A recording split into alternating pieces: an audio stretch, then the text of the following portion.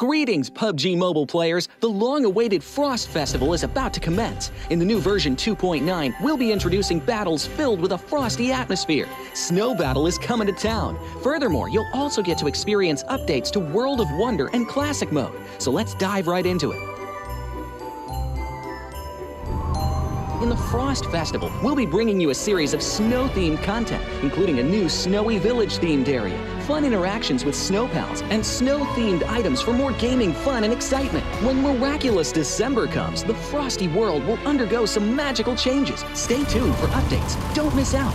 First, let's take a look at the new themed area, Snowy Village. The village covers a wide area of 280 by 150 and has loads of supplies. It's located near Stalber in Erengel, Iceborg in Livik, and Goroka in Vikendi. In addition to the buildings on the ground, the underground area of the Lucky Ice Tower is also worth exploring. Make use of the two-story layout to experience a completely new battle experience. Sound the bell in the Lucky Ice Tower, and you can even summon rewards. Additionally, the village also has a snow rail, which can help you quickly move around and gather supplies. It allows you to navigate flexibly between different areas of the village and also swiftly relocate to advantageous positions during battles for your team to counterattack more effectively. Of course, you should always remain vigilant to avoid becoming the target of an ambush. What's more, the village also features a special two-seat vehicle, the Reindeer. It's also a great choice for transportation as it allows you to swiftly move all over the map. For intense battles, we've also prepared festive and practical battle equipment for you, the Snowball Blaster and Snowboard. The Snowball Blaster can be used in many ways and has loads of functionality. When you aim it at the ground or a building, it can create a snow pile cover for you. When used on enemies, you can temporarily transform them into lively snow pals to restrict their movement. When facing bodies of water, you can use the Snowball Blaster to freeze the surface so that you can walk on it. It's definitely a practical yet entertaining weapon. After transforming into a lively snow pal, you will be unable to use firearms to do battle. You'll only be able to rely on basic actions such as walking, running, jumping, and swimming to evade enemy pursuit. It takes some time before you can revert to your human form. Let's build a snowman together. The snowboard will also bring you a whole new experience. Apart from helping you glide and move on various surfaces, it can also be used with the Snowball Blaster. Explore the many possibilities and use these two items to have all kinds of fun. We've also designed various interactive mechanics, such as searching for snow toddlers, lucky ice, and the snow blast zone. When you encounter a lucky snowman on the map, don't be in a rush to leave. There are 4 lost little snowmen hidden near the lucky snowman. Search for the 4 hidden snow toddlers and bring them back to the large snowman. You'll then receive a token of gratitude. There are lots of lucky ice scattered across the map. Shatter the ice to get the supplies inside. Try using a melee weapon to break the ice more easily. Furthermore, you'll find that snow has engulfed some red zones on the map, and the falling snow will bring about many interesting effects. Players within a snow blast zone will be transformed into a lively snow pal if they're hit by the snow. If the snow lands on the ground, a snow pile cover will be created. In this World of Wonder update, we'll be introducing a brand new transformation skill gameplay and a catch me hide and seek gameplay for you to enjoy the transformation skills to the fullest. Of course, you can also use this skill to create more interesting creations. We've also added a Snowy Village map template to celebrate the Frost Festival with creators. Additionally, we've also made some updates and improvements to gameplay devices, game parameter settings, and the editor. For more details, please follow the official PUBG Mobile community. We'll continue introducing the latest WoW content to everyone. As for Classic Mode, we've also made some improvements to vehicles, firearms, creation mode, emotes, settings, and more. First, we've enhanced the designated marksman rifles. Some DMRs can be equipped with the full auto mod to fire in full auto. We've also improved the attributes and handling of some vehicles to enhance your driving experience. We've also added a new garage mechanic. From now on, you can choose your dream ride during matches. Meanwhile, we've also added a custom SFX adjustment feature. You can adjust the volume of some sound effects to whatever best suits you. As for creation mode, we'll be introducing some quick view features for watching the victory dance and fireworks displays and the new Frozen Kingdom themed performance in order to provide players with more possibilities for creative content. Furthermore, we've expanded the emote backpack. Now you can equip more emotes before entering the battleground. That's a wrap for the main content in this new version. In addition, new content will be added to the Popularity Battle event, Metro Royale, and Season Rewards. For more details, follow our official PUBG Mobile community. Snow Battle is coming to town. Winner, winner, chicken dinner.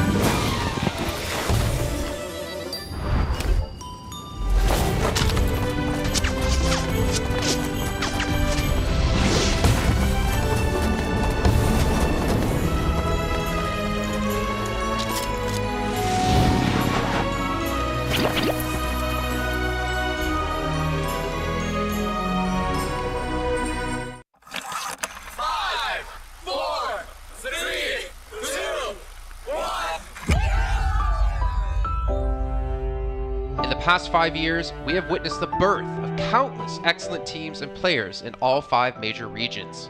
They are still remembered by us to this day. At the same time, we also remember our fans who loved us from the very beginning.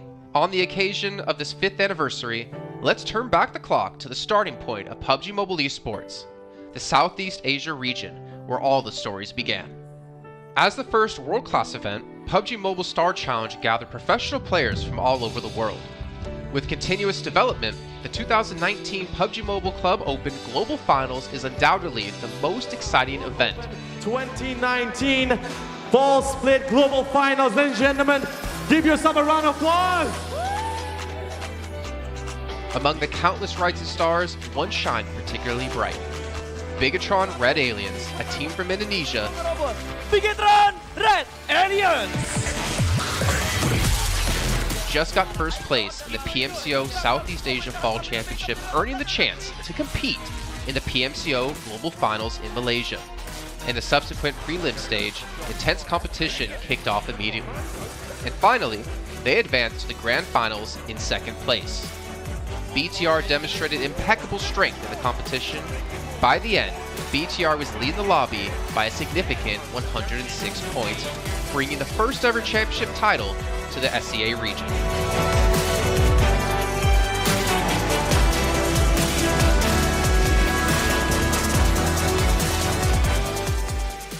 Di saat itu siapa yang nggak kenal dengan nama Bigatron gitu? Tim yang punya segudang prestasi, mereka juara dunia di PMCO Global Finals tahun 2019. Mereka banyak banget melahirkan pemain-pemain berbakat, Zuxi, Luxi, Ryzen, Microboy. Terus habis itu Zuxi, Luxi juga saat mereka menjadi juara dunia, mereka berada di masa prime-nya mereka banget.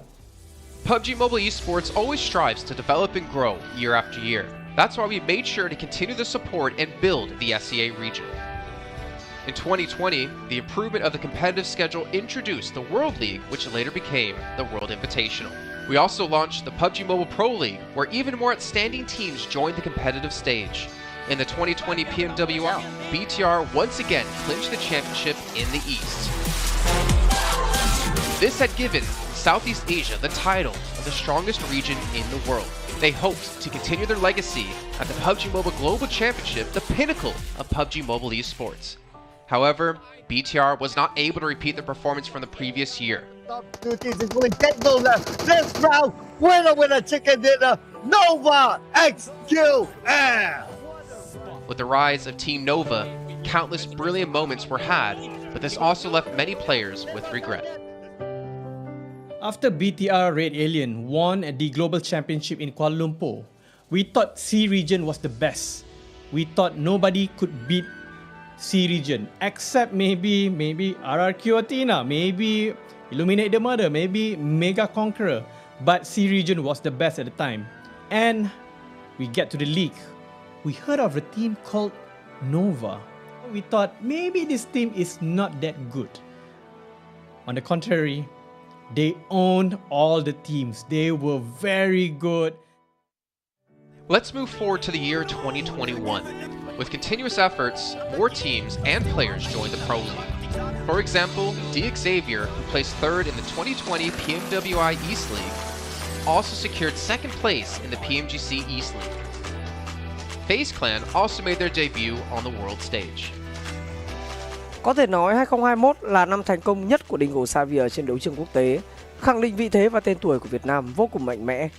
Còn với FaZe Clan, đây là năm đầu tiên họ đặt chân đến với giải đấu cao cấp nhất của PUBG Mobile, nhưng lại khiến tất cả những đối thủ khác đều phải dè chừng và e ngại.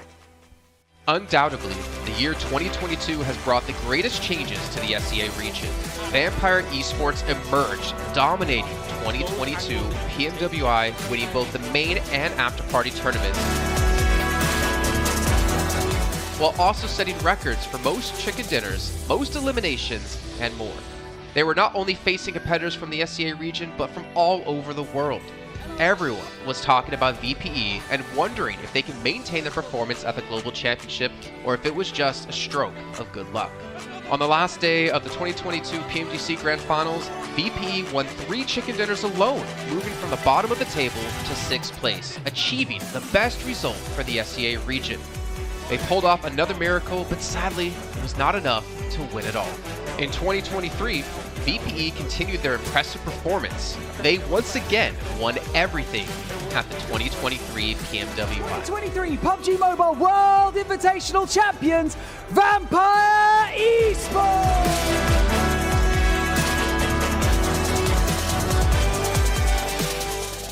ก็ย้อนกลับไปในปีที่แล้วนะครับเอาจริงก็ผมมองว่าน่าจะโอ้โหไม่มีใครที่จะมองว่าทางฝั่งตัวแวมไพร์จะซักเซสได้ถึงขนาดนั้นนะครับเพราะยุคนั้นเหมือนทุกคนจะโฟกัสไปทางฝั่งตัวอินฟินแล้วก็เฟสแคนที่มีแบบว่าผู้เล่นดังๆนะครับแล้วก็ถ้าจำมันได้เหมือน PMGC ปีล่าสุดมากินไก่แบบเบิ้ลติดๆกันในวันสุดท้ายเหมือนเอาจริงน้องๆก็เคยบอกเลยว่าเฮ้ยเราเครียดกันไปหรือเปล่ามันเป็นตัวเองดีกว่าเล่นแบบปล่อยจอยได้แบบจอยเลยสุดท้าย3 ติดจบอันดับ 6 ของโลกซะอย่างนั้นนี่นะครับแวมไพร์สปอร์ตเดี๋ยวเชื่อจัด But don't forget, Alter Ego, an Indonesian team, showed a very strong performance by winning the Super League twice. The SCA Super League was an upgrade to the previous championship, which by many is considered to be the most competitive league in PUBG Mobile.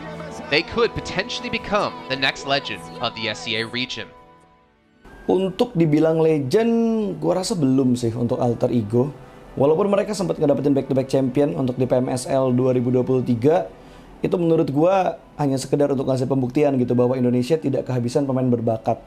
Ya mungkin contohnya Rosemary gitu. Datangnya dia ke Alter Ego tuh bener-bener jadi ujung tombak untuk Alter Ego. Dan gak berhenti di Rosemary. Masih ada Alpha juga yang didatangkan oleh Alter Ego untuk mengisi kekosongan atau kekurangan dari Alter Ego. Dan gue rasa PMGC 2023 ini akan menjadi ajang global championship pertama gitu untuk Rosemary dan juga si Alpha. Jadi wajib banget kita nantikan performnya mereka di PMGC 2023. Dan please di notes pastikan tonton Alter Ego sampai akhir. Of course, there are many more teams we haven't mentioned, but these teams will all take part in the 2023 PUBG Mobile Global Championship. So what do you think? Who will be the ultimate winner in this year's PMGC? Will they be from SCA? Well, there's only one way to find out.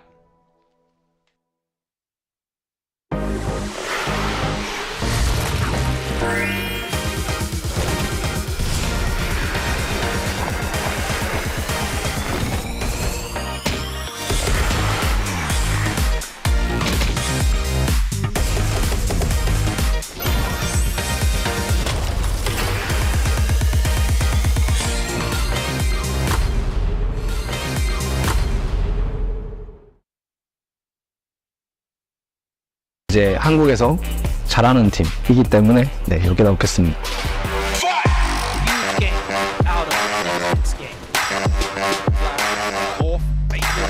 Oh, XZY absolutely on the swivel.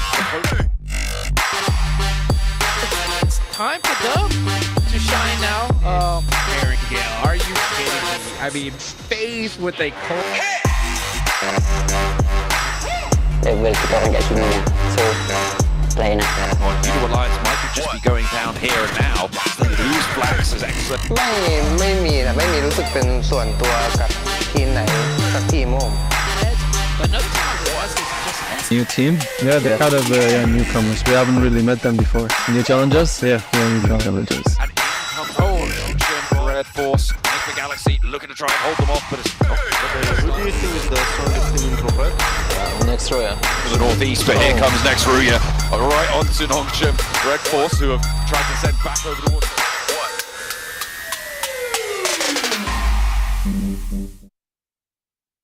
In 2020, while the eyes of most PUBG Mobile viewers were focused on Southeast Asia as well as other regions, there was one region in particular that went under the radar, the 2020 EMEA League. Numerous teams from different regions were fighting for a spot in the 2020 PMGC. Among them, the teams from the EU region were the most dazzling.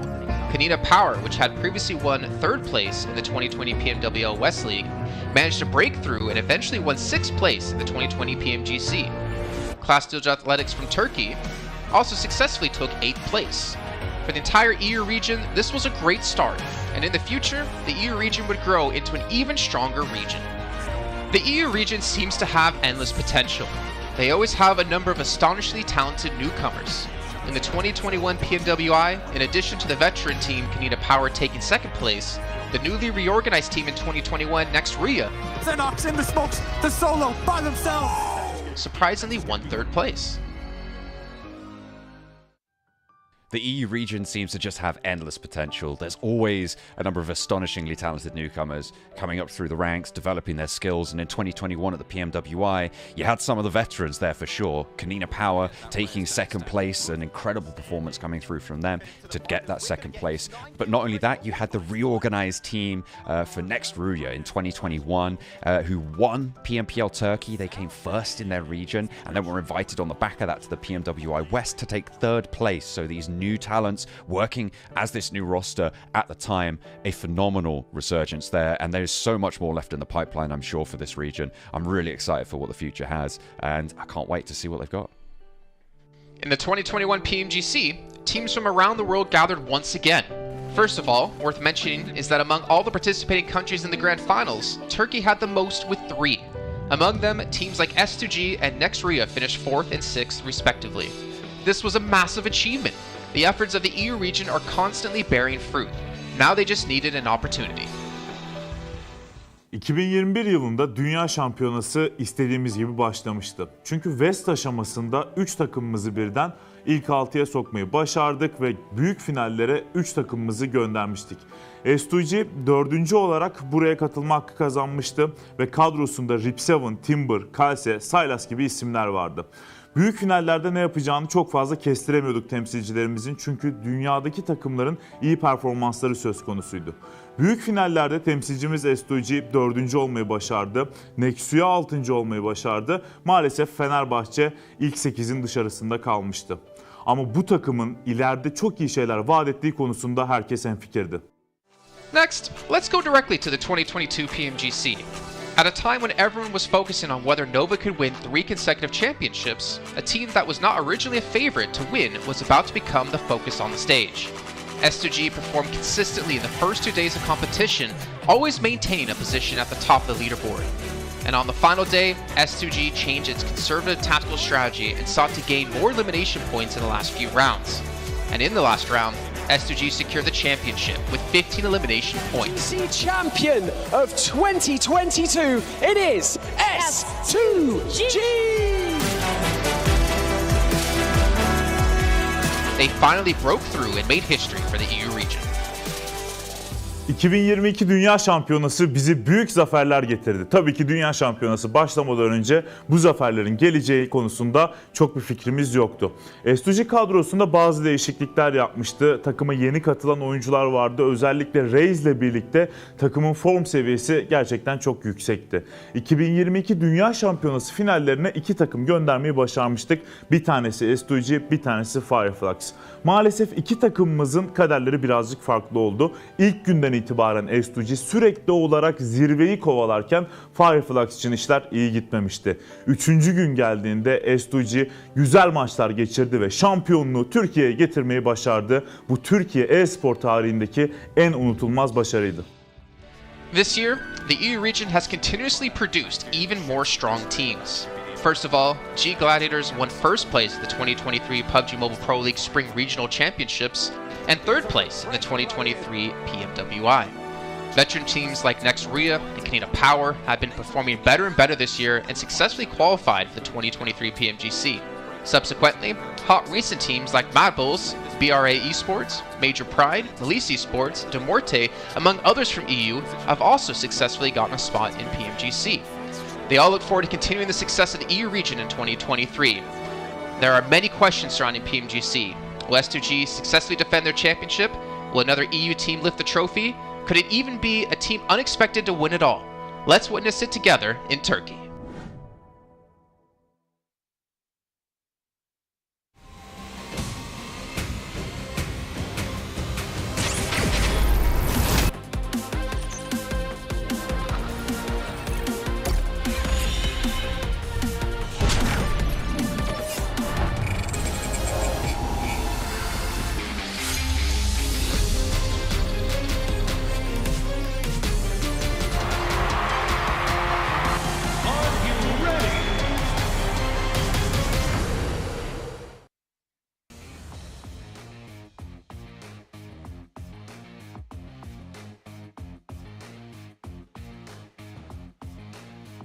While most teams find glory in attaining chicken dinners, one team finds that consistency is key to propel them forward. And this team with me is Major Pride, who managed to rack up over 50 points yesterday. Sorry, over 54, around 54 points yesterday, putting them right behind BTR. Only 18 points divides these two teams. And with me, I have Nomi.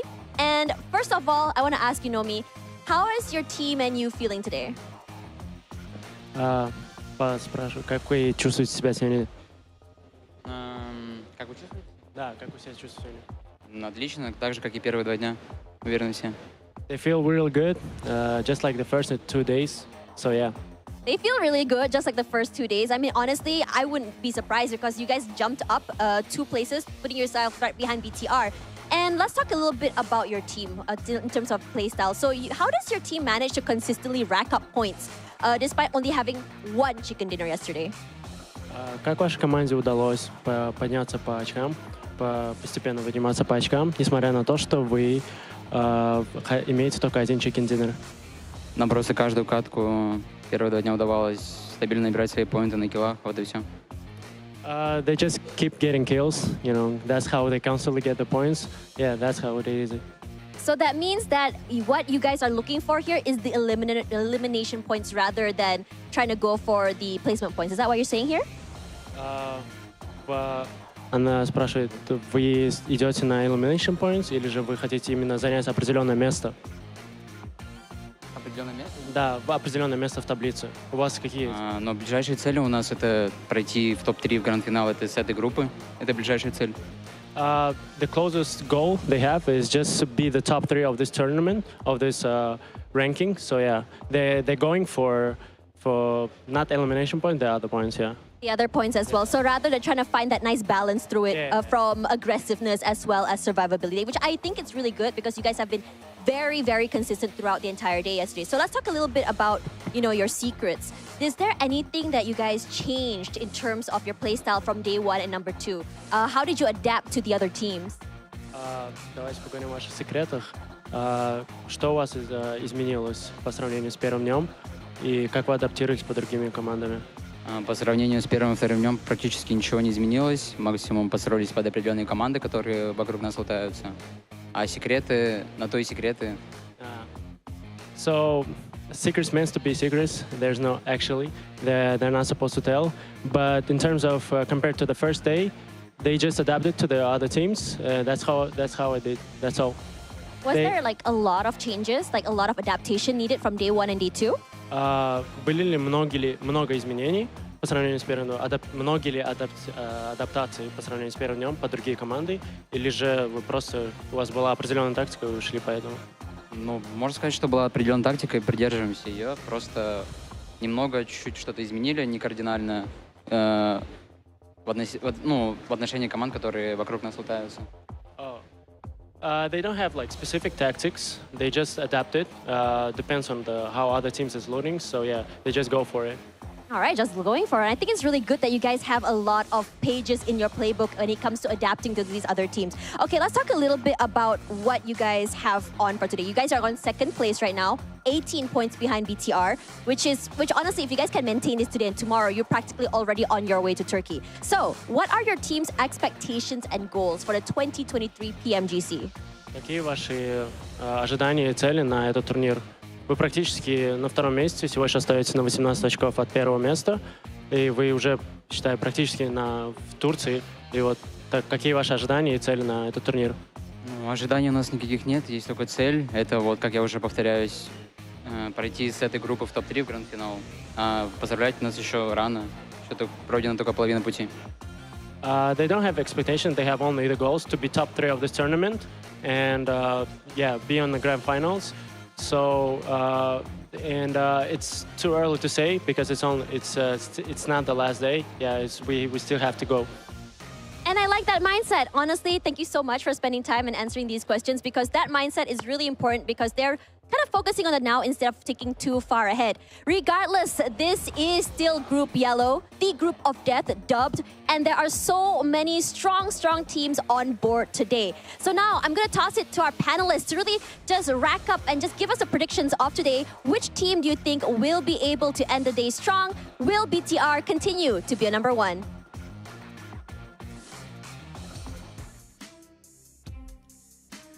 Well, that's a little bit of a loaded question because we have seen some teams rise up through the ranks in our second day of play and some teams fall. Teams like Vampire able to improve on previous performances, For America able to improve as well. Honestly, I still think top 3 is up for grabs for quite a few of these different teams. I'm your host, Jason Kaplan, joined by my handsome gentlemen. My handsome, not yours. They're my gentlemen. 7 Worlds Gaming and Cameron Davis. 7, man, we're into day 3. Things starting to heat up just a bit. How are you feeling about the day? I'm feeling great, man. I'm actually glad that we got to interview Major Pride. I'm looking forward to seeing how they perform today. Is the pressure going to get to them on being top 3? Or are they going to continue on this performance and maybe go after that first place from BTR? Yeah, and Cameron, I like how realistic Nomi was as well there in the interview, right? He's like, well, we still have more days to play. We're not confident we're going to hold on just top 3 just yet. He's taking the day by hand, and I like that. Yeah, especially considering how close it is on that top section, right? Currently sitting at 100 points, but less than 20 points is all the way down in 6th place. And when you see teams like Vampire Esports have 50 plus points in a single day, you really know how vulnerable you can be if you're not constantly putting up the points yourself. Now, we've talked about Major Pride's strategy and how it leans to a level of consistency, which is why they're in the mix where they are right now. But it is something that they need to keep their head in the game and focus, just like all the other teams here. Yeah, focus is what today is going to be about, especially if you're Bigatron, who had their ups and downs and tribulations yesterday. But before we fully hop into what's all happened yesterday and, of course, what's coming today, I got to remind you again about our lovely little sponsors, Infinix GT10 Pro, our official phone here for PMGC 2023. It was born, not created, it was born, so be a little bit scared of it. For professional esports players, you guys can dominate the lobby by picking one up for yourself. And while you're sitting there using your lovely new device, you can check out TikTok with the tag PMGC 2023 to see some behind-the-scenes stuff. Hopefully, Tashbun is going to be doing some interviews as well. Everything going to be up on there. And if you ever do post about PMGC, well, make sure you guys use that hashtag as well. Not to mention, the Frost Festival is going on in Game 7. Have you been able to pick it up yet? Have you been turned into a snowman to become Maxman?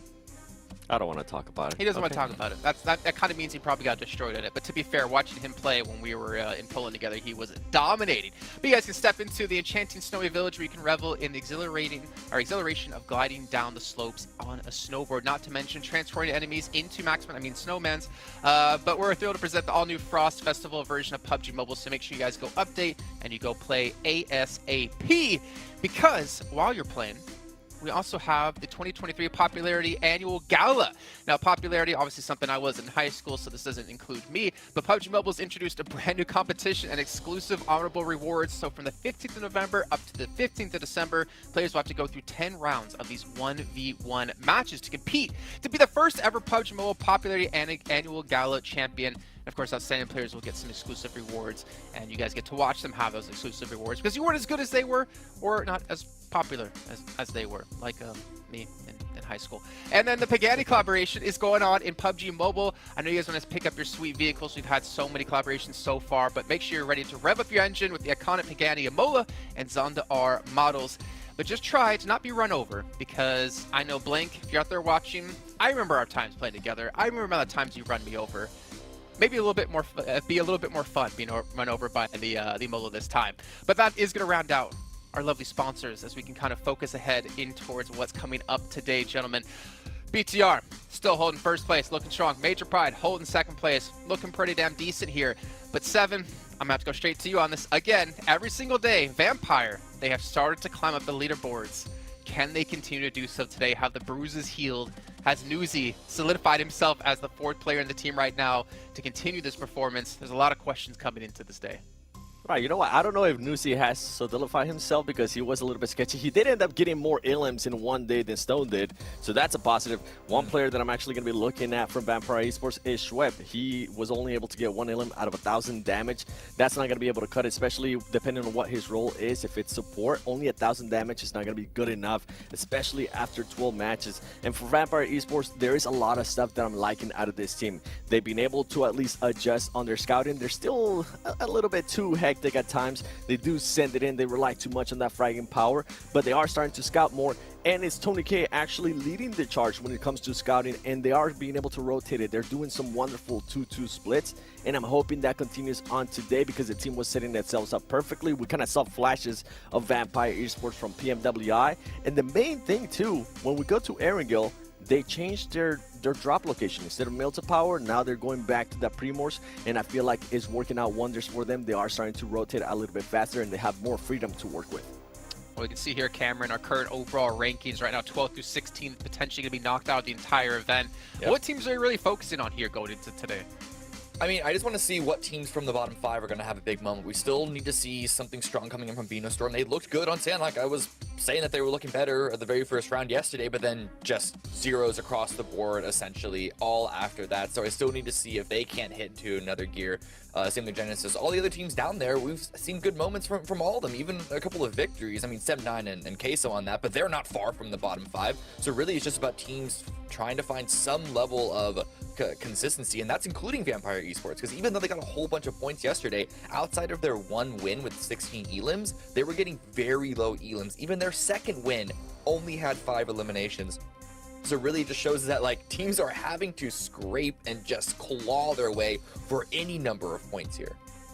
Yeah, and honestly, like 7th through 12th right now is only a 14-point difference, so we could see a massive shakeup today, depending on how the teams are going to do.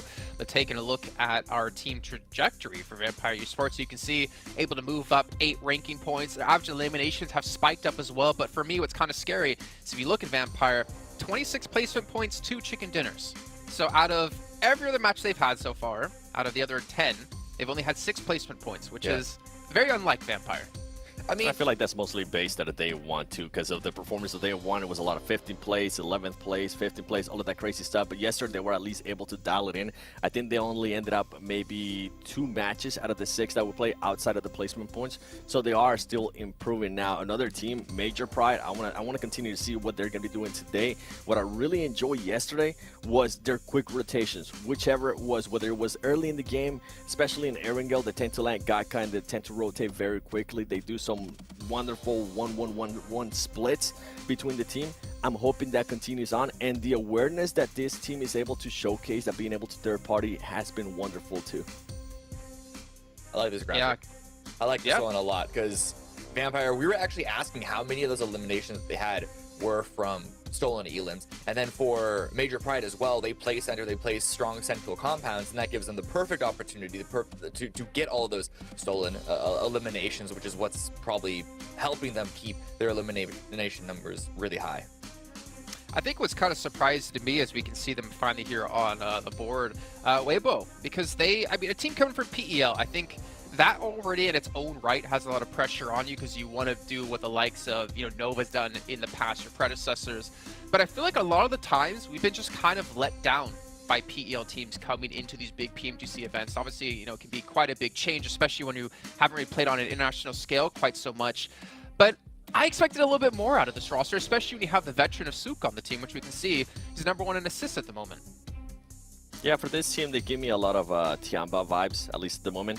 They are performing a little bit better. Yesterday, they were able to follow up their chicken dinner at the end of day 1 with the chicken dinner on Sandhawk. Maybe we'll end up seeing another win out of this team, but it's just the inconsistency that we're seeing out of them, right?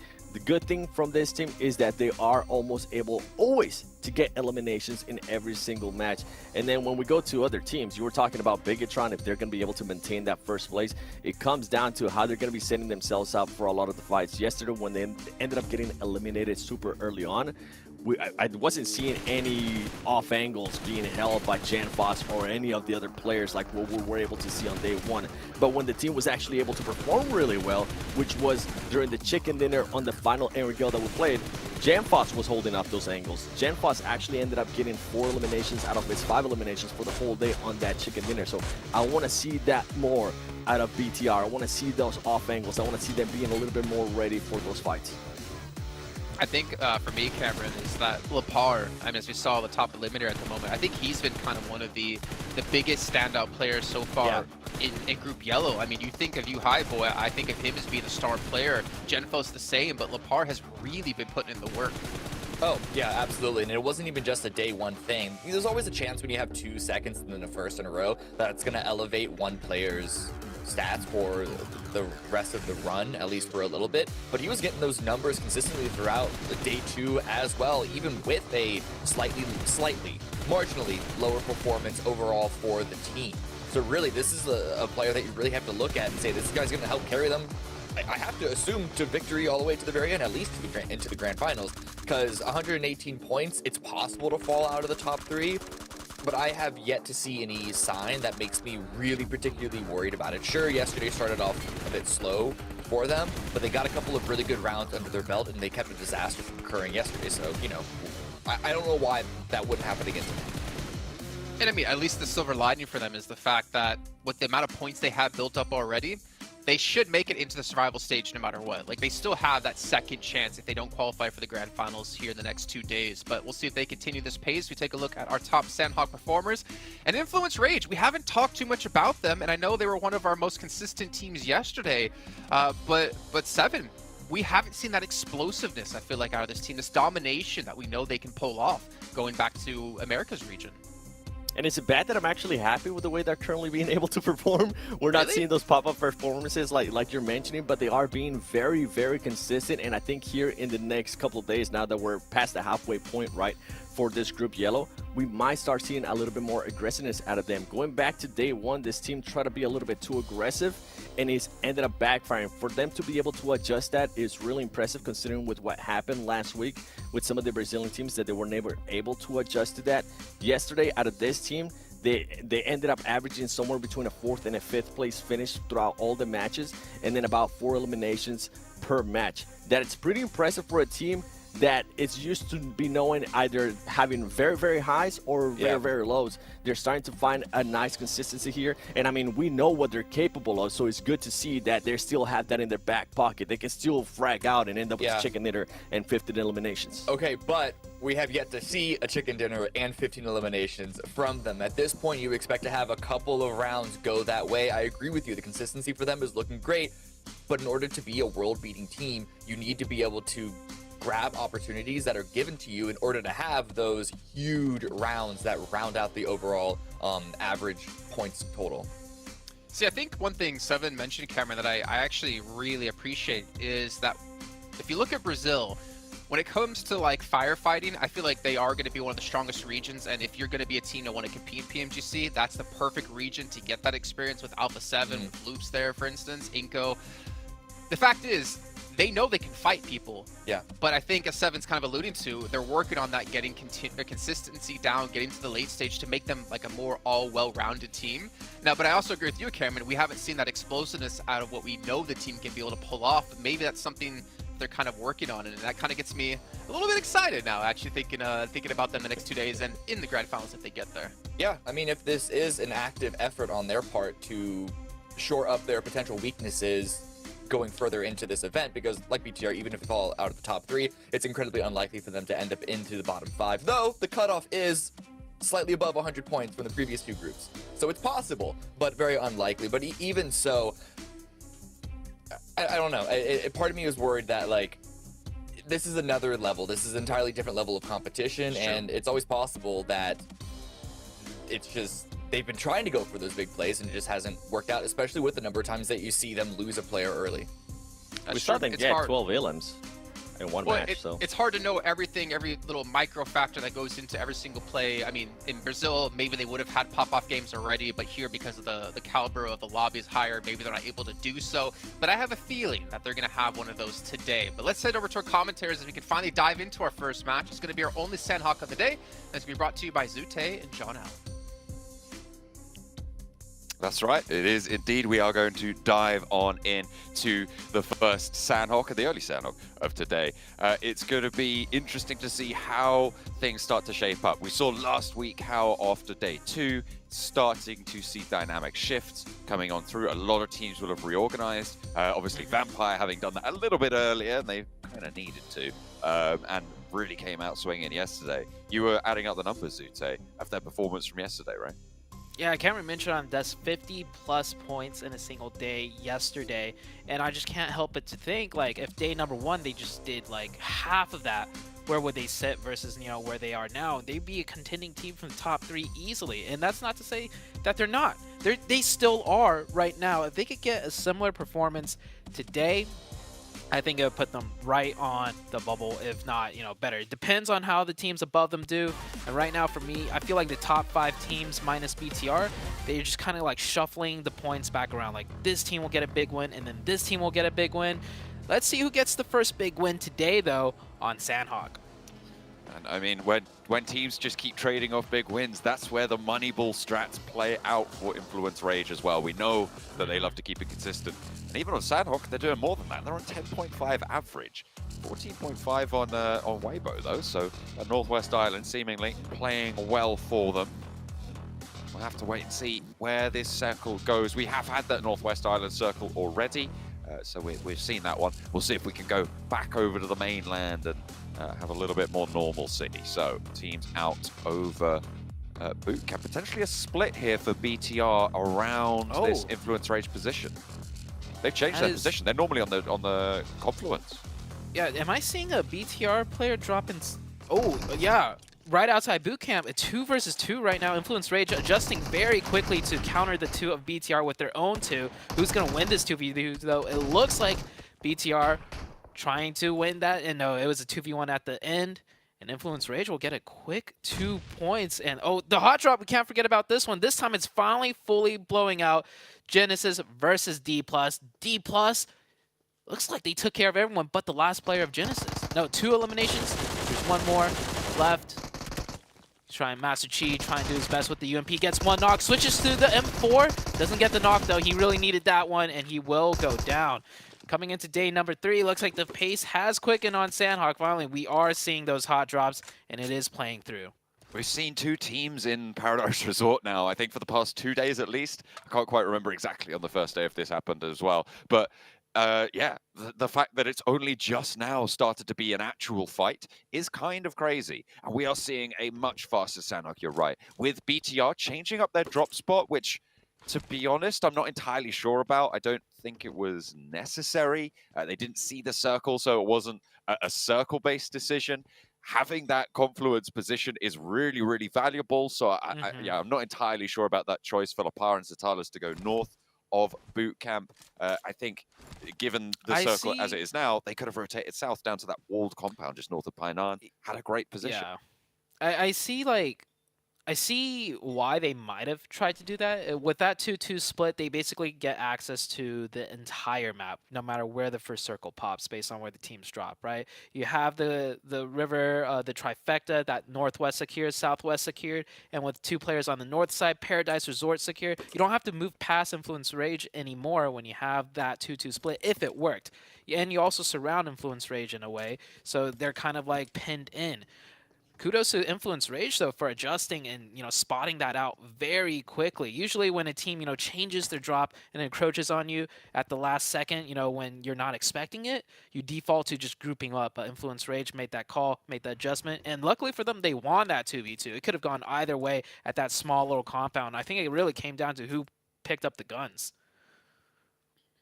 Just able to get a little bit ahead on that drop, but either way, that's good news for Influence Rage. They did take a little bit of damage for it, and now they're moving out of boot camp to play a little bit closer to it. This quarry area now, a main focal point of this first circle. The west side, a lot of strong cover, a lot of solid positions here, and taking control of one of those could be really, really important. Rook currently the only team on that western side. Skayovsky is going to continue the dastardly deeds of Influence Rage for the lobby leaders BTR, who are not safe in their first place spot. The fact that Influence Rage have been able to pick up those points, they're looking to get on that chase soon. I didn't quite catch BTR's average points per game on Sandhawk, but maybe Sandhawk hasn't been, you know, up to their performance standards, so they elected to do that little kind of change and drop. Certainly has not worked out. Down to just Lapar. Lapar, great player, did absolutely amazing yesterday. This is going to be his toughest challenge yet as a solo on Sandhawk right now. He's in that quarry position. He spots a player. He's risky to even take shots, but oh! Beams that player off the motorcycle. Federal might even get thirsted here. Ooh. Lepar swaps windows. I mean, he just wanted to confirm that flush and gets the point back. I mean, absolutely, just able to open up through the window. Really, really solid stuff to pull a player off the bike as well. And maybe looking for a little bit of healing. I didn't quite catch if he had the meds to get back up to full health, but the rest of Influence Rage, having lost a player on this position, that is really bad news for them, to be honest. You really want to have as many as live as possible, keep all of those angles out of that compound. Also, Rook heard the shot, so if Influence Rage overstepped this, thinking, you know, it'd be that 1v1, nope. Doesn't matter. Rook will actually find BTR. It would have gotten hairy potentially if Influence Rage pushed into BTR and then, you know, Lepar being such a great player stalls out really long and then Rook third parties both of them. But that won't be the case. But man, Lepar with an amazing shot. We didn't really catch the beginnings of it, but I know for sure the player on the motorcycle scouting that compound was not going in a straight line. He was definitely, you know, zagging to the right or to the left, making those shots extremely hard to hit off the back of a motorcycle. So Lepar really outdid himself picking up that 1 point. Sam9 over towards that dock split on the south side. They're playing nice and chill. Back for De Muerte there as well. This is the site actually of De Muerte's 0 elimination chicken dinner back in the European Championship as well. They were able to heal out in cave on the low ground to actually put themselves in the running to get those qualification spots. So a really, really solid position for them. Good memories on that south coast for them. So SCM better watch out. Although Kenny's already on the inside of that cave, so they can't take it freely just yet. 0 chicken winner dinner. That is still crazy to me. But if there's a spot that could allow for that, it would be cave. It'd have to play out in the most perfect of ways. Maybe it might happen here, or to some degree at least get a cave ending. I know Hotjukes loves his cave endings. He always asks for it, never gets it. But this is a 7th circle. There is the potential for that. We just saw Brute Force on the northeast wrapping in right now. The central focal point of this map, not heavily populated just yet, because it is quite tough to make it all the way down south, and with the first circle shift to the east, to the north, that could change a lot. Corker looking for control over the top of the cave hill on that south side. You see Influence Rage up to the compound, just drawn a little bit short of Rook right now. The north edge of Quarry also occupied. Stage 2 just about to reveal itself. And we're going to go to Quarry again. So those compounds that Rook currently have a lot of control over, very valuable. And the Major Pride 2-2 split has paid off quite nicely as well. They are going to regroup. You can see them going very, very quickly up into their forward position. So getting those edge of Quarry compounds on the menu for a lot of teams, certainly on the mind as well. Weibo making that northern rotation past Paradise now. Yeah, Major Pride in a lovely position right there. Not only is it center zone, it's on a hilltop that allows them visions to the north, to the south, basically 360 all around. And there's pathings that they could take wherever the circle shifts, so they set themselves up in a great position. Brute Force on the northeast has met some opposition in the form of IHC. They have lost 1 player. Sam9, ooh, blown up vehicle. Not sure if there was a casualty there, as De Muertes do have 4 up, but on the other side of the same things, Queso catches one of the Vampire players off guard, and it is quickly traded back here, though. A little bit too far forwards there for Schweppes, unfortunately. Does get knocked and immediately flushed. Tony K trying to divert past the Vibes players who are on the other side of the river at the moment. Everyone trying to get across as Queso are eliminated. Vampire down to 3, losing one of their players, and Vibes playing as a 2 right now on a 2-2 split. Both relatively close to one another, within about 150 meters, and they have got vehicles, so they are very much within support distance. And the fact that they've been able to take down a player from Vampire really assuages that threat from the western side. The question is, how much further in can they go? They'll have to push in just a few moments. Just crossing from the southwest to the east through that bridge, or there's 2 bridges, is so difficult. There's always teams right around the corners of those areas, and even if there isn't, the further you drive in, you're passing through high ground, right? There's the hilltop on the northern bridge just south of Pinon, and then there's that huge hilltop on top of Cave. So both bridge crossings are very dangerous, very hard to execute. We've seen this plenty of times before where teams do struggle quite a bit if they do have to make that rotation. It looks like Vampire still on the other side, just has crossed the bridge. They get that compound for themselves. It's they're still on the edge of the zone with many teams in front of them on the high grounds. Muerte playing between the two hilltops right now, have fully regrouped over Vibes on the west side. Disengaging there. Vampire moving a little bit further south to get across. They have now got that compound away. DRS behind them over in Camp Charlie, still yet to cross, so they'll have to get through the water there. Not an easy move to make with the number of teams on that southwest corner. Meanwhile, over on the northeast side, Brute Force and Weibo have been on these long rotations, waiting to get into the circle, jousting back and forth with one another, as Brute Force kind of taking the brunt of the punishment at the moment. Weibo having all four of their players alive, sure, a bit of damage tagged onto Gap, but we're still in stage 2. It's very healable out in the blue zone. Ado trying to crawl back in.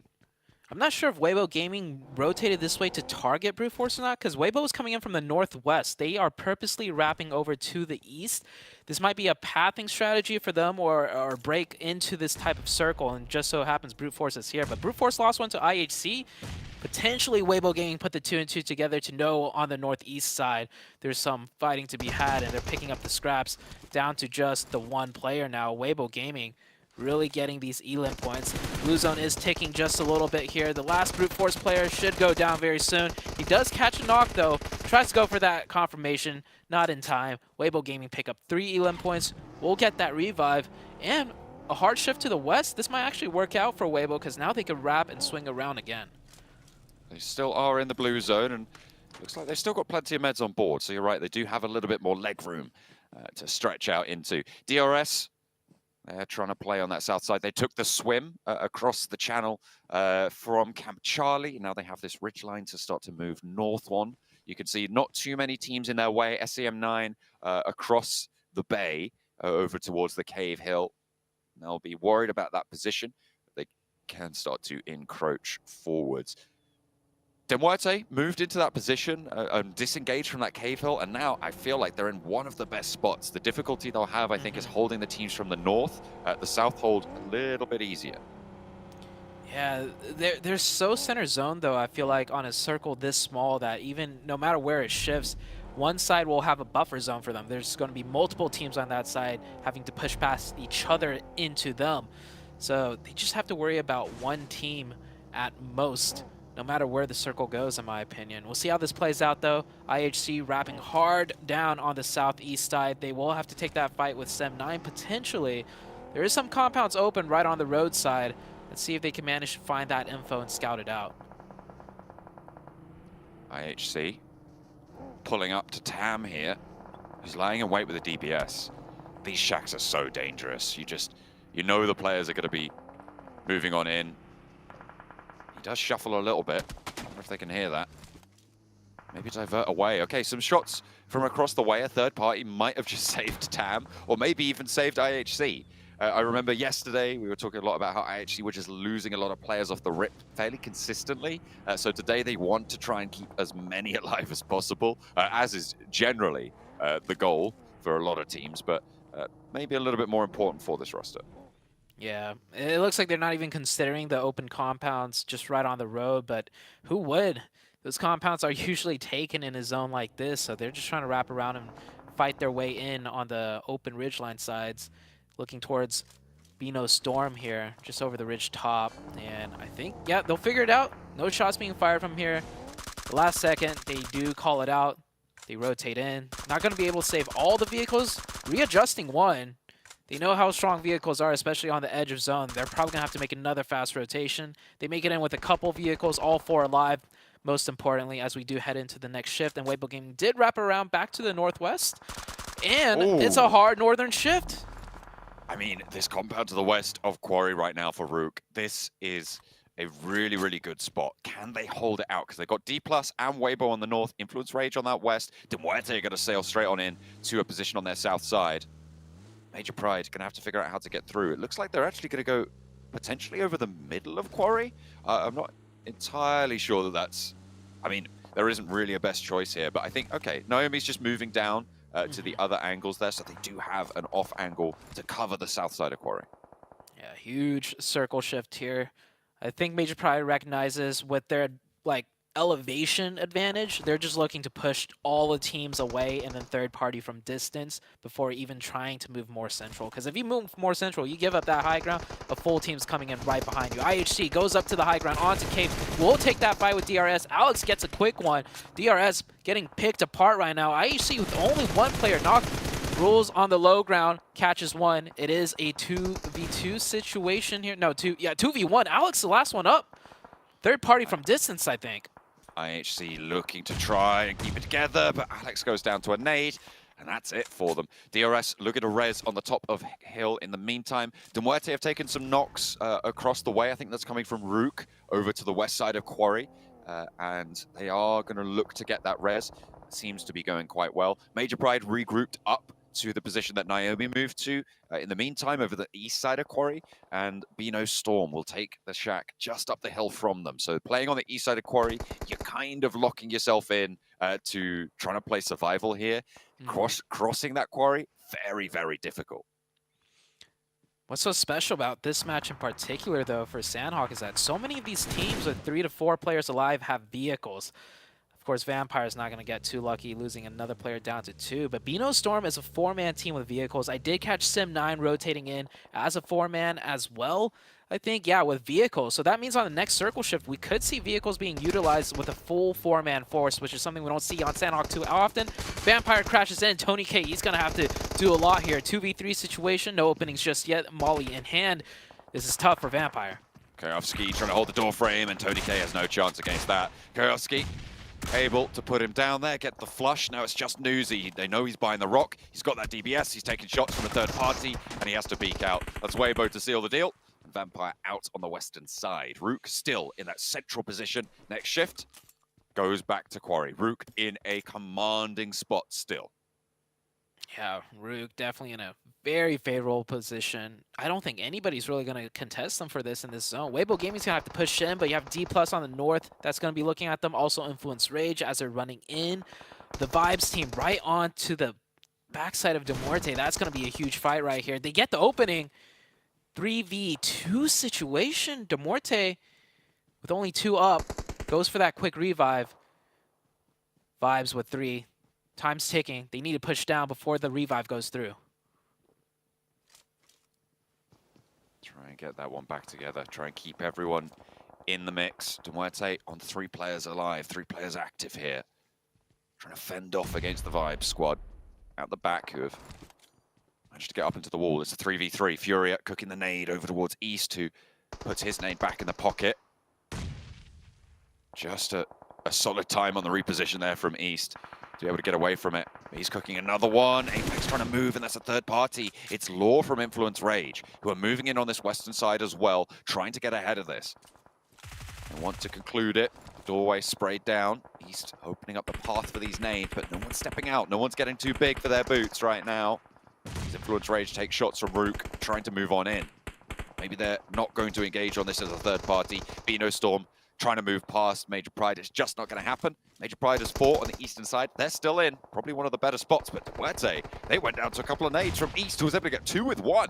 Goodness me. Furia holding the door frame, and he will go down as well. Really well handled by East. Yeah, East single-handedly did that, and you can see how many times he baited out the first few nades. The game sense, the mechanics on that guy, no wonder he's always showing up for the Vibes team. That was beautifully played out from the side of Vibes. East leading the charge there, breaking in, and that was a tough way to break into that zone too. I'm surprised they managed to pull it off. Weibo Gaming now on the north side contesting with D+. A huge nade right there. Another opening, 3v4 situation. They bring it down to a 3v3, and look at the ground Weibo Gaming has made. So aggressive. Needs to be careful though on that ridgeline side as one player does get caught, another goes down. Weibo Gaming had a chance, but that chance is not going to be afforded to them. Sook last one up. Third party by another team. I do believe that was Rook, and Weibo Gaming are out in 7th with 5 elims. Really unfortunate there, you're right. It looks like they had the commanding presence in the fight. Looked like they had the pace to overwhelm on that northern side, but it just didn't happen. Circle goes with Rook in mind yet again, and that northern edge, they can get the res, still playing on as 4. Major Pride going to have to get into the quarry now and try and force all the teams around the other side to fight off against one another. I think it is a battle for second place though at this stage. Rook looking to still hold it down. Major Pride, I mean, we saw what they managed to do yesterday. They might be keeping that momentum going here. Major Pride with 4 up, 2nd place on the leaderboards. They saw BTR went down very early. Might spur them into action to actually taking this game down themselves. D+ down to the solo. They've gone for a 3. They've moved 3 players already across the north side of the quarry. Really, really fast. D+ were embroiled, and now D+ have gone down to 1. A couple of nades from Major Pride scored for that. The north side completely dominated still by Major Pride. Nomi can look to regroup through as well as vibes start to fall out in the open. 7-9, Rook, and Major Pride, the major factors in this circle. East is still up for vibes, though. It is a 1v4. I don't think he can pull off a miracle here. Yeah, he goes down. We are down to the last 4 teams, minus D+ on the north side. He is the 5th remaining team, but should go down quickly here. Yep. The last 4 teams, Sim9 going at it with DRS on that minimap on the southeast. It looks like DRS cut down to the last player. We're going to have a 3-way 4v4? It seems like it. Major Pride have managed to move across the quarry. No mean feat. The teams on the north kind of took care of each other and they leapt on that opportunity. A nice decisive move, which is what we always like to see from Major Pride. They've been doing it fairly consistently. 7-9 though, they've held the south edge of quarry, and Rook now kind of actually have their work cut out for them. They're right on the edge of this zone. It's likely to push out after that. I don't think anyone's going to go for a full breach. We'll see if people can hold them out. Major Pride keeping that 3-1 split. Nomi, of course, the one being split off. That's the most difficult position to play, the lurker. You have to know when to time your crossings, know how long to sit to provide that off-angle support. And with blue zone closing in, Nomi will group up with the team a little bit more. Might be a knock in this zone, but that should be it. Yep, the knock does come out.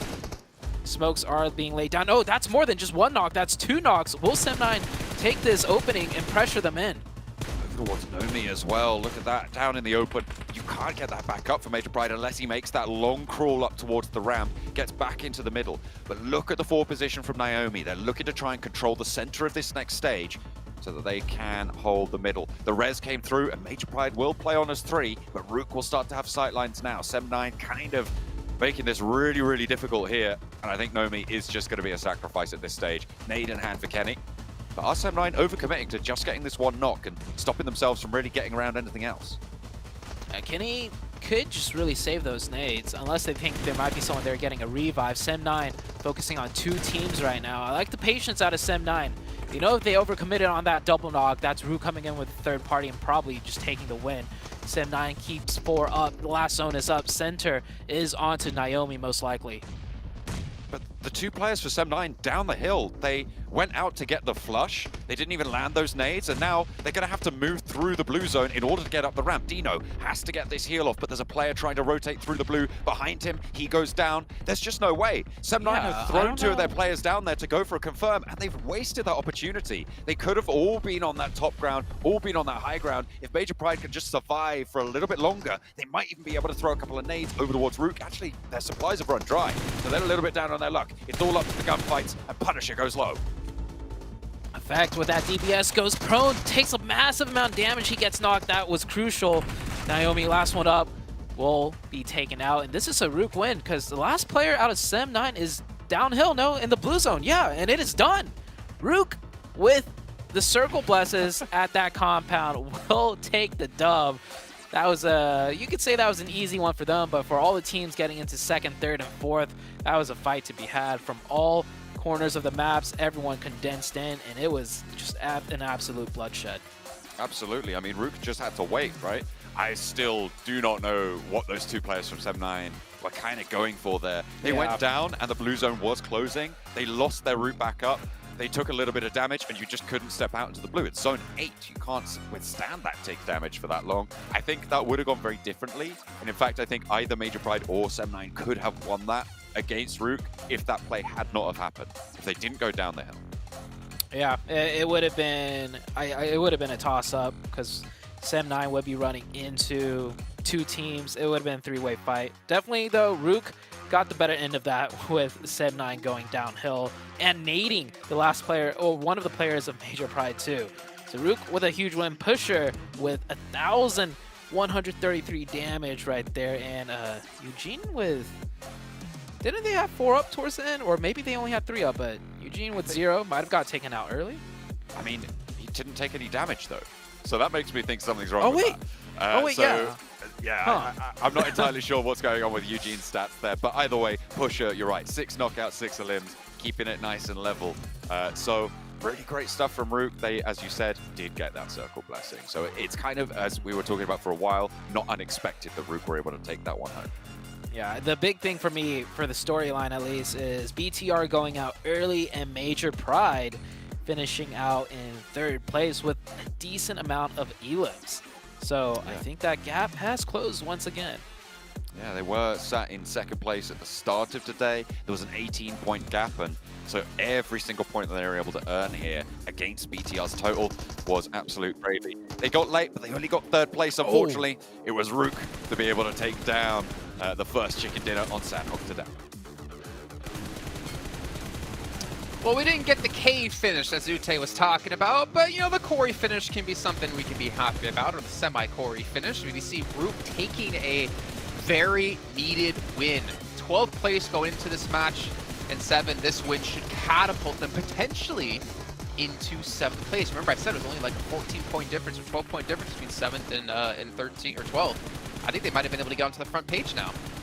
Oh, 100% they should be able to get to the front page, and it's good to see that they're able to carry the good performances from the end of the day yesterday to here on the final match. Yeah, given that they were circle blessed, but the proactiveness that we saw of that team for the longest time, I was like, okay, are they getting any eliminations? And then we end up looking at their elims, end up with more than 10 or more. Impressive out of this team, but to be honest, the major takeaway out of all this is Major Pride. They played that so well. Yeah. I had them ending nowhere near a top 3. The way they were able to, their awareness, especially against Beano Storm, was great. Got them pretty much eliminated them very, very easily. And then they waited for the right timing between it was Weibo and D+. As soon as Weibo got eliminated, they decided to send it on D+ and caught D+ pretty much with their pants down. It was just beautiful timing out of Major Pride. Yeah, second most impactful thing to me is 7-9's throw. Like, the commitment for 2 players. You didn't even need to commit 1 player down there, but to send 2. And yeah, that position at the end, actually, those grenades, throwables being thrown over onto Major Pride's position was a big threat. None of them really landed as much as I think they could have. But either way, I think 7-9, like, that confirming that 1 elimination wasn't worth what happened with throwing those 4 points from 2nd to 1st place overall. You can see, by the way, Cameron, Vampire falling from 7th to 11th. But I'm going to go one step further. The 3rd most impactful thing about that game for me, D+, man, Paradise. They finally took the fight against Genesis. They wiped them out. They finally looked more confident. They got a lot more eliminations than we see on average for them. It's nice to see D+ have some life back in them as they're currently up to 8th place now as well.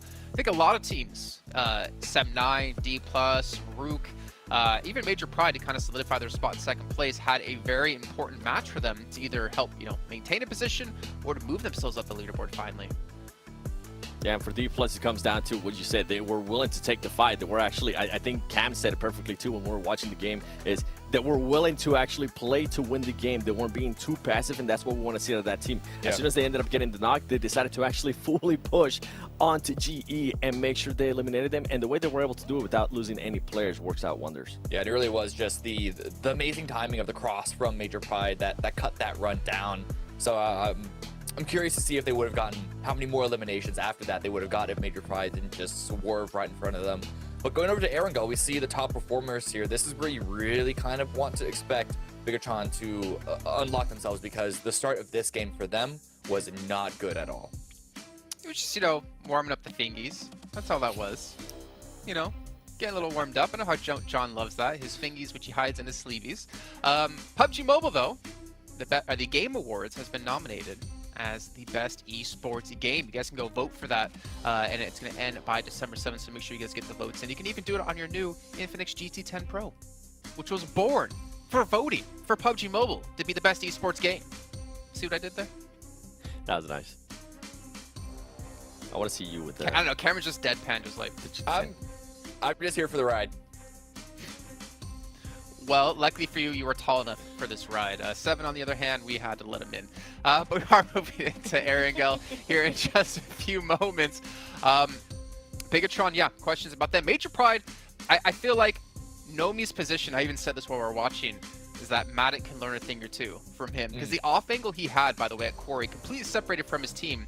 I feel like he eliminated Osal from being somewhat in the fight to stop Major Pride from taking out his teammates because of that position he had. I think we see Major Pride just have a really good understanding of positions they can take, a really good understanding of like where all the teams are around them. Like when they took out Beano Storm, they knew their backside was completely clear and they could play around this. Major Pride for me are honestly becoming a pretty major contender for PMGC Grand Finals, and I never would have said that looking at them necessarily in EU regionals. Yeah, I mean, the momentum is behind them, so it's totally understandable why we're all kind of falling in love with them, jumping on the bandwagon right now. But going over to Erangel, like, this is a map that is a lot more, I mean, one, teams have significantly more reps, they're a lot more familiar with it, but it gives more opportunities for teams to find more strategic clutch plays. So we'll see if they can't continue this momentum as we go through the rest of the day. Okay, well, let's head over to our commentaries. We're going to dive into our first Erangel of 3 here on day 3 of the PMGC Group Yellow. Take it away, John and Zute. Of course, once more going into that middle block of Erangel matches. It's great to be back on those grassy pastures as always. So we'll see which teams are going to be able to take that first step forward. We didn't see Vampire perform too well on Sanhok yesterday. That's repeated today. But then on that Erangel, they started to step up into the really, really strong point scoring day that they had. So I'm hoping the Vampire are going to be able to bring this one back into the fold and replicate yesterday's performance. Yeah, I think Vampire need to not just replicate yesterday's performance, but find some consistency. Because if they keep getting these like really terrible games and then these huge blowout games, it's gonna come down to luck almost. Like on the final day, are they gonna find that big chicken dinner, or are they not? I think they need a little bit of that influence rage consistency. That would definitely help them out in terms of the points. But we will see what happens today. So far, every day has changed up quite a bit, going from day 1 to day 2 and coming into day number 3. The only consistent thing I see so far is Major Pride keeping that momentum from their last chicken dinner yesterday.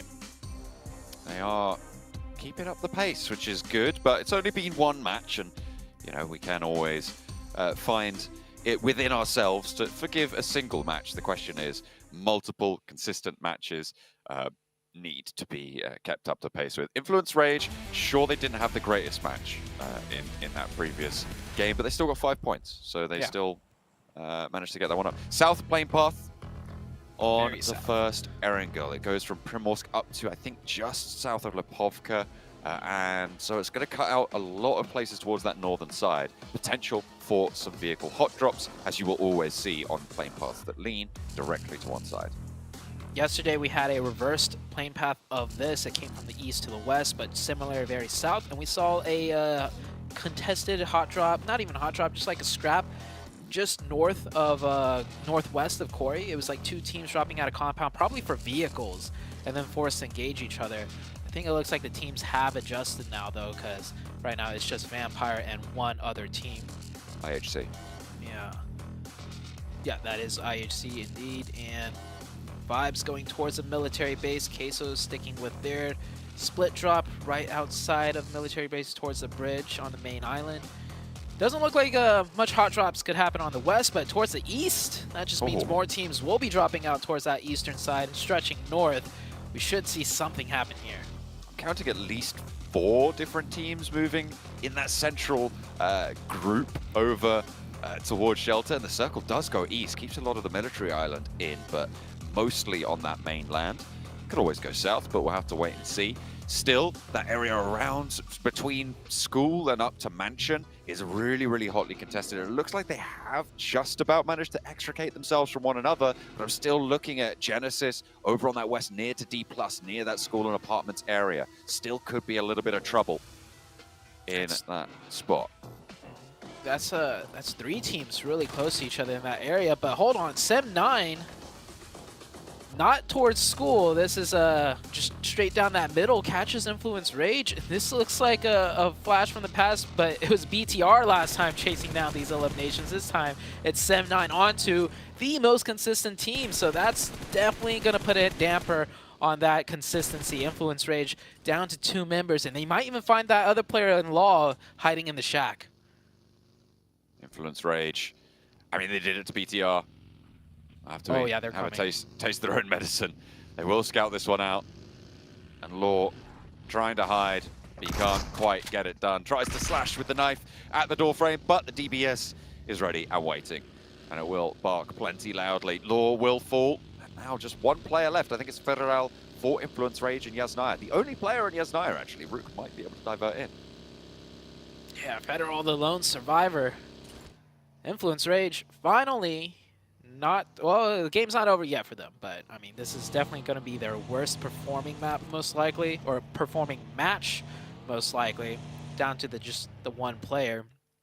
Weibo Gaming, Vibes right below them on that leaderboards. They might drop out of that top 3 here in this very game. Could be dangerous. Vibes have to cross, though. And I feel like a lot of teams are going to be on that south coast, so it's going to be a treacherous maneuver to try and make. The question is timing, as I think it will be for Vibes. When do they go for the crossing? It's most likely... I mean, they haven't gone for it yet, which indicates to me that they're probably going to wait for maybe even next phase to make that move from that South Island before they can mount on up. Vampire, they're looting through Primorsk. They're split up towards some of the quarry compounds as well, with IHD going a little bit further north on the west coast. So they haven't had much trouble to start things off, but they're going to have to move east as well, past Major Pride, past Weibo, and Team Queso. Yeah, IHC out here should not be looting here. They should have gone for vehicles and just gone up to, you know, their usual spot in Georgepol. This is... I don't know if this is a primary loot location for them. I mean, the loot's not terrible here. Could be better if you just drive up a little north, and it looks like they are doing that now. Or they might go for a fast rotation, but with the circle so far east, I don't think they really have any circle priority in getting into a favorable position. And yeah, it looks like they are going to go north and continue looting up in Georgepol. It just took a while for them to find a vehicle, maybe not finding any over that stretch as they were jumping out of the plane. Weibo Gaming rotating out of Pachinki already, going to a more central focused position. The teams around the bridge still there, so Team Queso, DRS. Well, DRS isn't on the bridge, but just a little bit off of it. The military base crossing, like you mentioned, will be difficult, especially with the circle being this far south. It does prompt a lot of teams to hover around the bridge locations. Weibo shifting on through. Nice and liquid in their rotations right now. On the south side, nothing much in their way, so they will just be able to flow through past Farm. D+ on the north side of it, moving down from Potato Hill. Got to get a little bit closer to there as well, but draw up a little bit shorter and players four together. I haven't seen a punished split from D+ recently, so I'm not sure if that's been fixed fully, but it hasn't certainly punished them as it has done previously. We'll have to wait and see for that to be confirmed, though. I think it definitely has been addressed to some degree within their team, with just how disastrous the splits have been.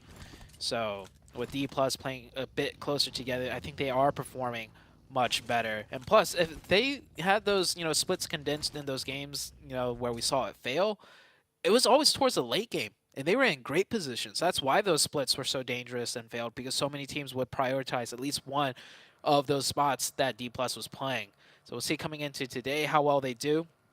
They are in 9th place, a bit far down in the leaderboards for my taste to try and make that top 3, but if you look at the points, it's about a 30-point difference, and we are just starting today so far with only one match played. So a lot can still be done for the D+ side to make that top 3. Yeah, we are starting to see that gap for the top 3 start to stretch away a little bit. That 10-point drop from 4th to 5th is started to be a little bit more ominous as time draws on. Of course, you've only got 2 days left of play, and we're already into one of those, a match, so you cannot waste any time at this stage. And you're right, it is a little bit far down the tables, but then again, we were talking about Vampire being able to make it, and I think that's still the case. I think if you go down to like 13th, maybe to Team Queso and below, it's going to be really, really tricky, but even there, it's still, obviously it's still technically possible, but below 13th place, I think it's kind of out of the question at this stage. It's just that chase for that 11th spot. Yeah, and also we're highlighting Vampire mainly because of the caliber of the team. If they weren't Vampire, we wouldn't even consider like, oh, 11th, yeah, they can make top 3. Like, technically, yes, but the team caliber of this lobby, like we've heard it time and time again, this is the group of death. So if you're just one of the weaker teams, like that is not experienced as the others in the group of death, the chances of you getting, you know, a fantastic day with multiple chicken dinners is infinitesimally small. So making that top 3, not likely to happen. It's going to be a lot less likely, you're right. But Vampire, they've already got 2 chicken dinners, right? So the fact that they're in 11th right now just shows you how lackluster their day 1 was. And they still have a lot to prove.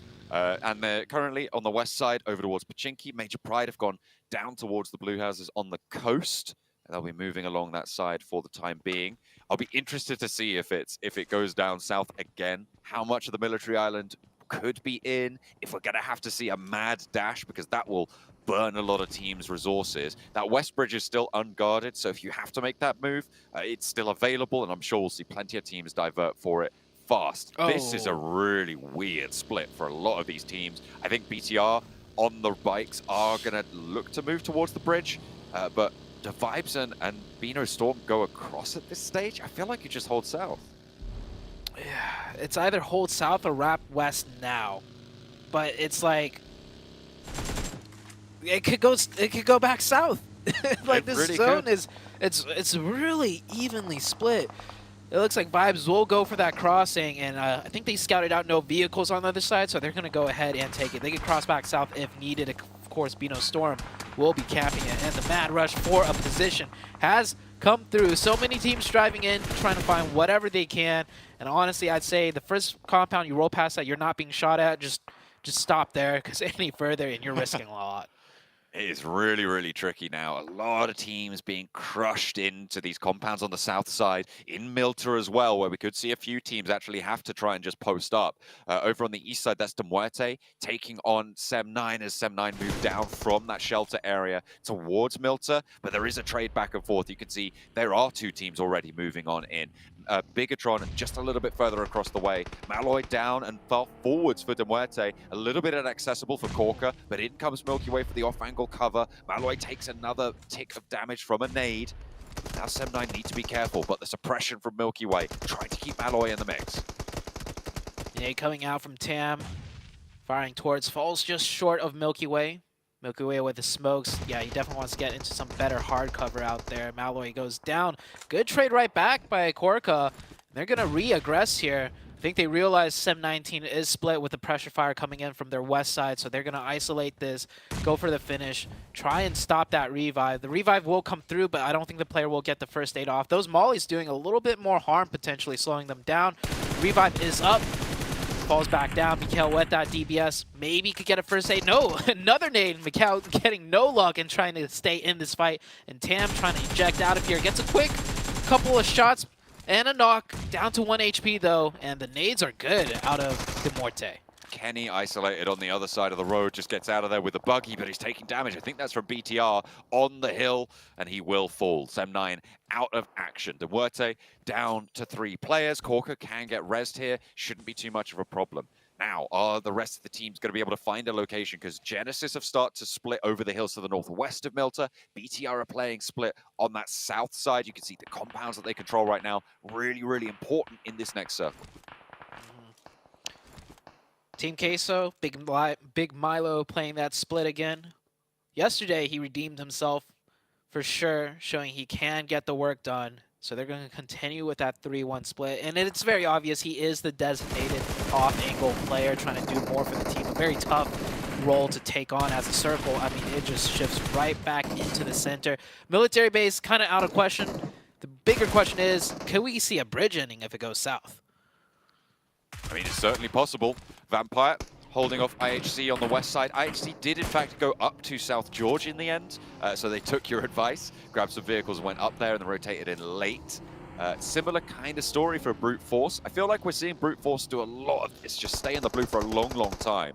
I wonder if we can get some stats on just how much time they've spent in the blue, because I feel like it's almost every game we're seeing them coming in late to these circles, and they are making an entrance on the north side now towards Genesis. In the meantime, D+ and DRS sharing a compound on the peninsula.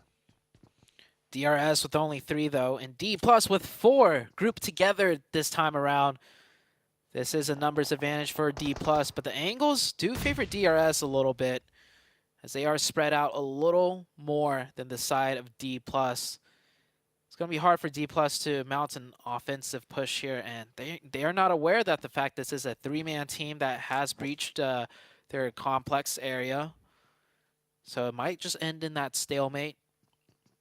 Zone still ticking very slowly in, so it might be a bit before we see where the circle goes, which will prompt the teams to fight or just continue to stay as neighbors.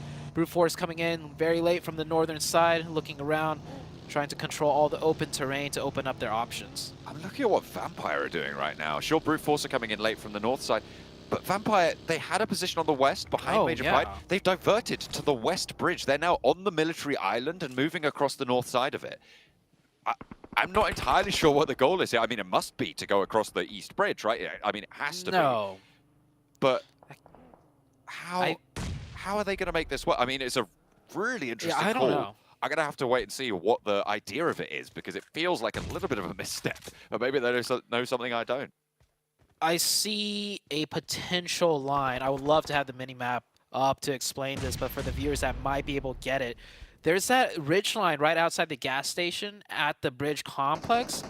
And from the southern military island, you can see if there are teams there. So maybe they're hoping to swim into the center of zone, potentially.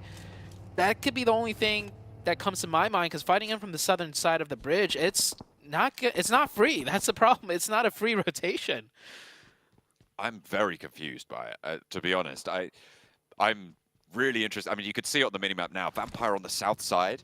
They were just behind Major Pride out on the west, but now they held out IHC.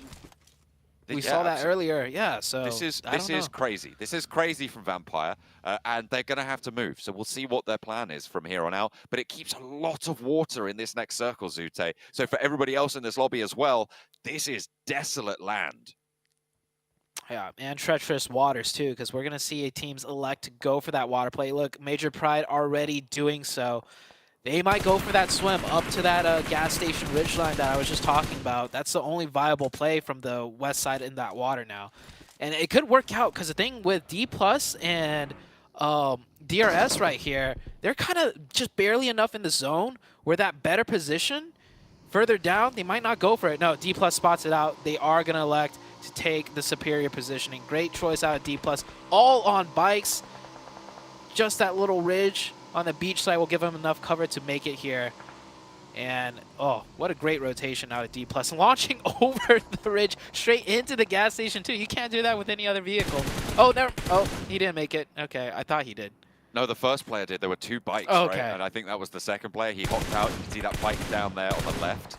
Actually, a lot of shots coming through from Vibes over on the bridge. A really nice high ground there as BTR trying to hold off against Brute Force's crash. They sail straight on through from the north side. They were on the hills northwest of Milta. They managed to find a route through. Genesis couldn't quite take them down. And Genforce a little bit too far forwards to hold out on his own. They're going to have to wait. Ravenclaw and the rest of Vampire as well starting to move across the bridge now. Maybe this was their plan all along. They know where this circle's going to go, and they like to play the back of the bridge. So they'll crunch these teams on the bridge, Beano Storm and Vibes. But the high ground is dangerous. Beano Storm still lying in wait. Ooh, being patient with his shots right there. Newsy doesn't want to give away his position. Oh, leans and scopes to the left. Misses his chance. He's going to have to go fishing there. I don't think Vampire's expecting two teams here. They're probably expecting at most one. They've already dealt with Beano Storm out of the picture, so if they spot another player, they might get a decent idea that, hold on, this doesn't seem right. It might be a second team on the bridge. On the other side of things are heating up in the land. It looks like Brute Force is going to control that compound. IHC stuck at the shack on the outside, and still so many teams here with strong positions. Major Pride have been swimming over to the bridge for the whole time. Look at this angle from Doc, and nade over to Schweppes. That should be on the money perfectly. I wonder if they know where it's come from as well, because he hasn't given that gunfire away. Tony K seems to be unaware, but a banked nade drops into the middle. That might be a little bit more obvious. The next one sails over to the stairs, and Tony K just about evades the full damage of it, but he's got another in the pocket, and so does East. Two players from Vampire going down, and Doc's position, he can now start to step up. He can now look for these trades. Doesn't want to go down, and actually Newsy is going to be most likely to find this nade over to east. Smokes are still bloomed, and the high ground's still completely unnoticed, but they're aware there's another team on the bridge. Oh yeah, Doc is gonna cross over here and get the finishes. One more nade. It's good. Only 2 players up. They got the reset onto Tony K, and I still think they have no idea. However, Doc is crawling close enough where they can see footstep indications on the minimap if they happen to glance at it, but the bullets will definitely give it away. Still 2 players up, I think, for Vampire, but they're pretty much done and out of this fight. Circle is about to shift as well, and the blue zone will be the death of them. I think Tony K, the last to fall to that play zone. And Major Pride, they swam across. This was the play I thought Vampire was going to elect to do, but Major Pride pull it off in a much more favorable spot, right? Coming in from the north, you don't have to swim as far. Major Pride keeping 4 up. Problem is no vehicles. I find that play from Vampire just to be so questionable. It's probably one of the wildest plays I've ever seen. I'm going to have to get onto Satani about that. I agree. I'm going to have to message him because that was absolutely crazy. If it had worked, sure, maybe we would have given him credit, but I just think kind of nuts. We'll be remembering that one for a while. Genesis trying to crash onto IHC's shack, and it's going okay, I would say, for IHC, but they have so many sightlines sent over to their way. Sorry, not for IHC, for Genesis. They are going to lose a lot of players. Brute Force was sending nades down to IHC before. Team Queso have their off angle as well. They'll be fighting for this position. BTR in a really strong spot now. Yeah, BTR in a great position. Brute Force really trying to thread the needle through that shack with those nades, or thread the nade through the... Wait, thread the needle through the... Hold, I'm just going to say, they're trying to throw the nades into the shack, but it's not working. Weibo Gaming in the distance with 4. Weibo Gaming have yet to really make a huge play, and they're going to have to soon if they don't get the zone. They do have 4 players up, though. But a lot of teams have been cut down. Now we're into the last 10 or last 11 teams. Vibes have made their way across now after their defense. Major Pride struggling against Old Blue because he's only able to get 1 before the flush comes in. Naomi needs to crawl into some cover because D+ are going to launch some nades out this way. Vibes not quite in the greatest position to be able to find this. Smoke starting to bloom. They're not taking any chances here. And Dino's going to enact the res onto Naomi. Naomi still further back for Major Pride, and will be looking to hold it down. Playing the off angle seemingly quite well for this roster. Yeah, Naomi, a very strong player. His damage number proves it too. And like I mentioned earlier, the most difficult role is that off angle. You have to be able to think for yourself a lot because the team can't see your vision. Sometimes you have to make the important calls from your position because you see stuff that your team doesn't. Naomi definitely the player up to task for it. On the northeast side, Rook, the winners of the first game, staying strong as for. Demorte just down to Milky Way, and they are going to pressure this in. Just keep their push going. Corker down, and Default now has backup from Rami. With that DBS on the inside, Milky Way with that DBS himself in hand, spots a player cooking a nade and nearly clips the wings, but isn't going to be able to fly this time around. Milky Way back on upstairs. Corker still low. I think he crossed that door frame. There is damage pouring in through the doors. That's from Brute Force out to their eastern side. Corker just wanted to stay safe, but you can't find it. Nades up and in through the window. You're locked into that corner. You can't cross back, and Rook take down Demuerte. Major Pride are doing a lot of damage from this ridge line. They've got a Nox onto Vibes, found a nade through. Now they're going to look to take the gas station. Got to be careful, though, because Vibes is still there, and they get the zone. So maybe it's a risk not really worth taking. Just leave that solo in there for now, as the Vibes player are taking shots at them.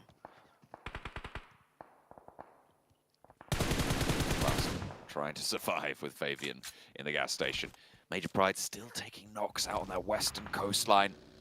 And Team Queso and Bigatron, really the 2 teams in these really strong positions up to the north. Team Queso 4 players, Bigatron with 4 as well. Major Pride have been fighting through. And Vibes, by the way, are climb up these tables over these last couple of matches that we've seen from them. They're in 3rd place right now. With Influence Rage taking that dip, they're on 6 eliminations. They're really keeping up the pace with Mongolia. Yeah, Vibes doing great for the region. Of course, STE being such a strong team, Vibes also stepping up to the plate.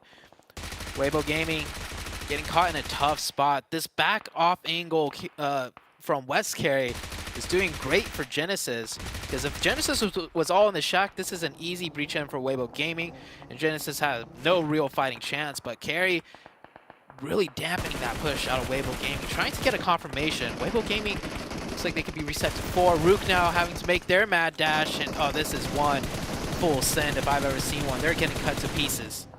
It is a tough move to make, and it will not be successful. Rook eliminated. The shots from Brute Force just a little bit too much to bear. Weibo trying to cross from this western edge as well, over towards Genesis.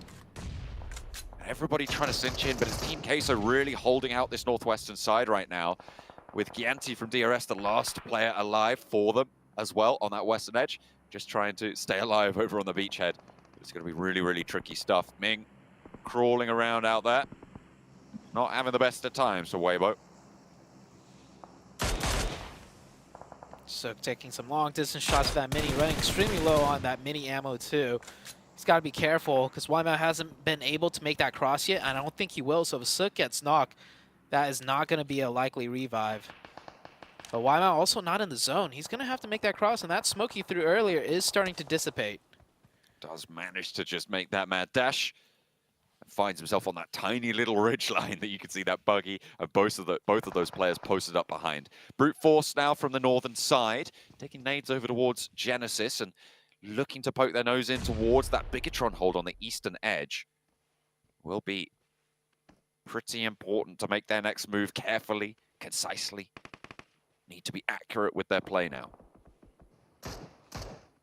About to head into circle number 7 here. Fabian staying alive. Major Pride did try to finish that out, but Vibes team stopping that short. There is still the solo of DRS. I don't know if Major Pride realizes that he's still there. They were taking shots towards that direction earlier, so they just have to keep in mind that that position isn't fully flushed out yet. But as a solo, Gianti isn't going to try and do much if he keeps getting the zone, which he's going to have to hope he gets the next one. Oh my He goodness. does! Team Queso as well in that brilliant compound position, but it's going to be Brute Force and Bigatron both staring them down. Daggers from the off angles there. Major Pride from the south side have a difficult push to make. They're going to have to strafe across that Weibo and DRS solo hold area, and I don't know how successful they can be. I wonder how much utility they're going to have to make it. I think it's doable because there's that ridgeline on the beach.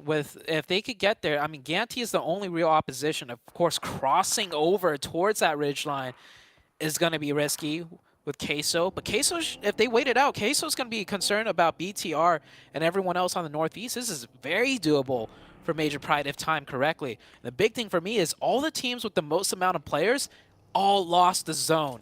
Brute Force, BTR, Vibes, Major Pride. This is going to be a big push out of all 4 of these teams. There is that little hill as well, just to the north side of the road. I don't know if it will have exact cover for Brute Force just on the edge here. But here we go, Vibes rolling on into the last player from D+. And they're able to take him down with no casualties. They can get the healing done, and then get a move on. In the meantime, nades in from Major Pride. A third-party attempt onto this push forwards, and maybe timely made as well. A nade over the top finds Apex, and now Doc and Baron low on the inside. More nades looking to come on through as well as they drop those smokes to keep their position up on the wall. Nice and secure from that northern side. Major Pride continue to bombard and slow down the players, crucially, from Vibes. Remember, these players do not have a lot of time to play with. Burn onto the inside, and Major Pride making their bid for freedom towards that beach. Yeah, I'm so happy to see they didn't get too distracted from potential eliminations there and went and pushed over the wall, because even if they take out Vibes, there's nothing much for them to play for there, so they recognize the task at hand still. They will go down to the southern beach side. Sook with a nice knock from distance onto Effect.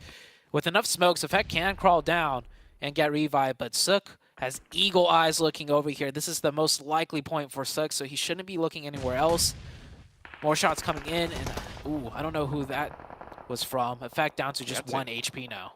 Gianti came through with a nade over onto Naomi on the forward position for Major Pride. They're being split apart. I don't know if they know he's there. Apex able to get that nade. That's from Vibes up on the top of the ridgeline, finding that shot. Naomi very, very low. Dino gonna have to make a mad dash to try and save him, but Major Pride down.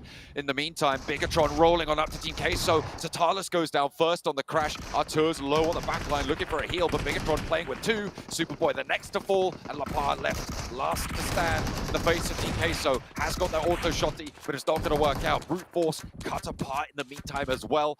Nobody's been able to make this cross towards Team Queso, and it is their game to lose at this stage. Oh, Major Pride down to 2. They had a chance with 4, but now down to 2, and the zone not favoring them either. Also, Queso will have free reign over the entire sightlines of the south side with 4 players up. No one going to be able to contest them either. And it looks like Vibes are hopping over and going downhill. Jarling's trying to get the points now. That will get confirmed. Dino, the last one up, and he realizes, I'm going to take this 1v1, get a placement up, and maybe the 1 point. Gianti still holds strong. Actually, a lot of the players from Vibes are down. Gianti, if he finds a nade on the body here, or anything really, he might be able to find something, but no, he's going to use that last first aid. Maybe have time to dip back out, but no, he's going to have to move forward over this ridgeline into sight lines, and this is now no man's land for him. I'm out with the angle right out this way, but there's a little bit of bush cover. His Vibes are going to have to crawl forwards. No nades in hand means that it's going to be difficult to make. Gianti's still going for DRS. Yeah, DRS staying strong, but finally caught out by YML. He stands up, gets the shots in. We're down to the last 4 teams. Queso just looking to get as many points as they can. YML trying to steal some of those away. Didn't get that one. There's still the solo of Brute Force on the north.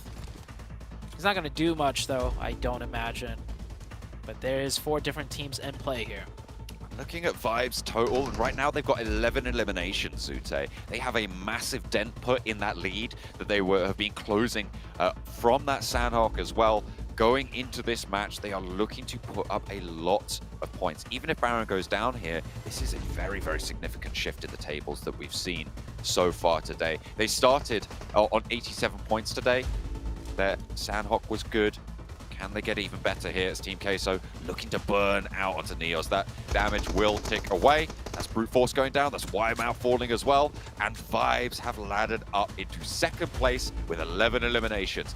Sits down in the blue, denies the point here. Team Queso will be able to take this one down from the compound that they were holding on that side. They didn't have to leave it. They did get a little bit of a blessing, but they played for 9 eliminations on that chicken dinner and a really, really solid position coming through for the team. And once more, they're looking at T-pose on us. They did it yesterday when they were able to get a chicken dinner, and they're going to do it again today.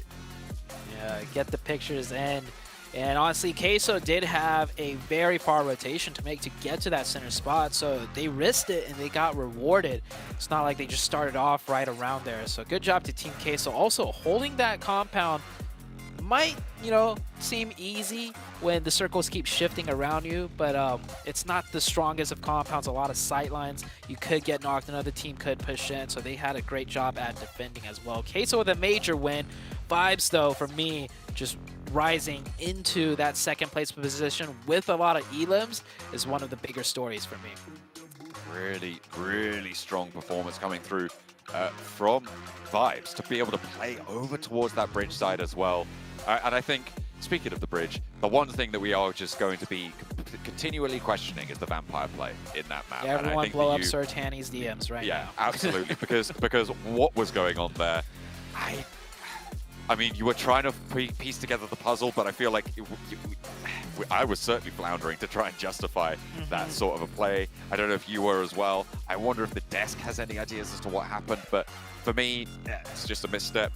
I don't think we'll see that happen again on that sort of a circle. I mean, if you think the circle's going to go to the military island, sure, it's a great play, I think, but I just don't think there was any way it was going to happen. Yeah, and to keep things fair, fighting in from the northwest would have been hard, right? But the thing for me is they had 4. Like, if you have 4 players, just do your best, stick to the fundamentals, pick up what elims you can, and then go out. But to commit 4 for a Hail Mary, crossing to the south, I don't think that was the play, but what was the play was going for the very early rotation center, which Team Queso did, and they absolutely got that chicken dinner. Yeah, well, close things out here. A massive victory for them, and as Seven was saying while we're watching the game. And Team Queso holding the compound, not necessarily the easiest ones, as we heard Zute mention as well. But I think the punishment they put on the Bigatron before the cross, they knocked and eliminated one player before VTR made the push, was really the key to victory there. But I do kind of wonder, gentlemen, if the zone went towards Bigatron instead, would Queso have been able to penetrate that compound and have still taken the game? No. That's absolutely not. I was impressed. I mean, you heard me talking about it. I was so impressed that they were even able to survive the push from the compounds, and they also got kind of blessed a little bit that a lot of the other teams were not focused within that compound because, like Sutil was saying, that compound is so hard to hold. There's so many windows, there's so many angles that you can actually get shot from. But overall, honestly, for a team that needs a good performance at a Team Queso, 11 Ilims, they're able to take advantage of that circle bless.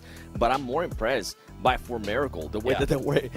Who was it? I think it was Doc, if I'm not mistaken. Yep. The grenades that he was able to throw on Vampire Esports, realizing that, hey, they're gonna think that it's my teammates throwing that, and waiting for the right time to actually go and shoot them, and then continuing on from that, pushing the gas station. Overall, For Miracle, great performance out of them, considering this is a team that was in top 3 or in top 5 at least without any chicken dinners. Yeah, honestly, I'm actually even more impressed by what they did after the bridge. Sure, that cheeky position on top was neat, it was clever, it was fun, got a couple of eliminations there, but then pushing up in the gas station, going towards the east, the circle shifts west, they then sweep back around, back through D+, try to go through Major Pride. 11 eliminations, really good performance by them, and having to go through so many different trials and tribulations for that, and it's going to put them in 3rd place. They're going to jump right back up, and again, it's just because of how tight this entire leaderboard is still looking after all of these games. But they have 114 points. They broke the 3-digit break. I want to give a shout out to Major Pride as well, because we had the zone shift out down towards that bridge on the east side of Military, right? But then you see Major Pride swim across towards that bridge to actually get up onto land yet again. They defend, or actually they push into D+, who was already handicapped by For Miracle, who took down a player getting into the gas station, but they're able to defend that position, use smokes to shoot over as well to keep DRS at bay, to try to put as much pressure down Nomi as well, trying to play an off angle. But then obviously, like you mentioned, Cameron, getting kind of shot in the back by For Miracle as they had to rotate towards the zone. Honestly, a lot of teams put out a pretty good performance. I think Bigatron was the one I kind of felt bad for because they had such a great position. It's just the zone went away from them and they had to kind of play things out with the game they were given. I mean, you know, it is what it is. I did actually want to note Queso's current position on the overall leaderboard. They put themselves up in, I believe, 7th place or so. But what stood out to me is actually where their points came from. If you remove the 2 rounds, the 2 wins that they got, they have 14 placements in 12 rounds, which isn't great. It's not terrible. It's still above 1 per game, just marginally. It's actually the eliminations that they're still slightly lagging behind. And so this again puts us into the question of how are they defending a compound, maybe perhaps pushing a compound themselves, and actually really getting into these gunfights, because again, these like straight up 4v4s, those are the things that can make or break a team trying to go for good successes. I'll say this though, still better than Vampire, who only has 6 points outside of their 2 victories when it comes to placements. So at least doing better than Vampire, but it is a very good point. It's about the consistency that we're looking for. And speaking of consistency, I gotta be consistent in my sponsor callouts, because Infinix, the GT10 Pro, you guys can pick one up, which was born for esports professionals. You guys can pick one up for yourselves and dominate the lobby. And of course, in between your matches, or if you get knocked and eliminated early on, you can get over to TikTok and find some sweet stuff from PMGC. Just look for PMGC 2023. And if you ever do post about, obviously, this event, make sure you use that tag as well. Not to mention, on that, while you're playing, we have the new Frost Festival happening. You guys can revel in the fact that you can ski or snowboard down a hill, pop a 360, turn someone into a snowman, take them out, and then look for other players and potentially make Seven a little bit more sad, as well as he just doesn't seem to have the same luck without a Raging Berserker on the map to get looted up with. On that as well, we do have the Popularity Annual Gala, which we do have what, 10 players to win 10 1v1s to potentially be called the best, and of course our champion of the gala on top of that with exclusive rewards they can get for themselves and they can show off to all their friends. And on top of that, the Bugatti collaboration is live in PUBG Mobile. If you guys don't have a sweet vehicle, if you don't have a Tesla, you can pick up one of these bad boys and potentially show it off to your friends. I know Zute's significant other is probably sporting hers as I think she got a few days ago, if I'm not mistaken. We have the Amola, we have the Zonda R available for you guys to pick up and potentially get some road kills with. But in the meantime, we're going to head to a short break while we get things ready to go for our second airing of the day. It's going to be our third match overall, and we'll see you guys in just a few.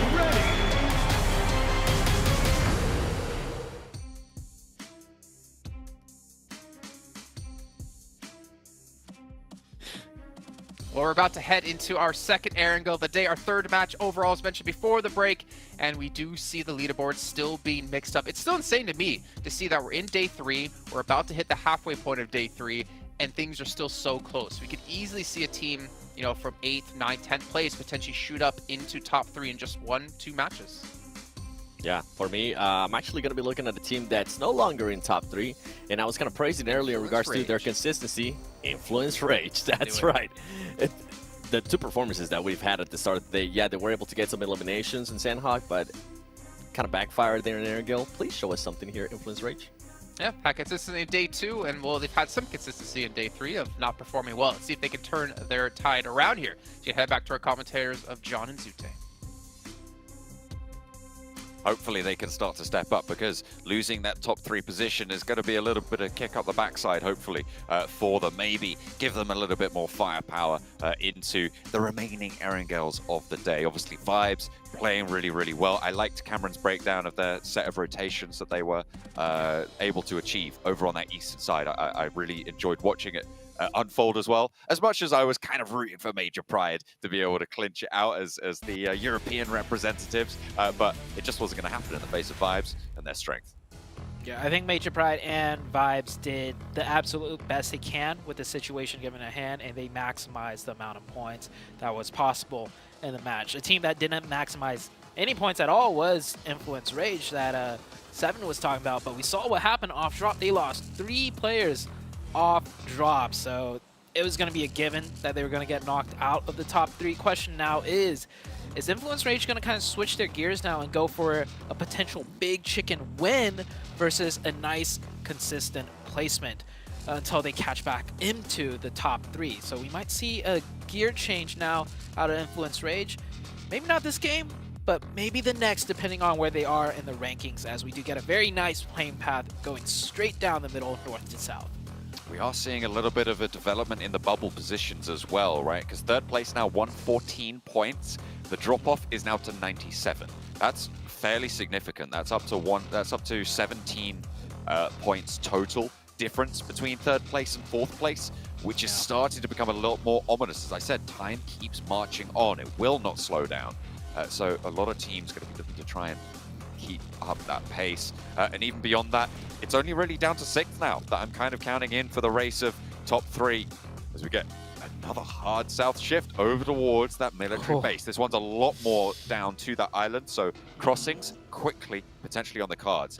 The rotation I'm going to look at, so I'm going to ramble on for a little bit longer, is Vampire. making that rotation down south on the boats. Are Team Queso going to be able to guard it out again, as they did in the previous military circle?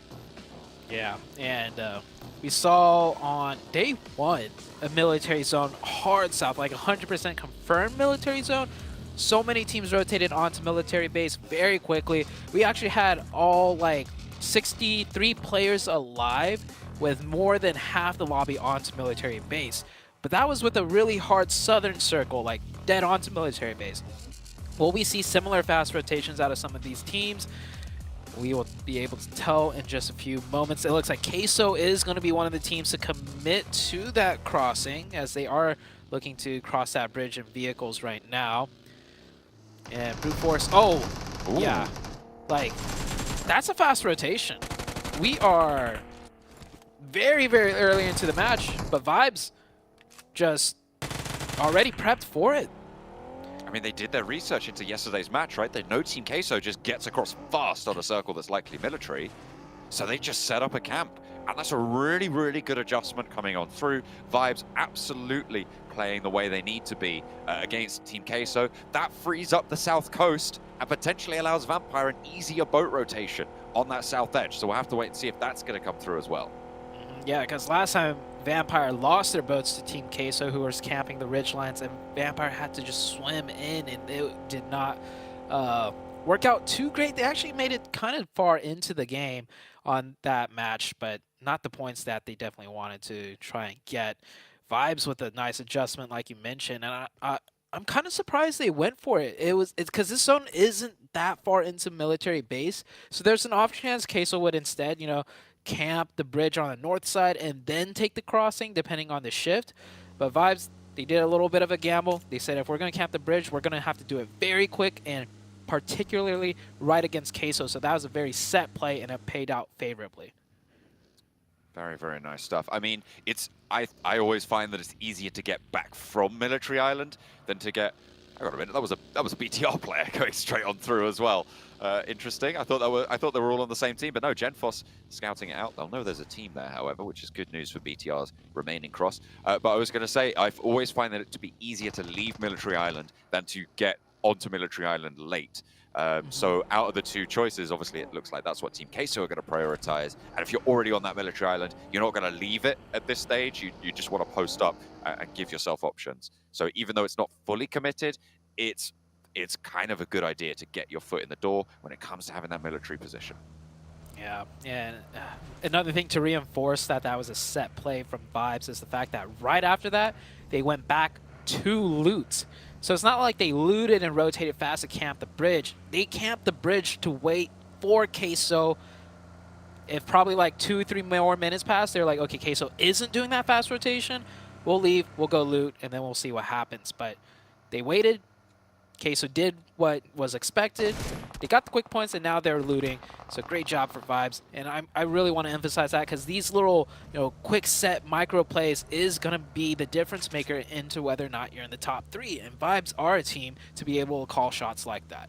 I mean, when the gap between you and second place right now is 4 points, getting 3 points is massive. Like, it cannot be understated, especially when you're in competition for that third place spot. Just keeping points on board, like we've praised teams like Influence Rage for doing, is always going to be impactful. It's always going to keep you in that conversation, and hopefully you can just stay away from the 0-point games like Influence Rage. We're able to finally have delivered to their doorstep in that previous match, although that was mostly off hot drops over on that northern side. This time around, they are 4 players alive, so maybe a return to form for them now. Yeah, I hope their confidence isn't shaken too much because they dropped out of that top 3. Sometimes the standings do have a huge mental impact on the teams that influence such a veteran team. I do expect them to have way more consistent games from here on out, and maybe even switch gears a little bit and look for a big chicken dinner win. BTR has crossed, D+ has also crossed onto military base. Vampire not going for the botation because this zone isn't 100% confirmed military base like the other day. I mean, if they spotted Team Queso going down as well, they might be aware that this west bridge is a little bit more open, no team around that area, and no. Maybe there's that adjustment from yesterday not wanting to go against the Team Queso hold, but either way, they have to make their way forwards. Influence Rage trying crashing onto this compound, but it's going disastrously against DRS right now. Federal, Law, Lil Boy now left. trying to stand up tall, and maybe this is the sunset of the Influence Rage consistency, because they have just fallen down with another 0-point game in a row. That was not very Influence Rage-like. Yeah, they always take their games very slow. We see them around the edge a lot, taking their time. If they're making a hard rotation, it's very early where the chances are the compound's going to be open. But this compound they tried to take DRS, this is a prime location for zones like this. There was very, very likely a team there, and they did no scouting, and they also pulled up in a way where it's like they assumed it was open. One player pulled up to the other end, another just crashed onto the wall. It was like, they didn't account for a potential fight whatsoever. So Influence Rage, don't know what's going on. Vampire, they have moved over to Ferry Pier. And they're kind of isolated. No one really on that west coast is moving in. IHC and Brute Force late to the party, as per usual, on a south circle. Major Pride just about to start their rotations down towards what I expect to be a position near that western bridge, if not going all the way across it. In the meantime, I have to wait and see as they split out a full convoy. All their vehicles going to be there. Naomi just reorganizing, making sure he's got everything in a row before he gets on the road, and they will start to razz it on through. Vampire holding that western bridge, though. They're going to be coming into conflict with Major Pride. They'll hear those vehicles. They need to post up quickly. Where's the circle going to go, though? That's the bigger question. Before the fight breaks out, it is going to be military base. I think we'll see Vampire just rotate across the bridge now. Definitely want to be a little bit careful, scout that area, because there was that bridge camp. But they'll soon realize it's clear. They'll take it across. And I don't think any team is going to look to bridge camp unless if they're one of the later teams across the bridge. Vampire should look for a nice position more central here. Weibo Gaming looks like they're going to just swim across and then play from the beach side.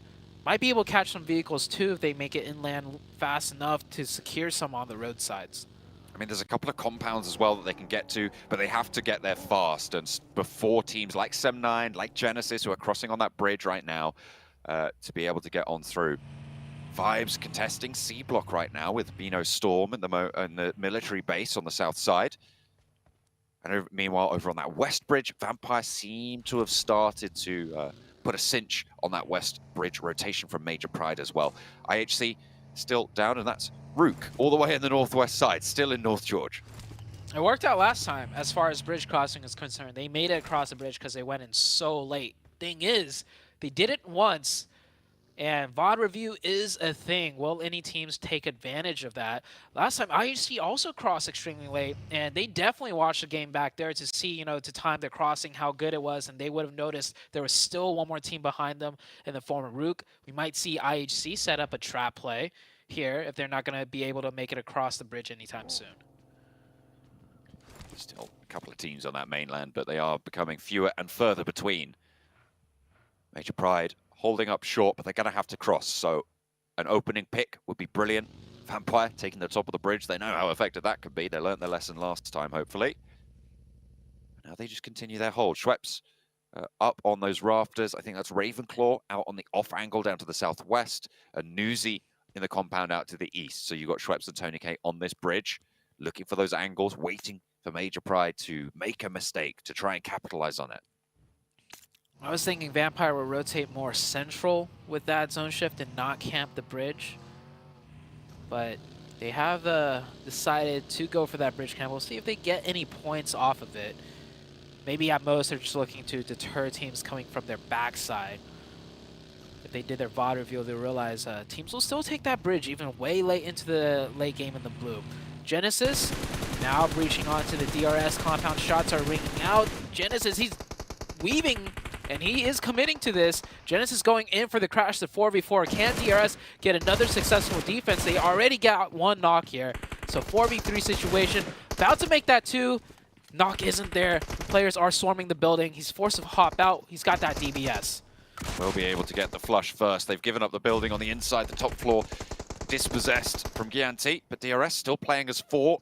Genesis going to struggle. The circle goes to the north side of the military island, actually keeps IHC in on the north side, but in the meantime, the scrap continues to find itself in the conflict here, but they are close to this circle edge, which means they have a lot more time to play with on this engagement. They can look to close it down.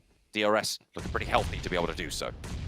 Yeah, and they have the util from Influence Rage as well coming in from Yasnaya, so the util is definitely there for them to throw. If they run out, they could probably run to a crate and pick up another one.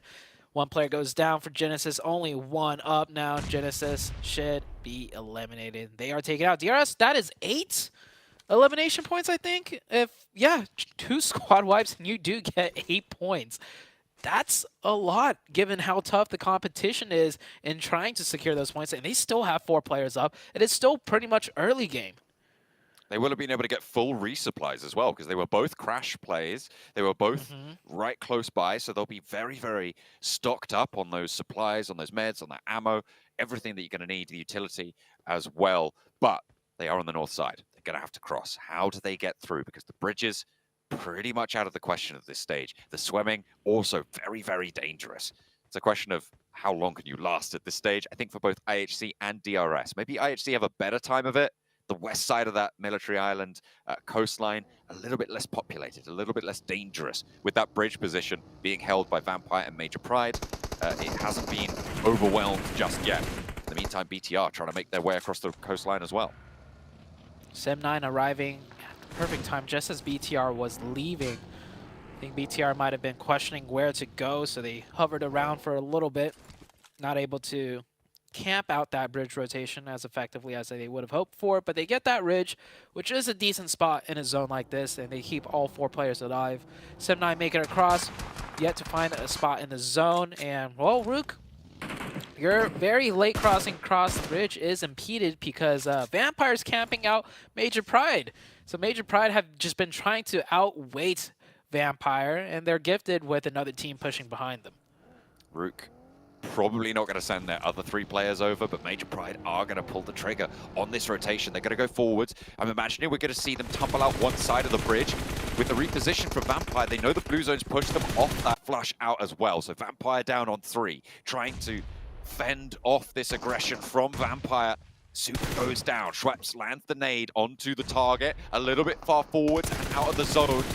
Kind of going to have a tough time here to try and go for this res. You've got IHC to worry about in the meantime as well. Demo is still there, and Weibo cannot fully commit here. Demo does go down, and that is going to allow them a little bit more breathing room, but Nuzi has taken the opportunity to move up to gap, get this knock, and Weibo are starting to suffer now. Vampire take the high ground away from them, and Ming tries to repossess it, but it's not going to go well. Ravenfall goes right on over, but it's just taken down in time. Ming is there to save the day. Into the smoke he goes to try and crawl away, to try and survive, but Schweppes is low as well, and the duo from Weibo trying to piece it back together. It's looking good. Vampire on the last legs. Vampire still with 2 though. They could easily turn this around. 1 nade and the numbers are matched. Nuzi's on that higher ground. He could have the sightlines for the nades, the DBS in hand. A little bit long range. That nade could have been disastrous. Does do a lot of damage. Isn't enough. Nuzi's already down on the top side, and Weibo Gaming will clutch it out, but they do lose 2 members. And with all that noise, BTR is here to look for more points. Yeah, they've rotated back all the way from the southeast side.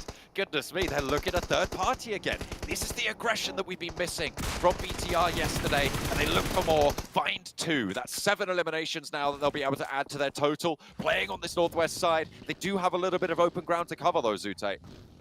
All these spearheads have been done with just a 3-man push, by the way. Even onto Sem9, Satar sat back and was just watching for info, looking elsewhere. And this time around, once again, Satar sitting back, being the anchor player for the team to make sure everything is staying the same on the spot that they just left. And the spearhead being led by Superboy, Genfos, and the third player is just, man, they're doing so good. This is the BTR out of day number 1. Just keep taking those fights, and they get a nice zone shift too.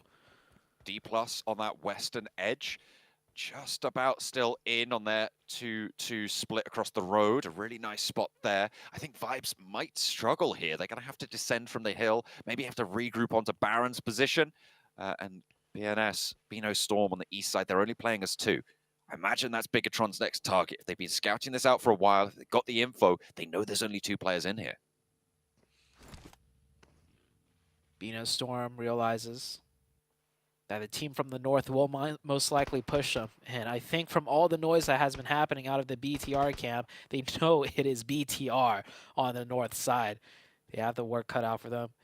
Just the two duo defending. D+, that's a split that I don't mind, okay? That 2-2, close enough to help each other out. D+ making into the late game once again here with 4 players alive. And they get that zone right onto their backside on the west side. Spray from Nanakuni over towards a BTR player, but he's just getting back behind cover there. Will be able to keep that under wraps as the med kit comes through as well. So right back up to 100%. Ready for the next scrap level 3s. Looking not fully healthy, but certainly still enough to keep them nice and safe. Vibes slowly moving on down to the north as they have to crest these ridge lines, start to go downhill.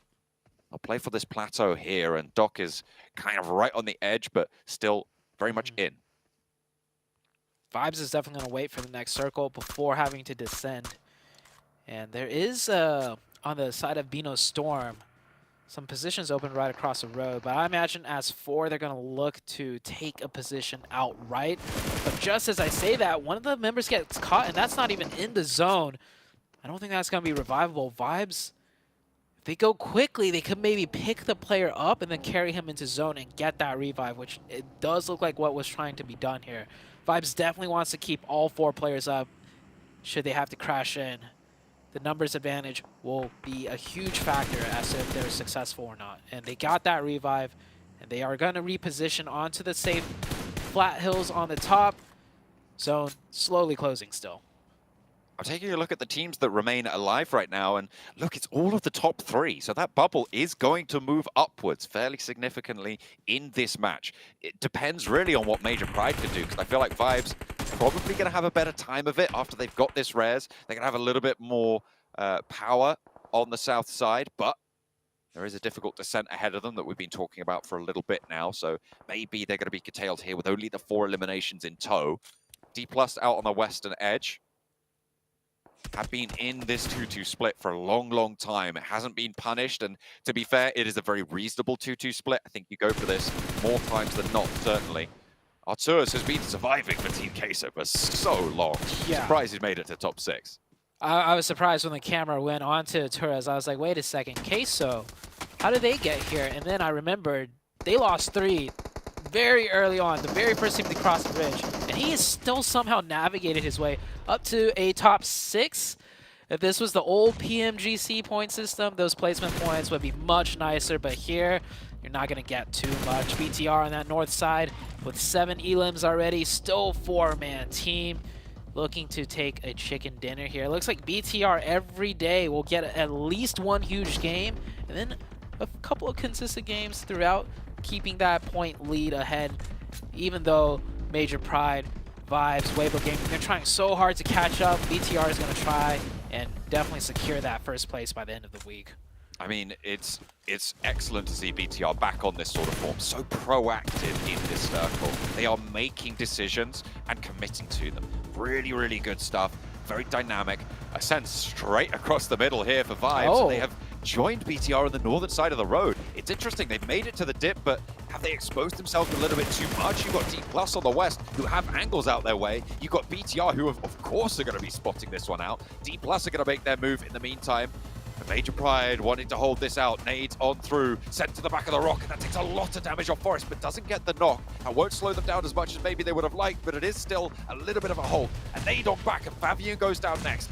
Can they weather the storm here? Because the fire is in on that ground floor. Naomi lobbing another one out. Bobbles it short. Forest goes down. Nolbu close. It's 2v2. Naomi wants to get the heal off. He's looking to commit for it. And on the outside, it's Vibes. D+ struggling to get on in against Major Pride, but they get to the top floor. But at what cost? The burn is there. 2 players fall, and now it's just the 1 to try and move on through. Major Pride with 2. Hold on in the middle and will be cut down. Major Pride hold the tower.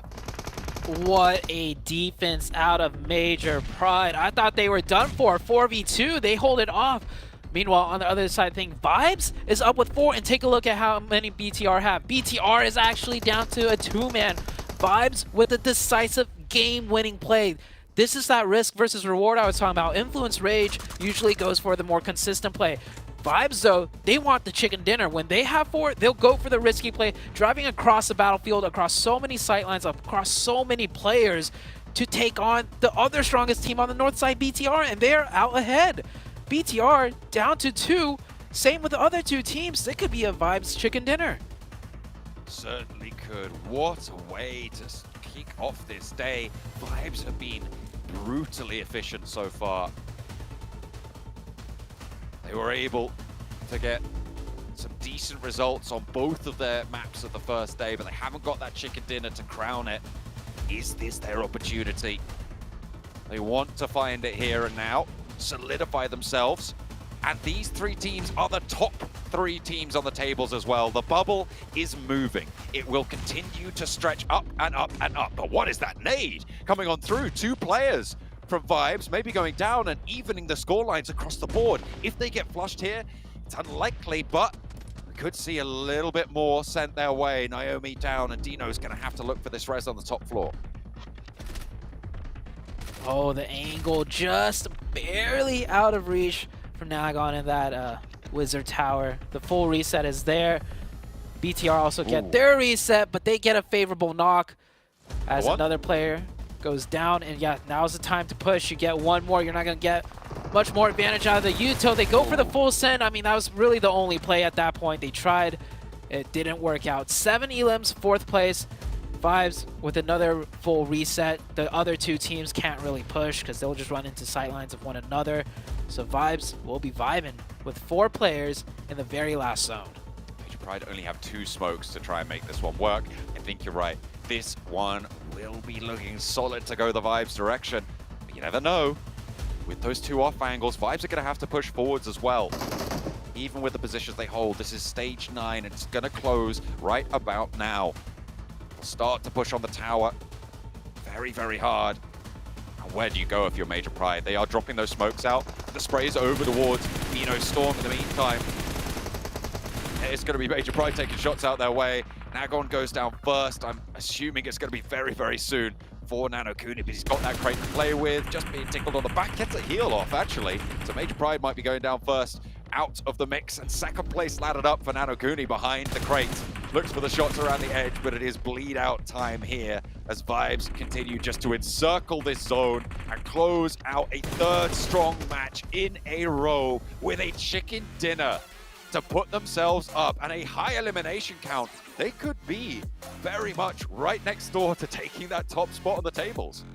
Yeah, if BTR didn't have a great game themselves, I mean, Vibes would have surely, I think, maybe passed them up. But either way, Vibes, that last push, I don't think anyone saw it coming, especially BTR. They probably thought they had everything under control on the north side. I mean, there was no teams on the north side. They took everyone out. But then Vibes from the south, driving past 3 teams pretty much, to just take that northern little ridge. It wasn't even a strong spot either. Immediately when they got there, BTR could have still won it, but Vibes got a quick 2 finishes. The nades, the Yuto was great. East, his name keeps popping up for me, and for good reason. The MVP of that match for the side of Vibes. For Miracle Vibes, a really strong chicken dinner that sends down the hill to get to that north side of the road is what won them that match. I absolutely loved that hold from Major Pride on the tower as well. Off against, I think it was D+. To be able to play 2 players on the inside, those nades, so well placed from Major Pride. They did incredibly well to survive. They racked up a couple of points for that as well. And the fact that BTR, Major Pride, and 4 Miracle Vibes all alive late into this game moves the bubble higher. I've noted it a couple of times during the match, but I feel like it cannot be understated how impactful that's going to be as 4 Miracle Vibes put not only their chicken dinner crowner on today's performance, but their first chicken dinner on the board. Oh, I'm lagging really bad. I'm lagging out. What a performance there. Finally, for Miracle, Cam, they're able to get that chicken dinner. We were wondering if they were going to be able to do it. If I remember right, we were kind of talking about this during the end of that match too. Wasn't that the team that were saying, yeah, we're not that worried about getting that chicken dinner? This though, I mean, the way they were able to perform right there, being able to close out that match, that's what we want to see. Yeah, man. I mean, that was literally them, and the very next day, they get their first win on the board, but they weren't even really needing it. They were acknowledging it themselves. They were getting so many good rounds. 10 elims, second with 6, 2 with full stinkers in there, like a 15-0, a 12-1, which is why I think why they're only just now probably going to be reaching more routinely into the top 3.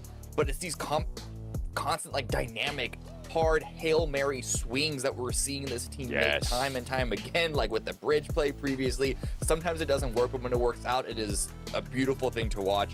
Absolutely destructive to the lobby. Yeah, and something that the casters were pointing out that I really enjoyed too of that bridge camp that you're talking about. They barely got any chance, any time to loot. They decided to just go hold that bridge camp. Team Queso decided to push up. They were able to finish off 3 players from Team Queso, and then they went back to looting. So great awareness out of them in that, yeah, I mean, the the final push there at the end. I really enjoy what I see out of them. But another team too, if we're talking about those rotations, right, in those crazy swings, Major Pride. How did this team even get a chance to get 2 players into the middle and then take on D+? And even though they did get a little bit of help, let's be honest here, but from Vibes, but they were still able to win that fight against D+. There it is. And there it is. Ooh. After game 1, game 2 of this entire group, finally, Bigatron are upset as the leaders of the lobby as For Miracle Vibes takes over them. Only 1 point lead, 1 point gap. But this is what we were talking about this entire time with Bigatron. They were slowing down, not by a lot, but just enough that they're now overtaken by the explosive For Miracle. Yeah, we've been talking about are they going to be able to survive with those just 1 good matches a day? That's not the case because those consistent teams in regards to For Miracle and Major Pride are definitely catching up. I mean, already past them. I mean, it was bound for For Miracle to have that win finally, right? They were putting up such great performances, you mentioned before, Cameron. And this team, honestly, as I was saying before, one of the big surprise teams for me, actually, in this group. I mean, I know Mongolia puts out some insane teams like Stalwart Esports, IHC, well, maybe not in this tournament at the moment. And it's great to see there's another team from the region who can just really dominate. And they've been doing exactly that. I mean, even watching that 3-way fight again of For Miracle, Major Pride, and D+, which we should mention, D+ getting slaughtered in a 4v2 that they should have won against Major Pride. It's just we keep repeating these 3 teams over and over again, I swear. Yeah, I mean, for some defensive D+, it was a 4 versus 2 on the initial run. And so you would hope that a couple of more of those frag grenades would end up inside the bottom floor where Major Pride were. But then there was the third party from For Miracle on the off angle with very little cover from that angle for D+. So it's not like it was in like an easy fight for them that they just threw away. It was really, really chaotic for them. But yeah, Major Pride got a really big handout, I think, by For Miracle's third party. Yep. Yeah. And like you said before, Seven, the fact that Major Pride even got there, and then to see Vampire go down to, I think it was Weibo. I don't know, man. Vampire, like, smart decision to hold them out, but it didn't really accumulate into anything. I think maybe they got 1 elimination because they got a knock on to, I want to say, like, effect for Major Pride. But pretty insane that Major Pride can bounce back from just having 2 players alive. And again, a showing of their consistency, if we're talking about that, out of teams like Influence Rage from yesterday. And Influence Rage, again, they've been consistent, but not good. Not really not today. Good way, right? Yeah, they had a good Sanok, the good start to it at least, but 2 0s in a row. Like, this is actually a really big concern for the team that was, it felt like just barely hanging on to the top 3. I'm not a concern for them being in the bottom 5 just yet, but they were setting themselves up to be in the top 3, going straight to the Grand Finals alongside some of their other Brazilian, Latin American brothers. But I'm starting to get worried because whatever was happening for them is just like slipping away. Yeah, and I am starting to get a little bit concerned because of the gap that's starting to be built there between 3rd place and 4th place. And then if you go down to 5th place where Influence Rage is at. By the way, Major Pride, their timing is so good. Dino was able to get away with that bridge camp that Vampire Esports was doing. Just their timing is on point. Okay, well, it is time to head to a break, I believe, while we get things ready to go for our final Aaron Gill of the day. Or it could be casters because the match is already ready to go. So we're not even going to throw it to a break. We're going to go straight to the casters because we want the action going back to back. John Azute, take it away. Some eventful Erangels. We've seen quite a few military circles on the south side of Erangel so far here in Group Yellow, the Group of Death. Seemingly the circles are going to be living up to that name. We've seen that South Island as well on Miramar, so we're having a little bit of a little bit of a crazy time with these shifts in this group as well, and I'm really enjoying seeing how teams are dealing with it. I agree wholeheartedly that Major Pride's timing, probably one of the best in this lobby, maybe some of the best in the world. Yeah, best in the world. Well, I mean, this is the world stage, so if they have good timings here, then the timings are good. But Major Pride, with 2 coming into the very end, I was surprised because I saw that bridge camp out of Vampire. I thought they were done for. They got across, and I thought that was it. But they still racked up so many points. Vibes, of course, started off the match camping Queso, and then ended the match getting the chicken dinner. BTR showed their, signs of strength once again, taking all of those fights when they didn't have to and winning every single one of them. Besides the fight with Vibes, I mean, all 3 teams in the top 3 just really playing to their strength and being experts in it.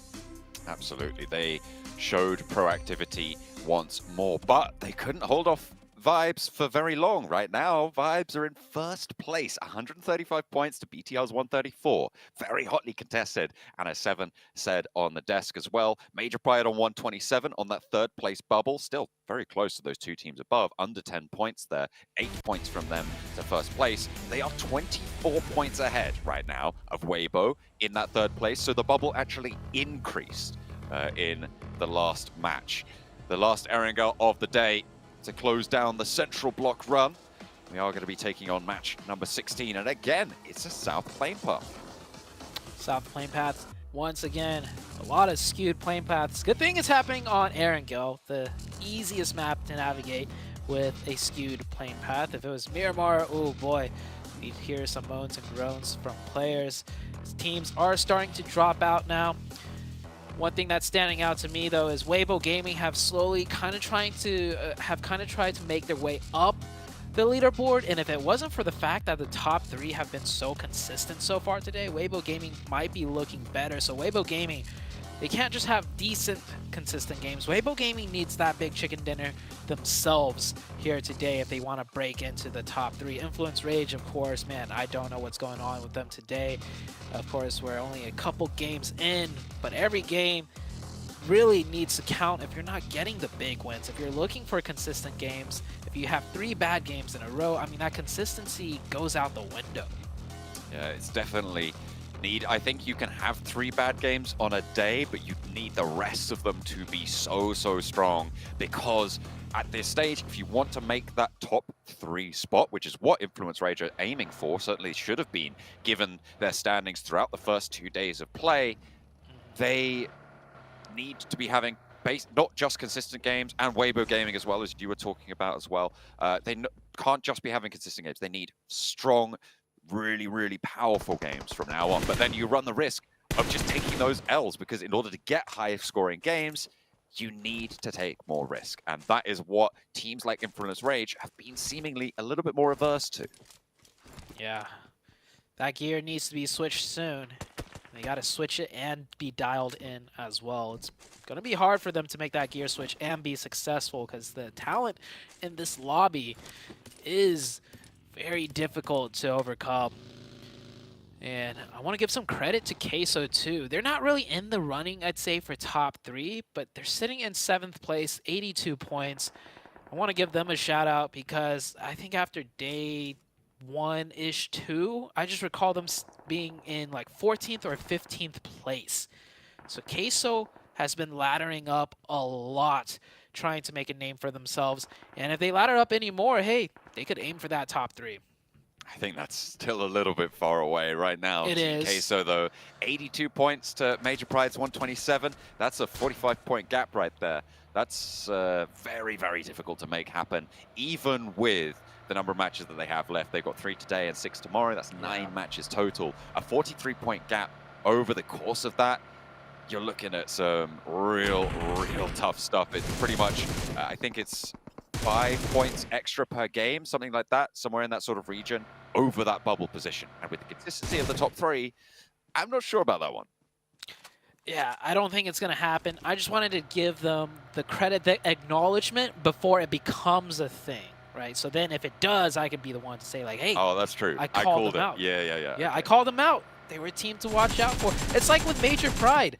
when we started really noticing things, and then they just popped off on the Myanmar match yesterday, and they've been trailblazing it through today. So you got to give them, got to give these teams credit for the work they have put in, and you never know, they might show out at the very end. Of course, it is tough. It is going to be tough for Queso. Major Pride in a much better situation. And so far, we've seen a lot of shooting, no knocks just yet, as that circle has popped up. See some teams rotating in. Influence Rage making a fast rotation. I don't know if that's typical of them, but I think that actually fast rotation was towards their loot spot, towards Yasnaya. Yeah. I'm taking a look at it now. Okay, yeah, they're just trying to get to Yasnaya. Yeah, they generally loot out there, obviously, with the plane path as it was on that southwest cut. One of the furthest drop spots for any team in this lobby right now. So they are just still making their way over there, but they'll be nice and safe for the time being in this circle. They've got a lot of time to play with, so I'm sure we'll see them plenty later on. The question is how much later on, because they haven't had the best of luck today. They've had their worst run of the tournament so far. They're still looking pretty healthy to stay in the top 11, certainly. I think I would be very, very surprised to not see them in the top 11 and into survival stage. But this is a team that was kind of a lock for most people's top 3 predictions coming into the Group Yellow. Yeah. And honestly, they were not a lock-in until today. But that's just because of their abysmal performance and the teams right around them all popping off today. So it's a perfect disaster for the side of Influence Rage to really get knocked out of the top 3. It's not even the top 3 that kind of knocked them out. The teams like kind of below them have also all had decent games. Weibo Gaming rising up past them, and soon to be Brute Force might even rise up past Influence Rage. And Team Queso, as you highlighted, have that potential. They got that firepower. Still very volatile around that bubble on 11th place as well. I mean, you've got 82 points for Team Queso in 7th place, and you've got 71 in 13th place. This is a very, very small gap, all things considered, with the amount of pop-off performances we're seeing in this section of the field. And one of the most notable gaps, as mentioned earlier quite a few times, is that top 3. It was so close, but now 3rd place, creating a decent lead over 4th place. And coming into the last day, the top 3 now, maybe the top 3 at the end of the week, but in what order? That's definitely a guess I would not want to take. All 3 of the top 3, man, so strong in their own unique ways, right? So I think it just comes down to who's feeling it more that day and which one gets the circle favor just a tad bit more than the others. We're waiting for it. We're waiting to see it. BTR, we felt their power a little bit once again. The old dog learned a new trick or two in that last Erangel. They're rolling around that circle, happy to take those fights, and that's what you want to see from this BTR roster. Day 1, they said aggression was their game plan. They said they were going to keep it up for day number 2, but that proved to be false. Today, though, maybe a return to that form. Day number 2, they still did decent. It was just that they did so well day 1 that expectations were high. They didn't have a terrible day 2 if you just look at the points gained alone. They held in there. I mean, they came in today 1st place still, right? So if they had a terrible day 2, it wouldn't have been the case. But right now, just 1 point behind Vibes. And looking at the map now, teams are rotating in. The Vibes team, they're still coming in from military base, and so they'll wait for that 2nd circle shift to make that big rotation. As the center of the map, not too compacted, but all throughout just evenly spread. I think all the teams playing towards a potential shift towards their side, and if they don't get it, they'll have a different plan in mind. Teams starting to group up now. No real early conflicts to be seen. Looking at the split from D+, are we going to see another punishment on that angle? The circle goes very central here and isolates the south side of the Central River. A lot of easy decisions to make. Difficult executions, though, will be happening on that central set of areas. You've got a lot of open ground just to the southwest of Rozhok, to the east of Ruins, where Major Pride and Vampire are. And you've got some difficult compound fights as well, more central on that area. The north side of Potato Hill's involved as well. there's a lot of interesting dynamics going to happen, and I think it's going to be a lot of teams struggling to execute on them. School could be a major factor in a zone like this. We'll see if it keeps centering up right here. Many teams are going to be compacted now. How many teams are going to take the school apartments? I'm thinking at least maybe 1 to 2. Potentially even a third team might just crash into school apartments here now with a zone like this. I mean, this is circle 2. This is a big circle. Things could change a lot from the center as we are now getting casualties. One player going down here, and that's Major Pride losing a player and picking up a player as far as the points go with the 1v1. Good pre-fire though, and we'll get the finish. IHC getting the better end of that one. Major Pride down to 2 players. Hey, it's the bubble team as well.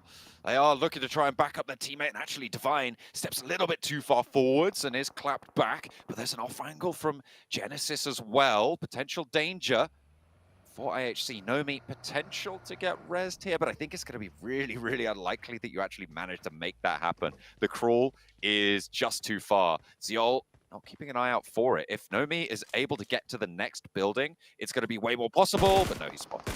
Ziol steps out. And it looked like maybe he was hidden by the barrier there, by the little railing on the side of the building. But no, Major Pride down to 2. Actually, Naomi very, very low. Sunken playing relatively poorly for them. And this is the bubble team, so potential for that gap to close. It might happen.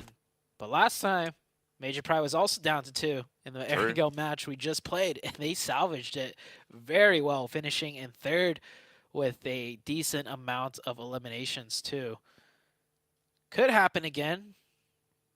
Could not. I mean, from this position on this side of the zone, very unlikely. But that last match, they lost a player crossing the bridge. They were deep in the blue zone. A military base was heavily occupied by then, and they made it work. So you can never count them out. Next circle about to shift here. As you can see, only one team taking the school apartments so far, just BTR committing to it. If the circle condenses once more, BTR should look to group up. D+, no more splits from them. Glad to see it. Might see a full-on crash of school too. And they're going to need the numbers. Vibes on the far southeast, just playing the circles right now. Trying to get closer. And again, a very central circle. It is right on top of school as well. Weibo in that compound, currently 2-2 split. Potentially dangerous if Team Queso decide to move up there. Also, Vampire out on the western side of it could pose a threat over in their compound as well. Newsy scouting up towards Sunken, trying to get a hillside position. Maybe a couple of down shots, because IHC are still locked in there. Influence Rage making that big rotation now. They found a compound in the northeast. Are they going to stay there as BTR? Wait. I think BTR shifted away from school to take this position, and they run into Dormorte. 2 down for the side of Dormorte. BTR looking good here. They need finishes quite quickly, though, because this is a hotspot. Third parties could happen. Player of BTR goes over the top side. Superboy just finds the angle instead. Dormorte down to just Malloy. He's behind that car. Hasn't given away his position. He is found. Could get one knock here. Tries to go for that quick confirmation. Get some damage in. But it doesn't come through. BTR could get this revive. Superboy, very low. Revive coming through. My question to you, John, is did BTR get a knock from inside school apps and push up here in ridiculous aggressive fashion? Or were they looking to play there and ran into a team? I don't know if you caught it. I didn't catch that either. No, that was really, really fast. I mean, it was aggressive from BTR, right? But this is another one of the top 3 teams taking a little bit of punishment early into this match. Sure, they've gotten 3 points for it, but maybe we're going to see a little bit more of a crunch back around that bubble, right? Because we've seen that bubble now extend to 24 points. So the question is, can Weibo, can Influence Rage, can Brute Force even start to eat into that point differential? Because vibes are still going. They are on that south side. They swung from that southeast side, and they're pushing up the Pachinki Hills on the east side, just to the west of Potato Hill, and they'll vie off with Team Queso. I'm watching the minimap, and Satar branched back into the school apartments, so there is a likely chance that they got a knock and just made a ridiculous aggressive push. That push, I almost say, is not a good one because you are kind of really disadvantaged. Potential for third parties when that zone popped up. I mean, if that was the case, man, BTR is just on another level when it comes to pure aggression. One knock, and we push no matter the situation, and it's working. They lost a player, however, but they pick up 3 points. That's a good start. Well, I was talking about how it's a great start to pick up those 3 points. For, I think it was for Miracle Vibes last match, just at the start, having those 3 points on board, really, really comforting, especially when For Miracle Vibes are only 1 point ahead of you. So they are now currently in first place as it stands, but with 3 players, their point scoring potential in this match is just that little bit curtailed. Still, the 2 players from Major Pride over in Sunken City are staying alive. Vampire have established a perimeter, though, on that south edge. Look at Newsy and Schweppes looking to bring the pain. Weibo get the central shift again, but now I think they're going to have to choose the side of the road to go to and stay there. Yeah, they could keep a split, but whoever is being split off definitely has to be ready to just eject from there and group up. This could be Weibo's chance to not break into the top 3 because there is a point gap, but definitely catch up because Major Pride down to 2 players might not be able to put up many points here. We'll see how things play out. Vibes will have to rotate a little bit into the zone from the south side. And Vampire, I think, will keep that huge western split, which does give them a lot of control towards the center of the map outside of Weibo's compound. Outside for the time being. See if they can breach that gap in the next circle or two. DRS trying to move out and deal with SM9. Depp close by. Snade send back their way. Not really looking for a scrap right now, seemingly. They've still got their backstop, so SM9 just looking to put a little bit of pressure on. But they're going to have to move forwards fairly soon. DRS also looking for that rotate. Oh, SM9 saw them caught in the middle of 2. Looks like Brute Force has taken the dips just north of Weibo Gaming's compound. And IHC trying to make a play, but not able to. One of their players is down. Actually, Major Pride with only 1, so no, Major Pride with 2. The other player has rotated in. Effect is here to hold off the backline, and Effect is good. Holding off 3 players right now of IHC. Demo's last one up. He's got that DBS in hand. Effect pops off the first aid, but Demo with a nicely timed shot around the corner. We'll get that full reset onto the team. Major Pride with only 1. Fighting all around now as Rook pushes onto Genesis. Major Pride out now.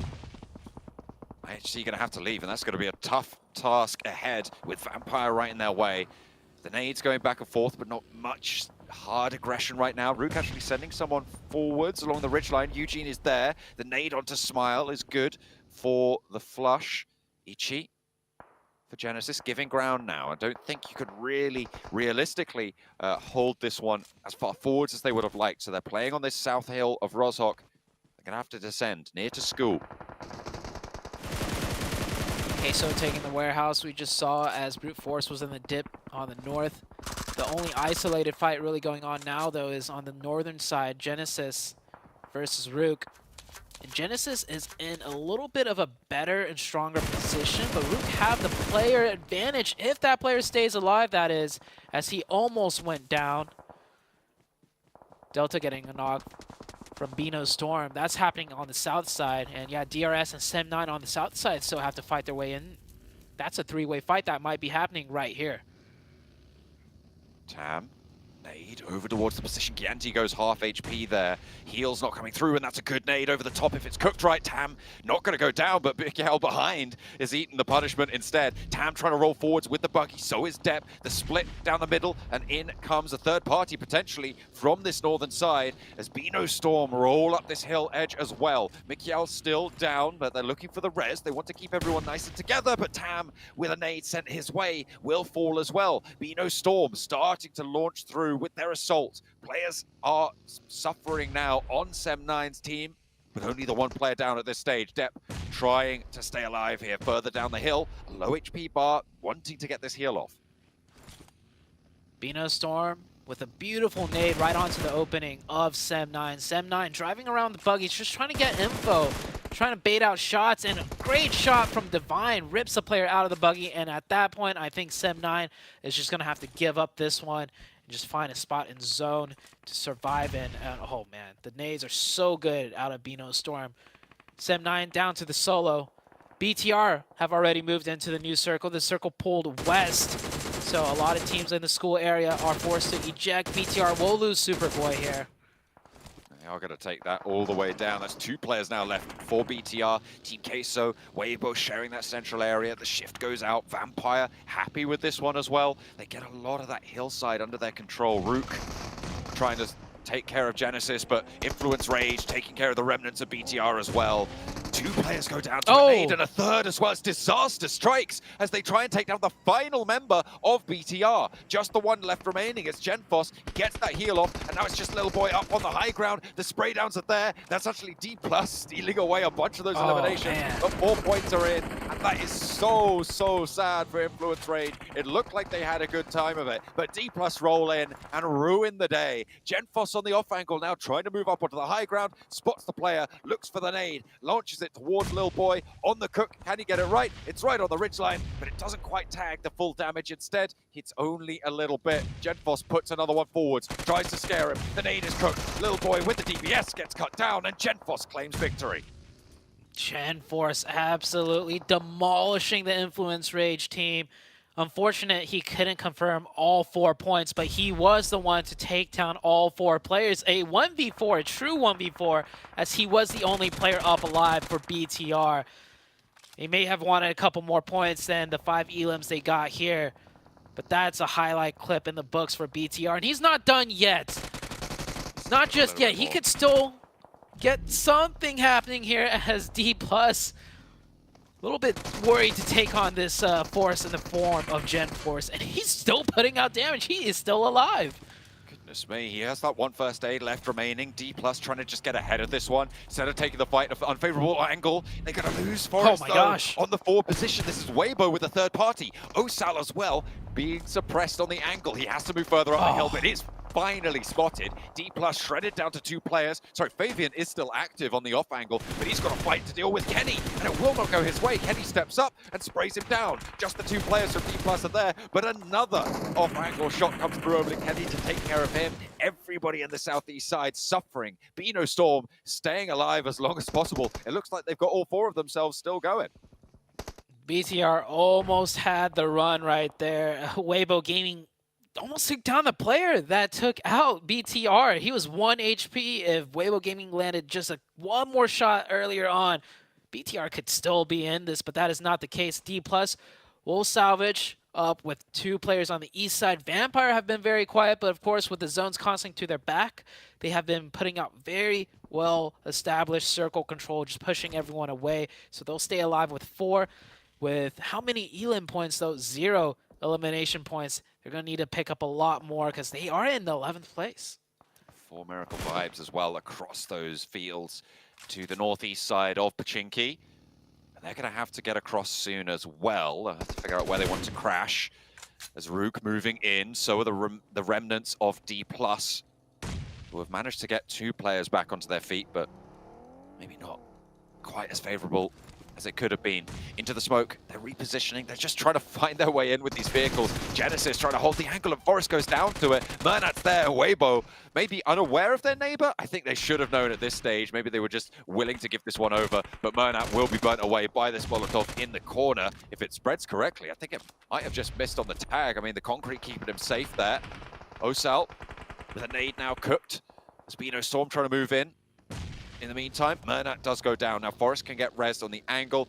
If Osal can make the cross, he does.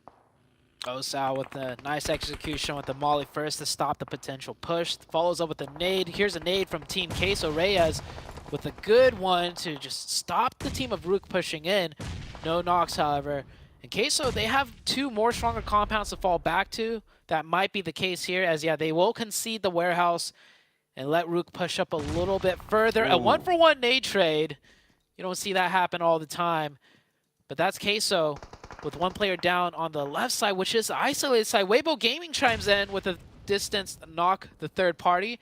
Vampire, I see them in the distance in the back. They're looking to see if they can wrap around and maybe get some 3rd party action going on.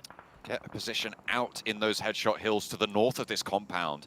It's really, really tough to make these moves, but if you can get through whilst the teams in that compound are fighting, you're going to have a lot better of a time. You have to be worried about the teams further south, though. Look at the high ground that they've got. This is the compound out to the west that they've been held, that Vampire have been holding for a long, long time. Nobody else has contested it. And with the roof position, they have such great oversight. They folded back in, not taking control out to the hills that Schweppes was trying to scout. Also, I see Tony K on the south side, outside. Oh, I think we might have lost you a little bit there, Zute. Tony K on that south edge. Going to be looking to try and hold down the angle. Vampire still just holding those sidelines. A nice shot over towards Formerical Vibes to try and keep them together behind the tree. Still damage sending their way. Nino Storm trying to move on down, and they are falling to the sidelines of D+ as well on the east side. 4 teams currently in that central compound. Just all of them vying for position. To leave that compound is got to be so, so difficult. Everybody just looking to try and clean out the surrounding area, but you just can't do it. A shift out to the west gives Vampire and Ravenclaw, crucially, that hilltop, that rooftop high ground angle. It is going to be a bloodbath here, and Vampire are looking to slurp it all up. Those points desperately needed at this stage to try and secure themselves, probably at this point, just into the survival stages. But everybody in the compound out to their east is going to have such a tough time to make this one work. It's going to be so, so difficult for them to leave this position. Vibes take a knock up the top of the hillside, and it is just a tricky rotation for them. The vehicle's providing little to no cover right now. Tony K on the high ground with that Mini 14, staying out closer to the blue and slowing them down time and time again. Shot through the windows. They've got a buggy, they've got a vehicle, but immediately you try and hop in that. The Mini 14 just lands and tap, tap, tap, and there's very little you can do about it. It's going to be such a tough aggression push. The push is still going on here. Vibes now forced to push in, and wow, shooting across the center zone, not able to find any cover. And this time around, the full send across the map from Vibes did not work. It might have worked that last match, not this time, as we are down to the last remaining 5 teams. Weibo Gaming hanging in there with 3. They lost one way earlier on. They could have 4 up, but with 3 is what they'll have to work with. As Sook goes down to the nade, Osao is the last remaining player for the side of D+. Can he push in here and take out the entirety of Weibo Gaming, or will he go for the reset onto Forest? The negative through the window, but there's the cross and there's the spray down across the way. So many teams in this compound. I was saying it's going to be such a bloodbath to try and move on out. Osal on the inside, last player to stand, and from underneath, Guaimao with the DBS puts it to sleep. D+ eliminated. 3 teams still in this position, and Vampire have got this position on lock now. This should be the big one for Vampire. And Vampire, they're a strong contending team, but I don't know how I feel about them, even if they get the chicken here, because their points are very low on the points table. And with that bubble gap being created on the top 3, it just kind of nullifies a big game out of Vampire. Of course, if they're shooting for that top 3 still, every chicken dinner that they could get will be a good one. And the zone blesses them here, blesses them heavily. I don't think any of the 3 teams outside of this zone stand a chance, as all 3 will have to be fighting each other on the way in. I like to see Vampire posture up here and take some more aggressive angles potentially. Difficult. I think the 2 players up to the north are playing on a ridge line that sort of slopes just a bit away from this compound, and that's sort of the furthest forward they can go with the cover that they have, but they still have such controlling position. I'm looking, as you mentioned, at the top 3 right now, because their top 3 teams, Formerical Vibes, BTR, Major Pride, didn't have the strongest of games. And Weibo, who are the 4th place team, are still in this one.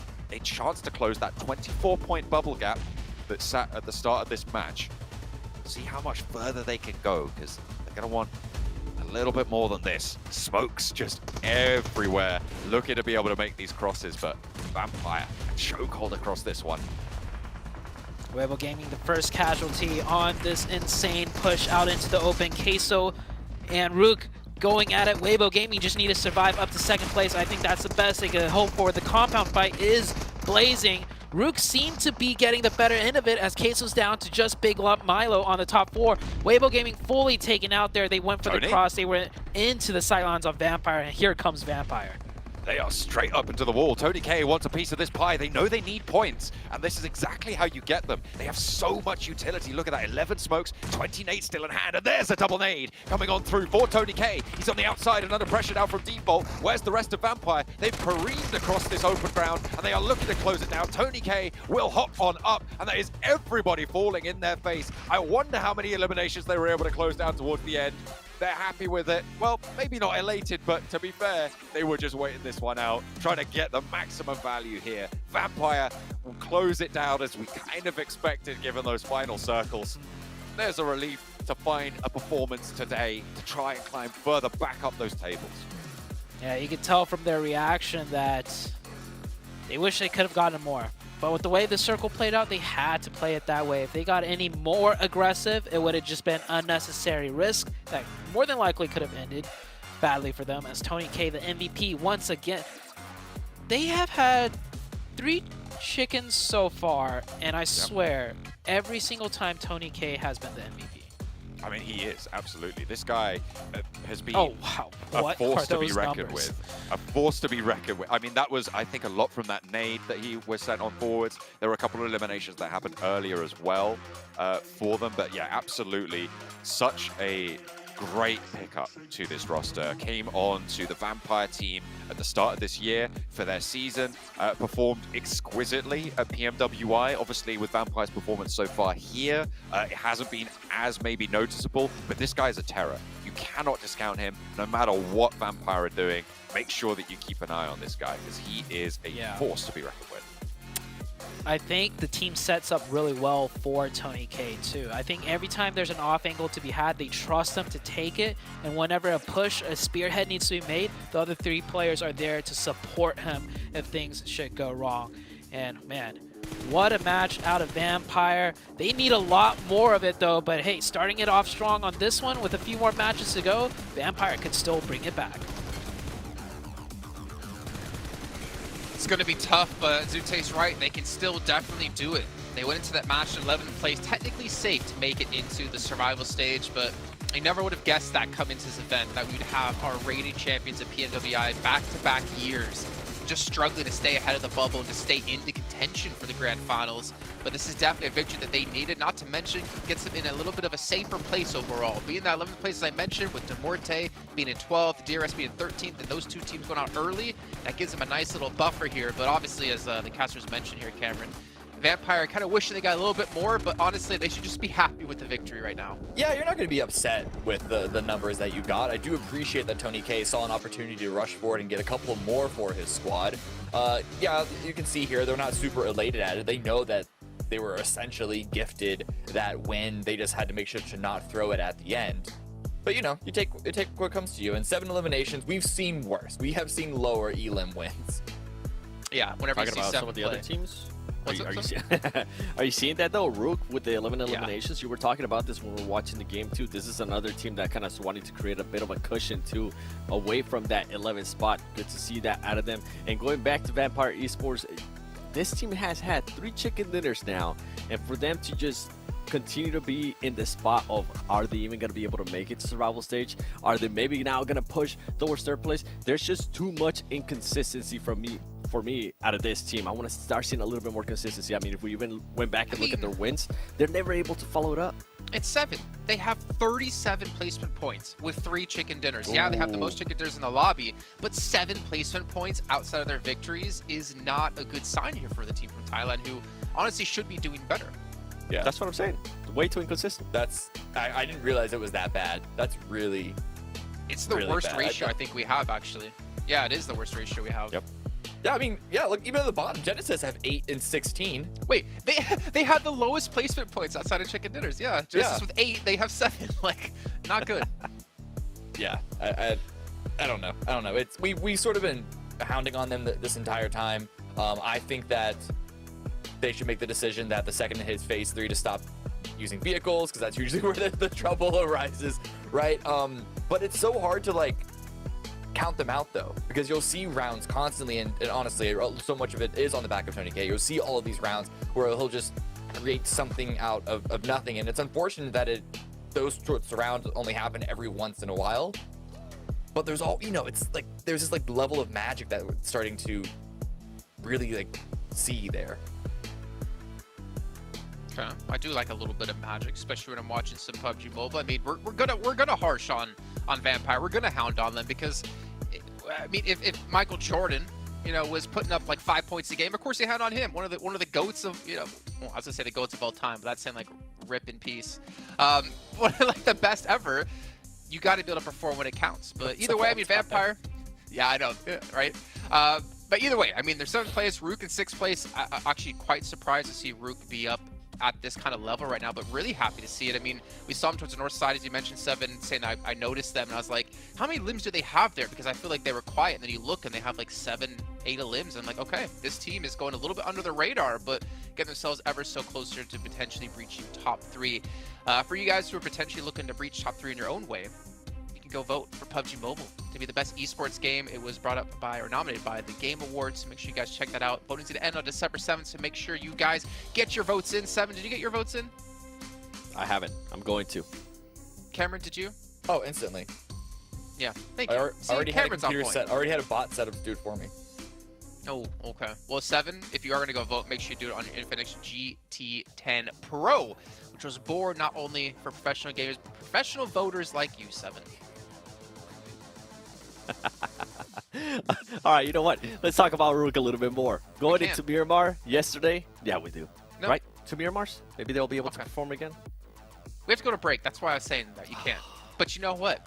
After the break, Seven, you're just not going to have a chance because you're going to be going to game really quickly. So we'll see you guys in a few minutes here. Seven will have time at some point in the show today to talk about them. And we'll see you in a few.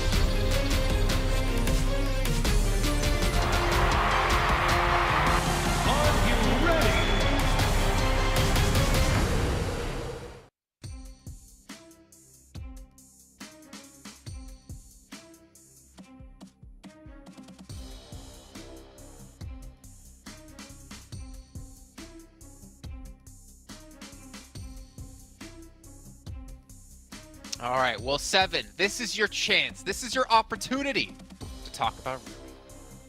Now, let's talk about the fall. Yesterday, he was able to put up a good performance. Those 10 eliminations that he ended up getting yesterday. Today, it's not just the fall. Today, we're starting to see some of the other players also starting to perform, and that's what we want to see. That's what we've been seeing out of PUBG Mobile for the last couple of years, not just one player being able to carry.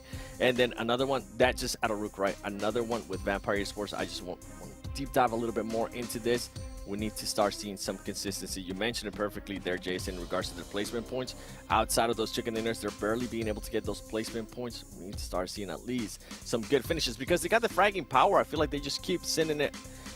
Even at the beginning of the day, what was it? They went south and they didn't have to go to the military circle. Whatever. It's all in the past. All that's matter is where they are right now. 7th place, and they're going to look to climb the leaderboards even further as we head into our first Miramar of the day. They haven't got long left, though. That's the thing. It's going to be weighing pretty heavily on their minds. Securing their position in survival stage is also not a guarantee with the 92 points they've been able to achieve.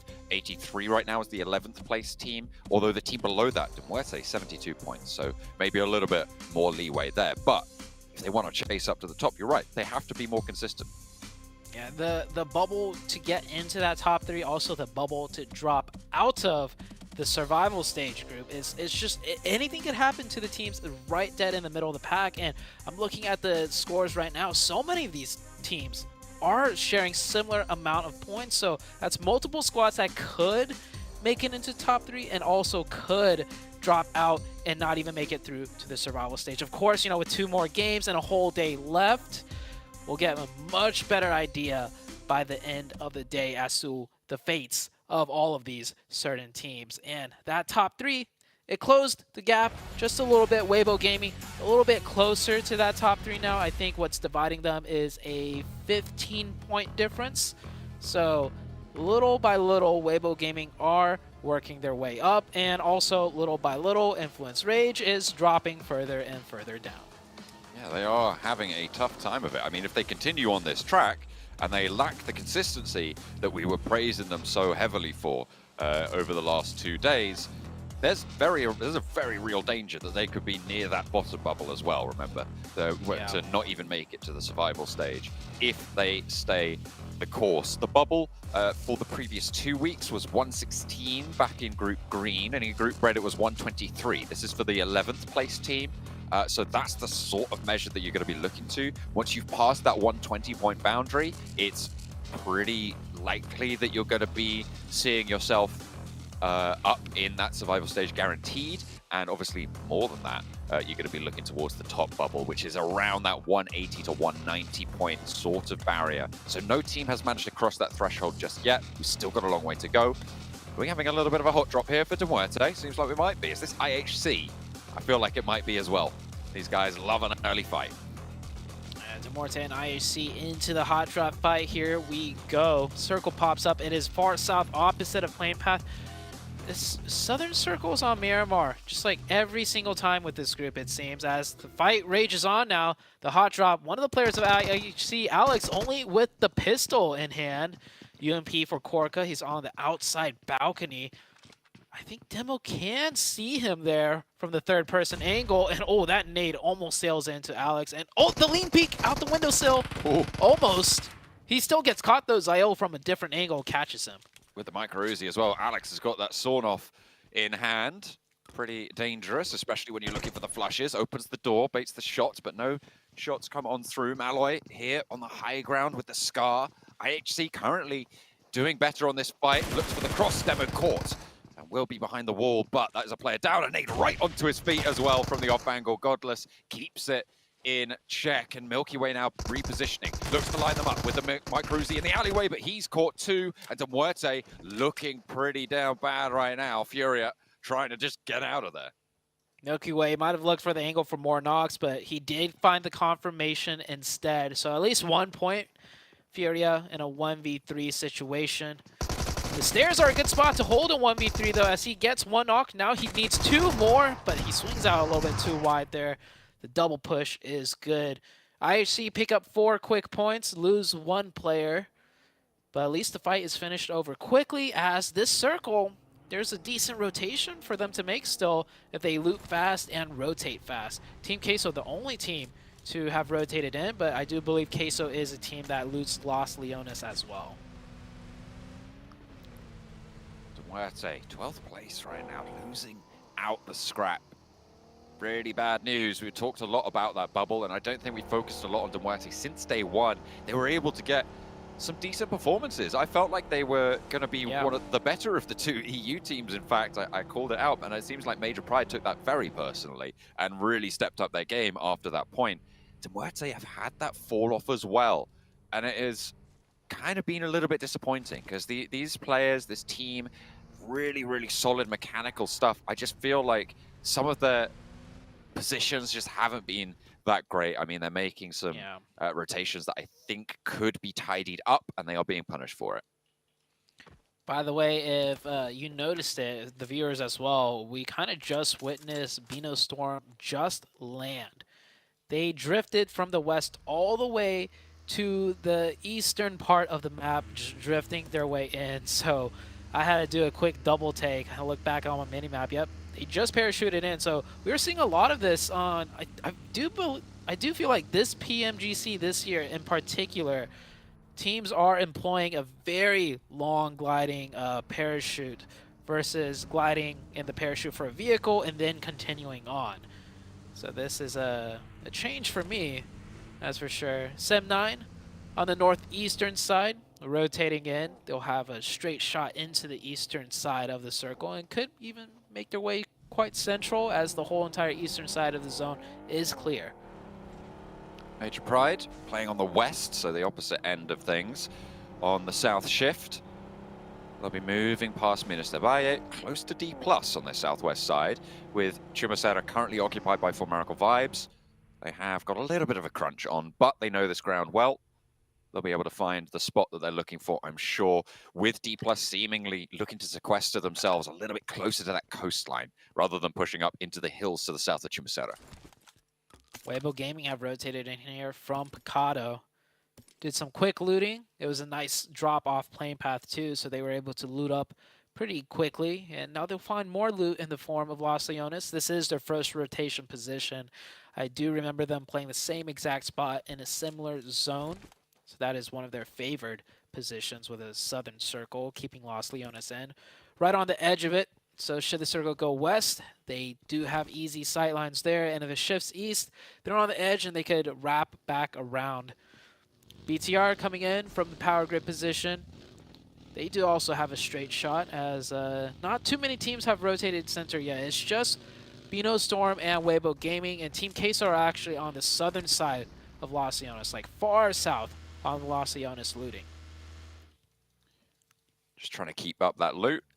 Still a little bit of time left on this looting phase to look to break out of your position and start to claim territory that you want to hold later into this match. Stage 1 still halfway through closing and teams yet to make that break. Rook all the way up in that north side. DRS just moving past Hacienda del Patron now towards Graveyard. Genesis breaking south from San Martin. And it looks like Brute Force on the west, close to IHC, who were able to win out that scrap early on, remember. They lost a player for it, but they were able to get those 4 points. IHC by Monte Nuevo with Brute Force. IHC did not elect to go for that fast rotation, and I can't blame them with only 3 players. Even if you get towards the center, short on 1 manpower, it could get difficult to hold a spot if a team challenges you. So Brute Force slides right in front of them. I don't know if Brute Force realizes IHC is still in Monte. If they do, then Brute Force's position is definitely more so of a trap play rather than just waiting for the circle to shift. Major Pride on the southwest, outside of the zone. They're going to take their time. Shots ringing out here. Genesis taking a little bit damage from Influence Rage. Influence Rage, this team has really not done much at all today. And it looks like they're trying to rotate heavy towards the center, and this is late. This is a late rotation towards the center, which is very risky. Could be pretty difficult to earn the value from it. Influence Rage, I mean, you said they haven't done much today. Let me quantify that for you. They've got 7 points today on the 4 matches that we've seen from them, which is very, very bad, to be honest. It's not what you want to be seeing from a team from the region that was able to win in Brazil. When you look at what Alpha 7 and Loops were able to do for their group, it's just a little bit lackluster right now. The 3rd day of play seems that teams around them have adjusted well to their play style. So maybe some credit deserves to go to the lobby rather than taking it away from Influence Rage. But with the rotation that they make here, it is central. They have got that spot involved as the northwest side between IHC and Brute Force continues to develop, and IHC seemingly suffering the most for it in the time being. But yeah, 7 points today for Influence Rage. They need more. If they get 7 points today, overall, I mean, sure, they get 10 points today, they get 10 points tomorrow. I don't think they even make the bubble. It really comes down to this game right now to see what Influence Rage could do. IHC, looks like, yeah, I guess Brute Force wasn't setting up a trap point play, and if it was a terrible one, as IHC already found an opening onto Brute Force, and Brute Force now caught in a 3v3 scenario. IHC looking to take down another here. IHC much more grouped up. Brute Force a bit more spread out. they have an angle advantage if that off-angle player in the far backside can find something, but they need to find it quick because IHC already found a nade. Mind needs to have impact on this off angle, but it's just not there. He might just even try and disengage from this. 5 points already found for IHC, likely a 6th with the flush going on to Neos if they can find it. Ado struggling, and Mind just ticking away on the health bar as well. Stage 2, so it's not dramatic, but it will always be there. It's ever present. A flex out from Alex and another spray onto Ado. They're looking to rack up 7 points on this match, and already it's a good result for IHC. Even if they went down here and now, they still have put in a decent number on the board, but they want to find more here because they're in 14th place right now. They're quite far behind DRS and Muerte. They're looking to climb up towards Sem9 bubble on that 83-point mark. A current 28-point difference, but 7 points on the board. That's going to shrink that down to a paltry 21 points. And what's that really, Zute? It's still quite a bit. But gapping 21 points on the bottom half of the leaderboard, much easier than gapping it on the top half. Because the bottom half teams, well, they're not averaging too many points per match, so you could pass them up. So points are basically more valuable. Northside Rook coming in very late on the zone rotation, given their starting spot in the looting. Kind of have to play this way. Meet some opposition and they'll wrap around the other side, which is probably the correct play. You don't want to take a fight on the edge of zone, especially when the next circle is about to pop out here. You see Mind just through Chubasada now. IHC much further out. I mean, seems like the Mongolian team IHC has spotted what Formerical Vibes are doing and thought, oh wait, we can do that as well. Just get 7 points on the board right at the start. See if we can kick things off well. They keep all 3 players alive. Playing on that western edge. D+ over in Los Leones. I mean, we've already had that Los Leones finish, and it looks like we're getting another one. Oh my god, Zute, 2 Los Leones finishes. Vampire were able to win out the last one. On the northeast side, it's not unlikely that they're going to have a strong position here as well, but they need to make sure they maintain it, because look at the teams descending on in now. What are the chances? 2 Los Leones and a Los Higos for this group on Miramar. And that very hard eastern shift that we saw that could have even ended on the islands east away from the mainland. Miramar has not been nice to this group, but they're making the best of it right now. And D+ have crashed in. 1 player here for now for us. The rest of the team rotating in. It's Queso on the defense. Fabian takes a lot of damage there on the crash, but manages to survive. As we take a look at East, or Vibes, they were rotating right there, but the fight is here. The third party from distance, Weibo Gaming, Wymao, can he find anything here? He could throw some nades too and even connect, but D+ getting cut down. It is all down to Nobu. They really need to try and find some sort of response, but look at the off angles, you're right. This fight is just being crunched between the plates right now of Formerical Vibes on the west side, Weibo over on the east, and Nobu trying to move on through, but it's just not there. Artur stays alive, and Team Queso keep all 4 of their players alive. D+ right towards that bubble as well. A bit of a risk now on the cards, but luckily, no team super close by them are looking to leapfrog just yet.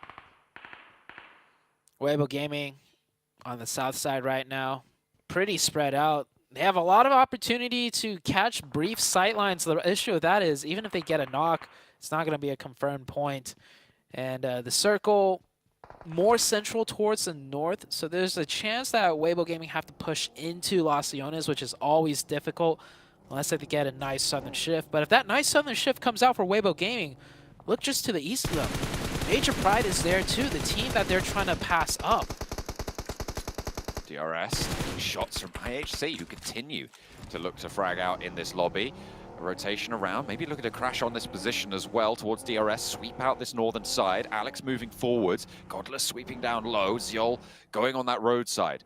Godless and Ziol, the forward party. Rules did get res. Delta on the high ground ahead of them as IHC roll up and into the fight. Gyanti behind the rock has cover. Killer displaced from this location as well. And they're a little bit split. Can IHC capitalize? Ziol tries to find that opening, really puts himself in the open right there with that vehicle. Gyanti will take down that player. Looks like IHC is just trying to keep it simple. We'll just take isolated fights, less to worry about. But with 1 player down before this fight even erupted, it really does dampen their chances of winning it. And now cut down to 2. They'll have to give it up. they'll have to play in the zone, maybe hope for some nice circles to bump up their points a little bit more. Problem is they gave that point away to DRS, one of the teams they're trying to pass up. Real tricky rotations right now, but over in Los Leones as well, you've got some difficult choices to make. Are we going to see Major Pride take that 2-up, 2-down position that they took before? That's really weighing on my mind right now because it came back to bite them in quite significant fashion. They didn't really get the value in Los Leones for it last time. It's not often that you can so directly compare two teams play in two different matches in an urban environment like this, right? So it would be very interesting to see how these teams have adapted, how they've researched into the match, and how they change things in this day's game. Also, this zone might be the same, but the plane path drastically changes things and where teams come in from and the timing of things. Like for this time around, BTR is already in Los Leones, and that might be more so due to the plane path than the adjustment. But either way, BTR don't want to, you know, face the same situation again here. Genesis inside Los Leones.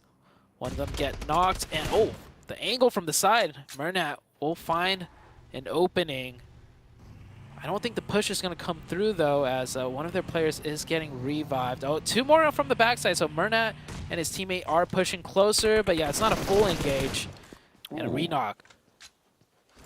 Sent over to the back lines there. Federal Kajowski trying to hold down on the angle, but Murnat is still on the sidelines. If they want to keep 4 players alive, they'll need to position for it, but they're more worried about this glut for Genesis on the off angle. Murnat steps out, gets that flush, stops Law from getting rezzed, and in the meantime, the rest of Genesis have all gotten back to their feet. They're 4 players strong. They're playing on the east side. There's no one at their back right now. Effect is on quite a wide off angle for Major Pride, so maybe a chance for that to come into play, but Influence just down to 3.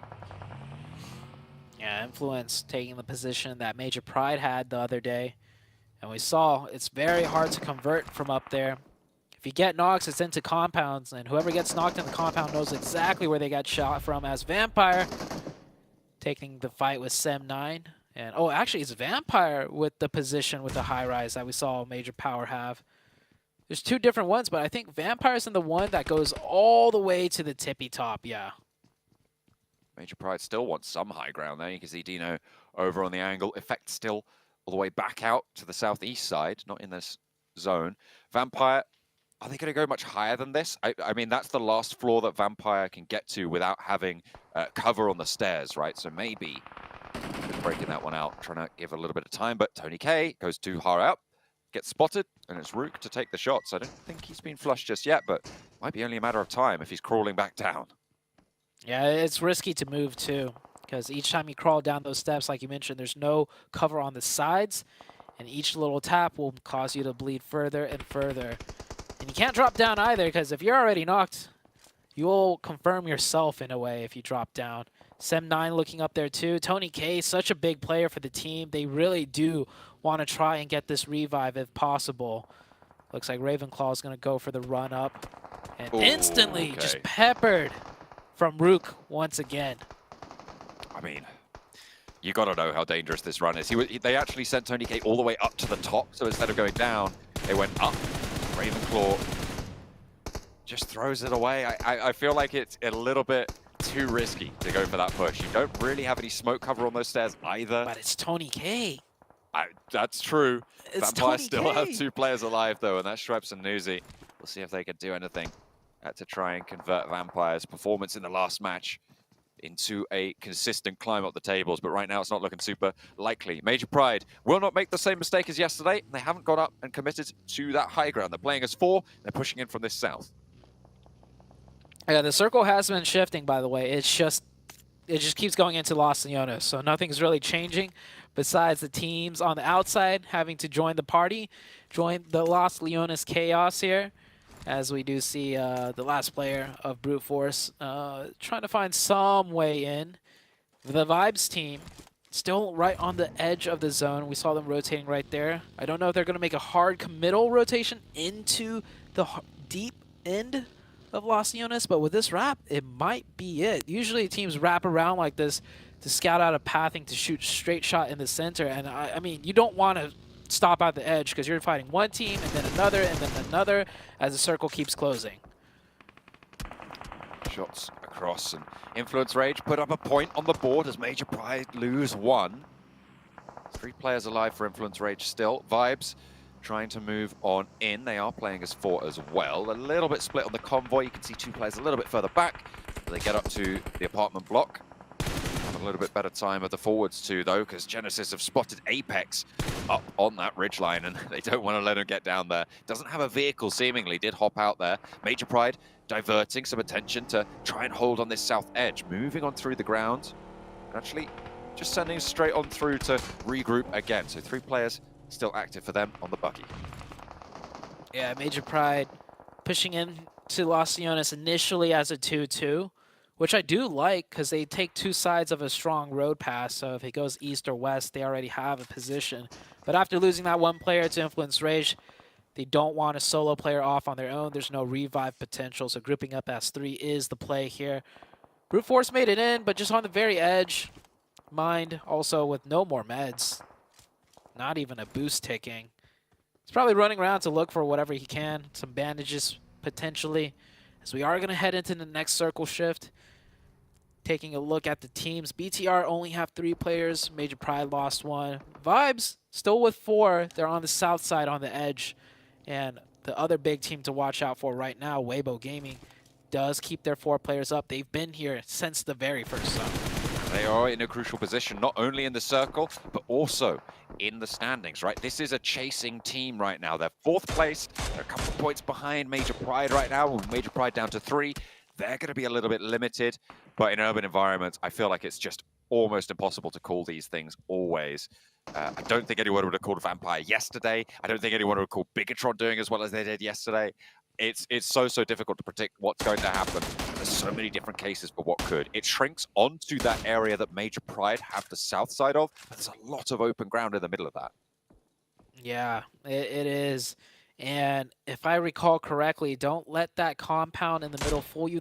Those long hallways, so to say, it's very difficult to get into. And I think the sides don't even have hard cover. It's like just open from the sides. So we'll see in a little bit if my memory serves correct here. Back in my days, we didn't have too many Los Leones endings. This team, or not this team, this group have had a lot more Los Leones practice than they probably would have liked. I mean, 1 is more than they probably would have liked. 2, though, that's pushing it. DRS getting across the road here with a little bit of smoke to soften the crash into the long houses there.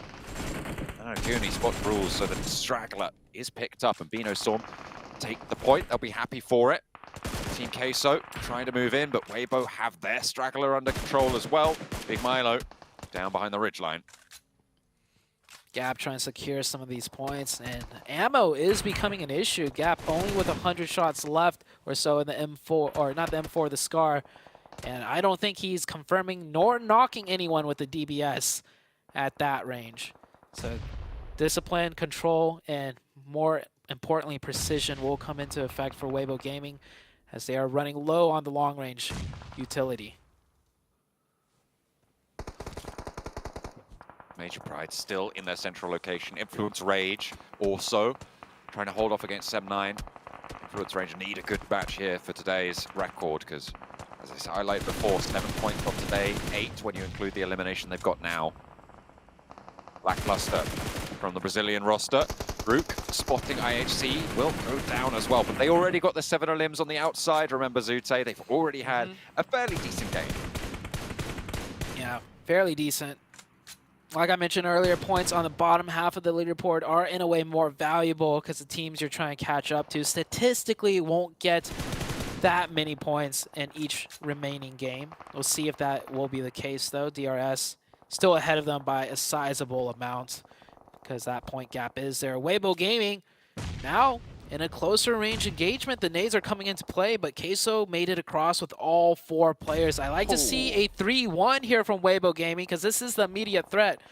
Even if the circle shifts more inwards, you want to take care of this team so they're not on your backside, and they already got the opening with 1 with that nade. And it looks like 1 player is shifting over here for Weibo Gaming. They have got control of the north side of it. The smoke just to Reyes' left right now, keeping them safer from that angle. But you can see as soon as that starts to fade, it's going to be so much harder. In the meantime, over on the northeast side, Rook and Vampire, the remaining duo for Vampire, looking to try and res to keep 2 players alive, but an aid-in through the window doesn't quite connect. It looks like there's only 2 players for Rook as well, but Schweppes is back up immediately. A knock sent back their way. There are actually 3 players for Rook as they managed to find that res as well. Spray down close by. Going to be very, very tricky to hold this. Back up the stairs they go, and Vampire continue to just try and survive in this Los Leones mayhem, but I don't think it's going to go that well. Was that an off angle? I think it might have been. Either way, Vampire going to go down now. The circle shifts down to the southwest. Southwest circle makes things easy for Weibo Gaming. Now all they have to do is focus on Queso. Elsewhere on the northwest, teams have to push in, and it is BTR. We are looking at BTR versus the side of Bino Storm, and very close by is still the duo of DRS. So this is going to be a tough one for these duos to push in through. BTR starting it off against Bino Storm in a very difficult complex apartment building to find any openings with. Really, really tricky. You're going to have to fight for those stairs. I think there's a brute force player involved in there as well, potentially. Not entirely sure. No, it was just mine, and he's on the south side, so he's gotten away. Team Queso, in the meantime, in the south, trying to make this crossing against Weibo. Have managed to find themselves in the building, but Reyes cut down on the sidelines. That is by Gap on the off angle. Weibo still have Meng up on the high ground in the back. You can see that maybe a little side swipe coming through, but they'll hear the steps, and Artuz is on the inside as well. Team Queso throwing every trick in the book of this engagement. Stuk unawares, immediately turns around, not quite going to find the second, and Artuz lights them up. Weibo down to just 1 player in this fight. Remember, the off angle is being held right now, and they need a response. Big Milo finding both the flushes. There's a response, but they've lost 2, and this is disaster. Artuz from the inside. They didn't realize he'd got across. That was a huge fail out of Weibo Gaming. 4v2 in that situation. And they lose 2 players, and they haven't even confirmed the 2 points yet. Team Queso could still take out Weibo Gaming. This would have been a huge one for Weibo, but hold that thought as BTR now starting to really take that fight with Bino Storm. And BTR had 3 players only, and BTR will win that fight against the 4 Bino Storm. But of course, DRS was always close by and waiting and timed those shots, that third party, at the most opportune time, not taking any casualties besides the 3 that they already have. I don't know if you noticed that in the middle of it as well. Influence Rage just went down with another only 1 elimination. I think it was either 10th. I think it was 10th place as well, so just the 1 point so far.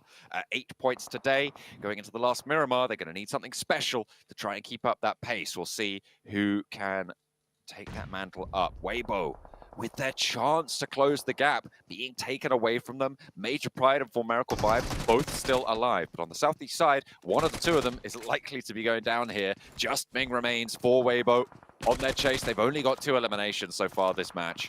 And Team Queso, I feel like we're seeing much more from them today. I think it's fair to say they have been performant in a way that they haven't so far this stage. So it's good to see teams starting to step up. Chile will be happy about that one. I just want to say I called it first. That's true. You did. I heard you. Oh, it's not done yet, though. I didn't mean it. I didn't mean it. They're really bad. Oh, it's just down to Milo here. And, I mean, look at this zone. Weibo could have 4 up. This is the crucial game they're going to look back today and just really beat themselves up over, I imagine, as Rook still trying to fight in at DRS, not stopping anytime soon. 1 HP, though. The DBS almost gets it done. And the last player, oh yeah, that blue zone really close by. I would advise him not to take any shots and just sneak in if possible. And it looks like he made it in for now, as Major Pride still in the game with 3 players alive. And lighting up For Miracle Vibes as well. Contest for the 2nd place spot starting to heat up. For Miracle Vibes eliminated. Major Pride adding those 2 to the tally. SCM9 trying to move through those open sides that you were talking about, Zude. 2 players falling down. They're on the bubble right now, so SEM9 have an important match here. A spray down for Murnat, and a 3rd player falls. 2 players alive. Poor Genesis down in 15th place right now. A strong finish here could put them back in contention, and Smile has more to do. Major Pride looking to play a backstop to this engagement, and Naomi finds the last player. Depth remains alive, and SEM9 can survive a moment longer. Oh, Major Pride are going to pick up so many more points here, too, because they're the only team with 3 up. Everyone else are solos. So Major Pride, even if things go terribly for them here and they get, third party from each different angle because they are kind of towards the center, I do imagine they're going to pick up at least one more elim points, if not two, and ladder up some more on the placement points. And there is a second floor to this building too. I don't know how effective the sight lines are from that second floor, if there's a lot of windows that could be looked through. But this is the final zone. We're closing down to the middle, and the middle is in the wide open in that plaza. Weibo able to finally get their revenge a little bit, but is it too little too late because Rook is still here? Rami able to get another point on board for them. And now we're on 4 teams alive, but look at the health bars. Brute Force and Rook both pretty lackluster right now on those supplies. Mind trying to survive out in the blue, but he's going to just get crunched. The Molotov there to try and just tick away and get the point involved. The Major Pride, they really want to try and climb up as high as possible. Mind goes down for Brute Force. SEM9 on the outside have managed to get deep into this game. Top 3 and a good result here. Rami denying the point, and it's just Depp on the outside by the fountain. He does have a decent central position, so if Major Pride make a misstep, could be dangerous, but you've got to imagine with 3 players, they're going to have a good time here. Spray down onto Nomi. Can't quite connect the knock. We'll be able to find it. No nades, no first aids either. They know he's here. And actually, Major Pride are quite close to the edge here. Naomi goes low. A nade over to Depp doesn't find what he's looking for. Depp is starting to give them a little bit of nerves to worry about. Naomi down, and Effect the last to stand. Tags on with a nade, needs to win the challenge. Confirming the flush, and SEM9 want the bubble. Effect takes damage as well as he steps forwards. Depp could go all the way. It's the one player left for SEM9. They play through the edge, and Effect in danger. He breaks out with a nade to the wide side, and Effect sprays around the edge. Tags a little bit more damage, keeps it under control. Bandage to go, spray around the side. With the bandage, he is going to be able to top himself up a little bit. Depp is closer to the center. He's got control, and it has to be Effect to make it work, but it's there! And finally, Major Pride close it down, but Depp was making it hard for them. They gave those 2 points over to the bubble, and they'll be happy to be able to close that one down, but my goodness, that was worrying. That was one for the history books of PUBG Mobile competitive. A 1v1 ring around the rosy in the middle of the fountain. I don't think we will ever see that again, and what an ending that was. Depp played that so well, maximizing the points too, going for the conversions on those knocks, and he did it in a way where he didn't eat more damage. He did it in a very safe manner, lean peeking out the right side instead of over the top. Very good job for Depp, but honestly, the spotlight goes to Nomi and the team of Major Pride. That is a huge chicken dinner win. The teams ahead of them, I don't think got too many points. All of a sudden, Major Pride wanting to take that first place position. And with Weibo having their power severely diminished as well, remember, by that engagement with Team Queso, their chase is going to be a little bit slower now. So up to 4 Miracle Vibes, they'll try and push up, but I think they're still going to be in 4th place. Influence Rage, again, only 1 point this match. Not going to be a good time for them, but Major Pride have the pick of the litter. They're able to get a lot of points from this match, and I'm pretty sure they're going to be at the top of the tables. I'm not going to lie, man. Major Pride has just been massively impressing me. The position they had as well in Los Leones, which obviously is going to be very difficult to win out from. As we were talking about this match, we're looking at, okay, there's like 12 or 14 teams left alive, and we're probably not going to see many go out until the final moment. But 7, the position that Major Pride had, with the amount of teams surrounding them, it made it almost impossible for any team to penetrate their defense and to get into that compound they were holding. Yeah, when we were watching you, we were saying, how are they being able to maintain their composure? How are they even able to defend this compound? And I feel like you said it too, them being able to be in the middle and just having so many openings towards their compound, nobody was going to be able to just freely push in. But when teams did start pushing in, they were able to defend it really well, considering that they only had 3 players. Now, good job, Major Pride. But a big surprise to me today has been Rook, once again, being able to put up 7 elimination points, 12 points total, being able to back up some of the performances that they did have yesterday on Miramar. Hopefully, we'll continue to see that in the last Miramar. And then last but not least here, Team Queso. A great push out of this team so far today. They ended up getting a chicken dinner earlier in the day, but they're continuing to at least mark up those points and keep themselves away from that 11th place. Yeah, for just to touch on Rook again real quick, they did have a win 11 eliminations very recently, and then 2 third places before that. The only, concern is that they have a whole bunch of double-digit placements as well, and even after that win, it was 2 double digits with very low eliminations. So there's a level of inconsistency there, but with this recent performance and how tight everything is in the middle, they're now up to 5th place. It's still a long climb if they were to want to try and challenge the current top 3 who are off in their own little playground somewhere like way far and away from everyone else. But as far as keeping themselves as far enough away from bottom 5, Rook have done a really good job recently. Yeah, fantastic job, and even to be fair, Team Queso, and I know 7up trying to bash it too harshly, but we see Influence Rage dropping down to 7th place. Brute Force as well has just been on a downward trend, but to see Major Pride push themselves up like this, again for Queso in particular, this team looked like hot garbage in Americas. I know they already qualified through the PMGC. I'm not afraid to say they look like hot garbage. I think everyone would agree with me to say that. But the fact is they've come into this group and they have started to really perform and really be able to frag out, which I think for me was one of the biggest things I was worried about with this team. Yeah, it was in the way they've been. I mean, going back to the beginning, right, when they were able to actually defend a compound, when that has been a big question mark for them, not even being able to defend a compound when they do have control of it. And going back to what you were saying in regards to Influence Rage, now I'm worried. I was talking about how they were being consistent. I was talking about how they were still able to maintain those top 3. That consistency has stopped, and we are not seeing any of the top-off performances. We're not seeing any of those high fragging besides just one match. I think they ended up with 12 elims. Now I'm starting to get worried because those teams that were in 11th place, that 11th place has now moved up. If I'm not mistaken, I think that the gap between them and 11th place was somewhere along the lines of 12 points. A lot of these teams that are within that 11th point, they are able to get those points in just one match. So Influence Rage, we need to see a reaction here out of them. Yeah, it's at this point mathematically more than possible. I mean, and with their new level of consistency of fewer than 3 points per round, it is now looking very likely, unless something changes again for Influence, that they could even be in the bottom 5, which would be absolutely disastrous for them, considering their position at the previous days at the start of today, punching up there close enough with the top teams. Well, let's not forget about another team out there, Vampire. Got to bring them up again because they won our previous match. Well, not the one that just happened, but match 4. Yeah. And then they go out with, I believe, 0 points in this last match. You get a lot of highs for them, considering they've won 3 chicken dinners, but a lot more lows, unfortunately, for this team who has bounced back into the second page here on our rankings. So they're potentially still able to fall out and potentially not even have a chance in the survival stage. How do you have 3 chicken dinners, the only team with 3 chicken dinners, by the way, and you're on the bottom half of the leaderboard? To me, that's absolutely wild. And things can change again, illustrating the fact that the overall leaderboard is very tight, very tight in the middle section.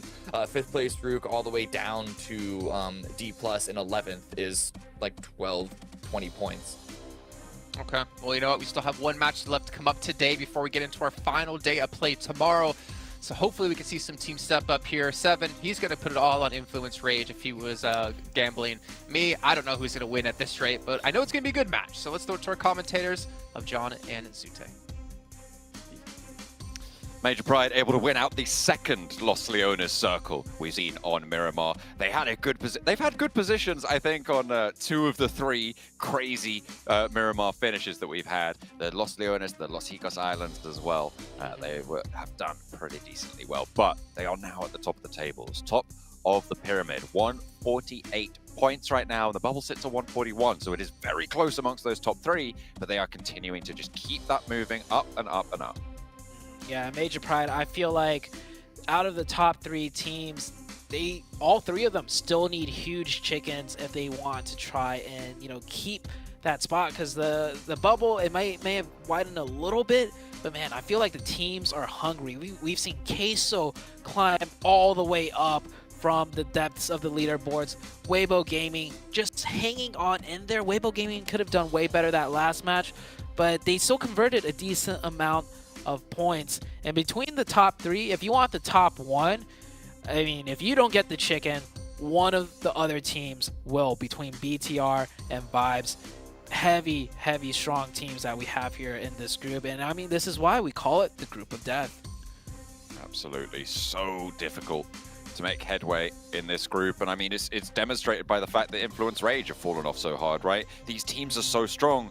we wouldn't have even considered Influence Rage not being certainly in the contest for top 3 at this point, at the end of day 3, going into that final day. But right now, they're in the conversation for the 11th place bubble as well. I mean, this is a dangerous position to be in, and it shows you as soon as you show weakness, as soon as you start to fall off a little bit, that could be it for you. It can close down on you so fast. Yeah, so I know you gave me the stat earlier, but now after 6 games, how many points has Influence Rage gained today? They're up to 9 points, or 8 points today, I believe.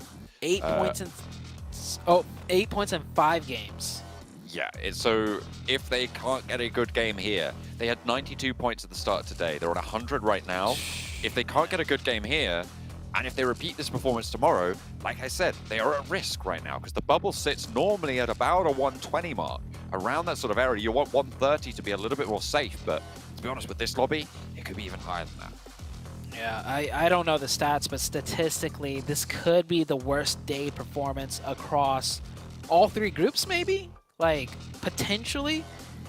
It's up there in terms of being down there in how badly a team does in a day, and this is Influence Rage we were talking. Maybe I cast or curse them, John.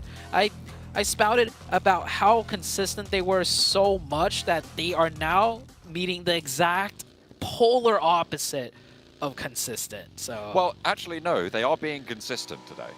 I mean, don't tell me it. Don't say that. Consistently bad. Don't say that. Oh, man. So you know, technically, you're still not wrong. So sure, you know okay. All right, so no cast or curse. It's just they're still consistent. Yeah, it's true. Consistently making maybe I'm not. Well, it's really difficult to put a finger on exactly what is going wrong. As I mean, if it was easy to do, obviously they would just make that adjustment and they would be able to move forwards. But it's made doubly hard by the fact, as you highlighted before, Zute, that we didn't really see a lot of spectacular standout plays that stick out in your mind when you think back about what Influence Rage have been able to do. So you don't really have anything to compare it to. Yeah, what's different? I honestly think they're just today. It looks like they're going more way more central, way more often. Whereas in the previous 2 days, I just recall them being patient on the edge and waiting it out. Then again, I could be completely wrong, right? They could have gone more central on the first 2 days also, and we never noticed because they just slide right under the radar, wait till that, later stages of the game, and then out of nowhere they have 4 players up with only 1 to 2 eliminations, and they get their consistency points. But this circle does help them out a little bit. Very far to the east, it also helps out Vampire. They're going to be starting out on the east side as well. They have got Ravenclaw down as a south post outpost towards, beyond La Bendita, in fact. For them, so they'll grab a vehicle from there, move on in. We're going back over to this east coast. We've seen this, I think, twice so far on this Miramar setup, and again, a late float down for DRS for another team in this lobby. They do like to stay in the air for a long time. You get great sight lines up there. Unfortunately, you just can't take shots. Yeah. Oh, seen this before. It's a 2-seater.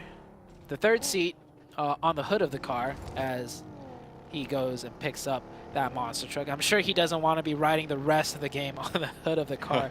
That is a more dangerous position to be in than on the back of a buggy. So Team Queso starting their rotation now. And yeah, huge point gap for top 3. So like 40 points for a Queso to make it in there. But I mean, they were down in the dumps. They were like around 14th, 13th in that area, if not lower at some point. So Queso doing a great job bringing things back. Many teams starting to make headway into the zone on the east side now, as you see them rotating here. Influence Rage are also rotating in. I don't know how much loot they have. You can see Federal with the UMP and pump shotgun with barely any ammo in the UMP too. And in a map like Miramar, you need that long range ammo, and you need a lot of it. Yeah, maybe they're just going to, jump in with the car. But I'm imagining they're going to be sending up towards some of the compounds further north with the plane path as it was. They just needed to grab vehicles and get on the road because teams are still making their way on through. So hopefully they'll be able to find a loot spot further up north towards Junkyard. and see if they can split that amongst them. Team Queso, as you said, a rather illustrious record today. They have certainly put the cat amongst the pigeons towards the top of those tables, and probably done enough to secure themselves at least into the survival stage, which is great news for the Chilean roster. Yeah. And I think survival stage is honestly a pretty decent, a finish, because outside of that, you have to be top 3 out of 16 global caliber teams. So getting to that top 3 is extremely difficult. Just making it into survival, I think a lot of teams would be okay with. That's Vampire taking in an early fight with D+ here. Scrap for Tony K. I don't think they're all here right now. I think it's 3 players, and Shreps are still regrouping from the western side. Yeah, you can see them just entering now, crashing in, so they are going to group up. A nice, swift regroup on the sign of aggression coming on through just to the north side of Impala.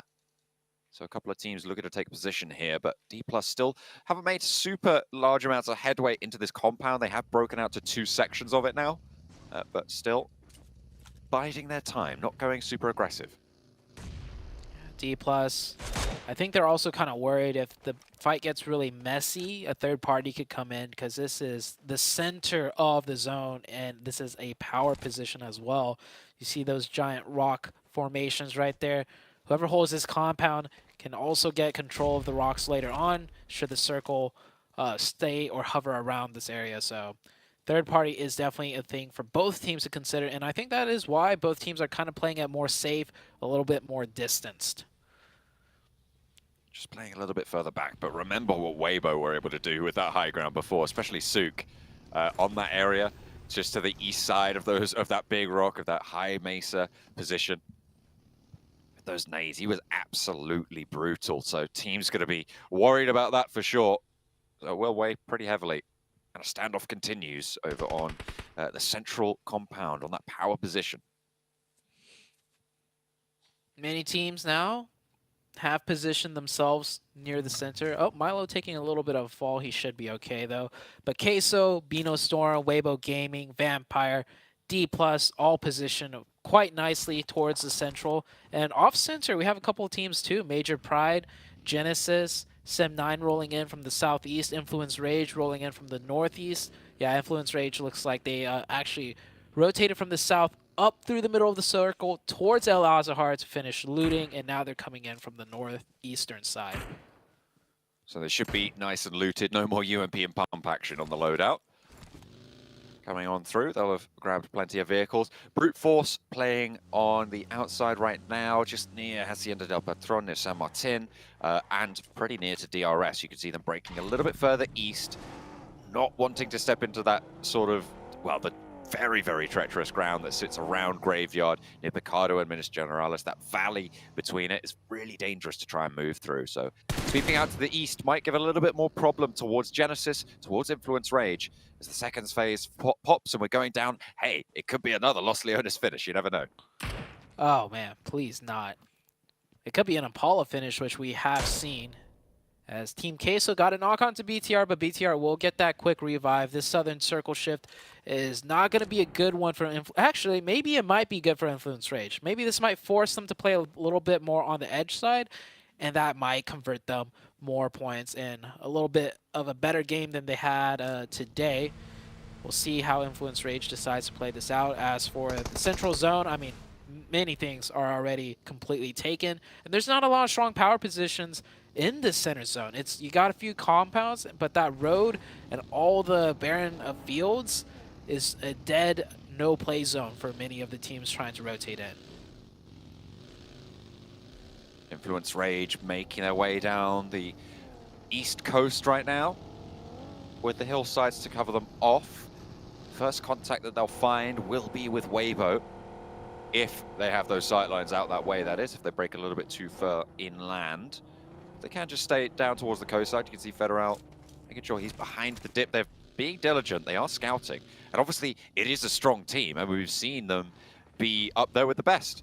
So I feel like, in my mind, they have kind of shifted to be a team that doesn't really have an impact in this lobby. But you have to remember that they absolutely have been able to put up consistent performances. It's just today seems to be their kryptonite. Yeah, today with a record low performance out of them as D+ gets very close, and now he hears the gunshots and he will turn tail and run away. I'm surprised Team Queso, none of them were really watching that side to begin with and let that player get that extremely close. But they will hold down the position. They curtail D+. D+ will play at this road split, which is also a strong position still. Circle slowly closing in here. Many of the teams positioned up, and if you take a look, there's still all 64 players alive. They are certainly all still going. Rook, I think they've taken a knock out in the blue zone. They rotated very, very late from the north side. Rami here certainly. What happened here? Could get rezzed. I'm not quite sure. I think it would have been play zone, because unless brute force crashed into them, no, it's just blue zone damage all the way up on the north. Maybe definitely a vehicle mishap. I think he might have launched over something, because there's no way he took no damage and just kicked himself all the way down. But that is the case right there. Must have been a vehicle mishap. Yeah, maybe I cast a curse saying, "Hey, look, all 64 up," and nope. One player is knocked out there in the blue. A big circle shift here. Well, I mean, it didn't really shift anywhere, but this terrain, I mentioned it earlier, so much of that space is a no-play zone. It's just open fields with like some hay bales. I don't imagine any teams are going to move around in that circle. They're all going to keep continuing to hold their positions. So the big eyes for me are onto Weibo Gaming, which I don't think are going to rotate either. They might just stay in Impala, but Brute Force are going to have to find a way in. Influence Rage have managed to sneak in as well around the side, the south edge of Impala along that road. Brute Force, you're right, they are going to be behind on that one. Rook are still, I believe, all the way out to the north. Oh yeah, Rook's not here yet. They are not on the map right now. I think they dropped or went over towards Campo Militar very early on and are still making their way down. I'm not entirely, they could have gone for a wide swing. I can't see them on the map right now, so we'll have to wait for them to make an appearance. Rook, similar to Team Queso, actually, have had a phenomenal day today, right? These two teams have stood up in ways that we said of Vampire yesterday, that we kind of said of BTR in day one as well.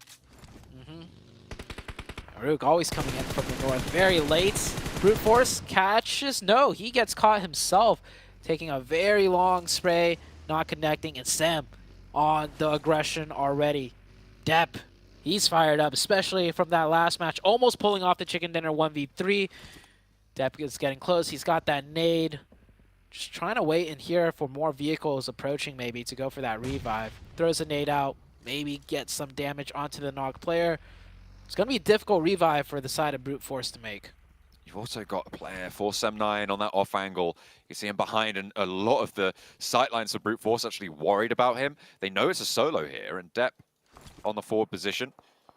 Gonna make things tough. You could see there's the shots from that off angle, playing on the higher ground there, down to the southwest side. Pam opening up. There is a player from Brute Force just over this ridge to his right. It's Prepod, I think, opened up a little bit there, so maybe they know about this location. Shots over towards Depp will land, and Mind gonna break down low. Ado is down, but the rest of them looking fairly healthy. They've isolated one player to get a knock. They know this res is here, only one player active to deal with for the next sort of 8 seconds, 8 to 10, if they're lucky. Influence Rage looking to maybe third party this. They hear all the commotion happening here. Sem9 gets that revive, and they're trying to disengage, but the tables have turned. Brute Force now on the aggression, and they kind of have to because they weren't even in zone the whole time. So pushing forwards was the play, and they are executing it cleanly. Influence Rage very close by, but with the circle about to shift, Influence Rage might be a little bit more hesitant. That is not the case. They're pushing in. They find a first knock, and the circle shifts wide towards the north. All right, they put their 9th point of the day on the board for Influence Rage. They want to find a little bit more, and the circle shifts away. Team Queso happy. Genesis happy on that northwest side. Rook have made an appearance. Look, there they are on the north. You can see them finally. Oh, yeah. They are playing as 3 after their unfortunate mishap. We'll have to rewind the tapes to see exactly what happened there, but I don't think it was player-influenced issue. I think it was an unforced mistake. which is unfortunate for Rook to play as 3 because that is a really strong position as well.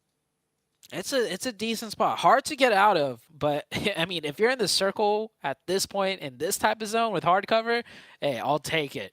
And that is what Rook is going to be playing with. They're going to have to be worried about Vampire, though, because before we saw Vampire on that eastern compound next to the huge mountain or rock formations, they're not in the zone, and they have 4 up. And the closest target for them would be Rook. That's true, but Vampire have to move, and Weibo are going to send out their way as well.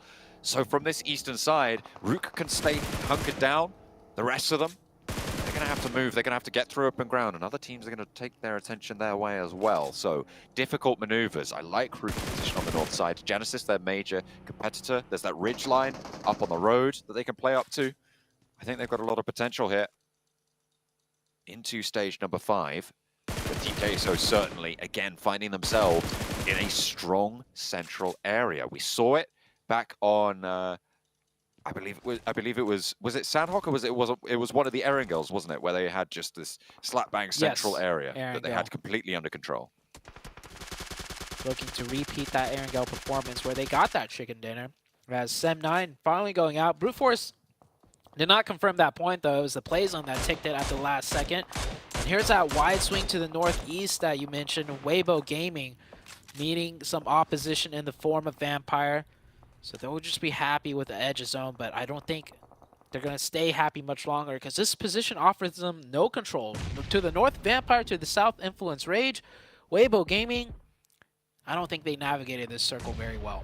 Bino Stormer there as well. Influence Rage, they've put their 9th point up on the board, sure. They're taking nade damage from Weibo in the meantime. Bino Storm just a little bit ahead of them. Nades downhill. Genesis holding out on this northwest point. You've got Smile as a backstop. They're playing nice and reserved here in the compound to the north side. No team's really looking to push into them just yet, except for De Muerte. Maybe a chance that DRS try and third party onto this, try and swing through that La Bandita crater. But we'll have to wait and see. Major Pride holding out on the south in the meantime against Brute Force, who are going to go all the way out. Influence Rage do spot Sook on the off angle, so Weibo a little bit dismounted there, but Lil Boy close forwards. Gap goes down on the rotate forwards, but there is answers coming through from Weibo. However, Vampire are chiming into the backlines. They have got sightlines here. Only one player for Influence to 4, and they put their 10th point of the day on board now. Yeah, Weibo Gaming forced to make a bad push because they were sandwiched. They might have been forced to make a bad push, but earlier they could have set up way better. A huge mistake out of Weibo Gaming for the last match of the day. Vampire holds strong, and Vampire's going to continue to pressure this. And I think at this point, Vampire realized they're just high enough in the leaderboards that they could shoot for that top 3, but they're low enough that they're going to need to pick up a lot of elimination points and do it in a huge fashion as the team rolls up and immediately gets cut down. And Influence Rage down to just a solo player. Bino Storm heavily damaged as well. Vampires should look to get very aggressive here.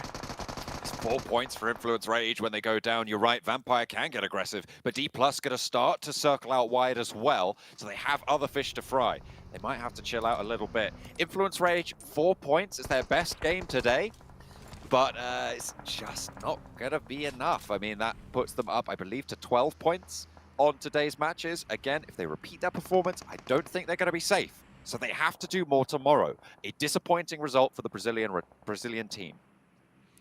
I just recalled how many points you've told me that they've gotten today before these points, and they got 5 of those in Sandhawk, if I remember correctly. Oh, maybe it isn't their best game today.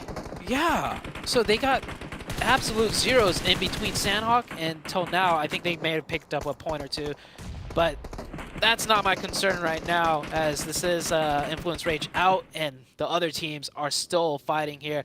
IHC on the south side, not in the zone, and I don't think they'll find any decent cover coming into that circle on the south side. Vampire still alive, still trying to finish out this fight with Bino Storm. It was kind of short-stopped with the potential interference from D+, but D+ have gone back to that roadside. Bino Storm swinging out very wide, just looking to see where they could play at.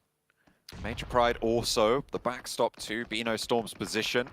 Major Pride trying to move on with 3. They do get across. D+ can't quite slow down the first break, but the nades might find their way out this direction, as could the shots coming on through from Team Queso in the middle. Ravenclaw spotted Bino Storm putting a nade over. That's right on top of two players. They have to be careful, and that's a lot of damage sent out their way. Tony K and Schweppes now need to hold it down for them. Nagon pushed off the ridgeline. Schweppes can stay in to cover for the time being, but no, he's knocked, and Nagon can move forwards, but there's the catch for Tony K. Can he keep Vampire in this? There's still 3 players for them to get back up, but I just don't see it happening here. With Bino Storm still having that Okuni, Tony K, of course, he's going to win that one out. Needs to drop the smoke. Vampire starting to bleed heavily now. 3 players alive, but they are falling. That's Tony K to go out. Vampire eliminated. Major Pride can continue to play on this south side. And Major Pride in a decent position here. If they can manage to push past D+, they're in a okay position to get more info, but if the circle goes anywhere center or towards the west, which it's most likely to do, they have a huge crossing to maneuver through. And D+ with 4, they're not going to fall over for free, not with that nade from Forest. Effect is down, only 2 up for Major Pride. Dino with the DBS in hand, trying to get some shots in. Not enough there, and Nomi, the lone survivor, can he make something happen? I mean, we saw 1vx's happen before. Nomi on the wrong end of that one. Can he be on the right end of this? Spray, DBS around the edge. The first knock is there. A low HP, but the buggy takes him down. And it is going to be D+ taking out Major Pride. For Miracle Vibes, they're in the field, they have taken a knock, but they are in a position in the next circle, looking to try and keep the edge of it. I think they're just cutting with the next zone, with the Muerte. They managed to stay alive at the foothills underneath Genesis as well. Yeah, they're at a, right now the Vibes team, for Miracle Vibes, just trying to stay alive through the use of smokes. They're at one of those little shacks right there, or not really a shack, but a mix of hay bales. And yeah, as soon as those smokes run out, I don't think they're going to be able to keep all 4 up. They're in a very compromised position, especially from Team Queso's Fortress, just to the east of them. They'll be able to outlive IHC though, as IHC forced to come in, and it looks like the smokes are starting to run out, and yeah, major damage being taken here. Miracle Vibes right on that 3rd place bubble, being eaten alive out in the fields there. 1 point on board. I think they'll get at least 1 placement so far as well. But they will be looking to try and keep up with BTR, who just sit ahead of them right now. And the question is, can a team like Rook, can even Team Queso put a big enough dent to go into tomorrow with a chance of laddering up into that 3rd place? Rook with 2 players alive. Team Queso probably the most likely to get a high-value match out of this one.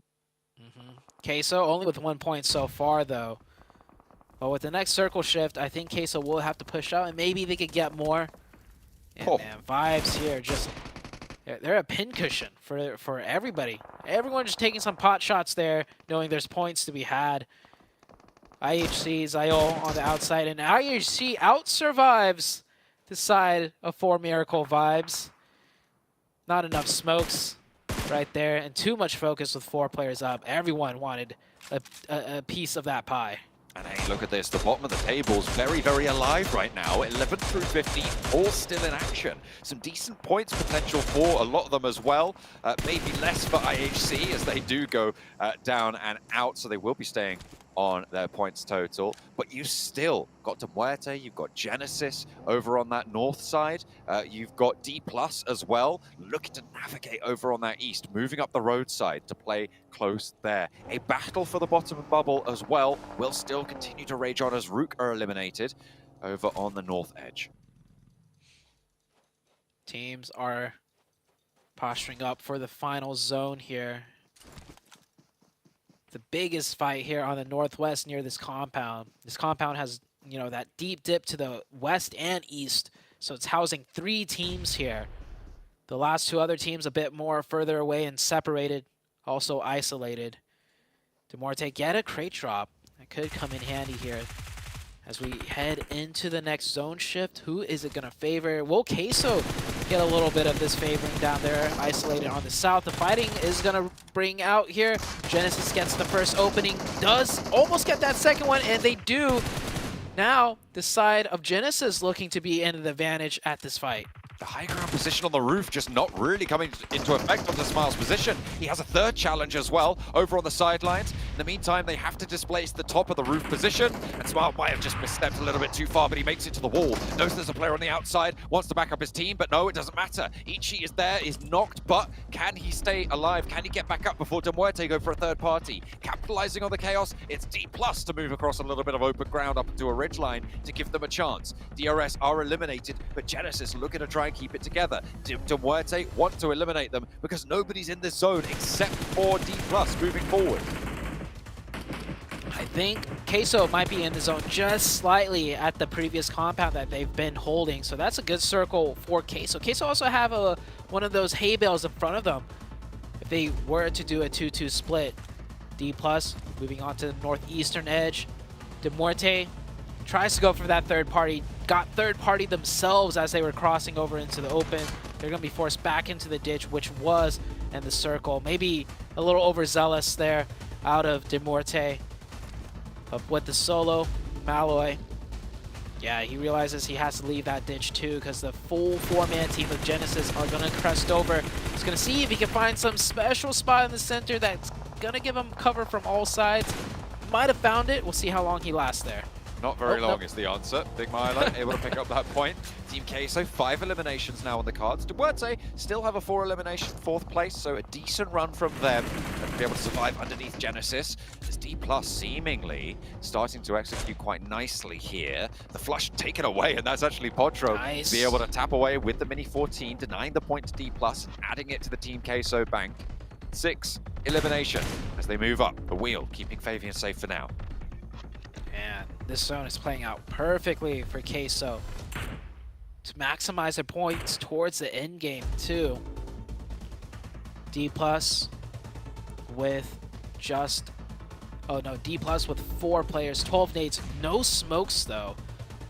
That's gonna be very favorable for Queso. Genesis with only 4 smokes in that ditch.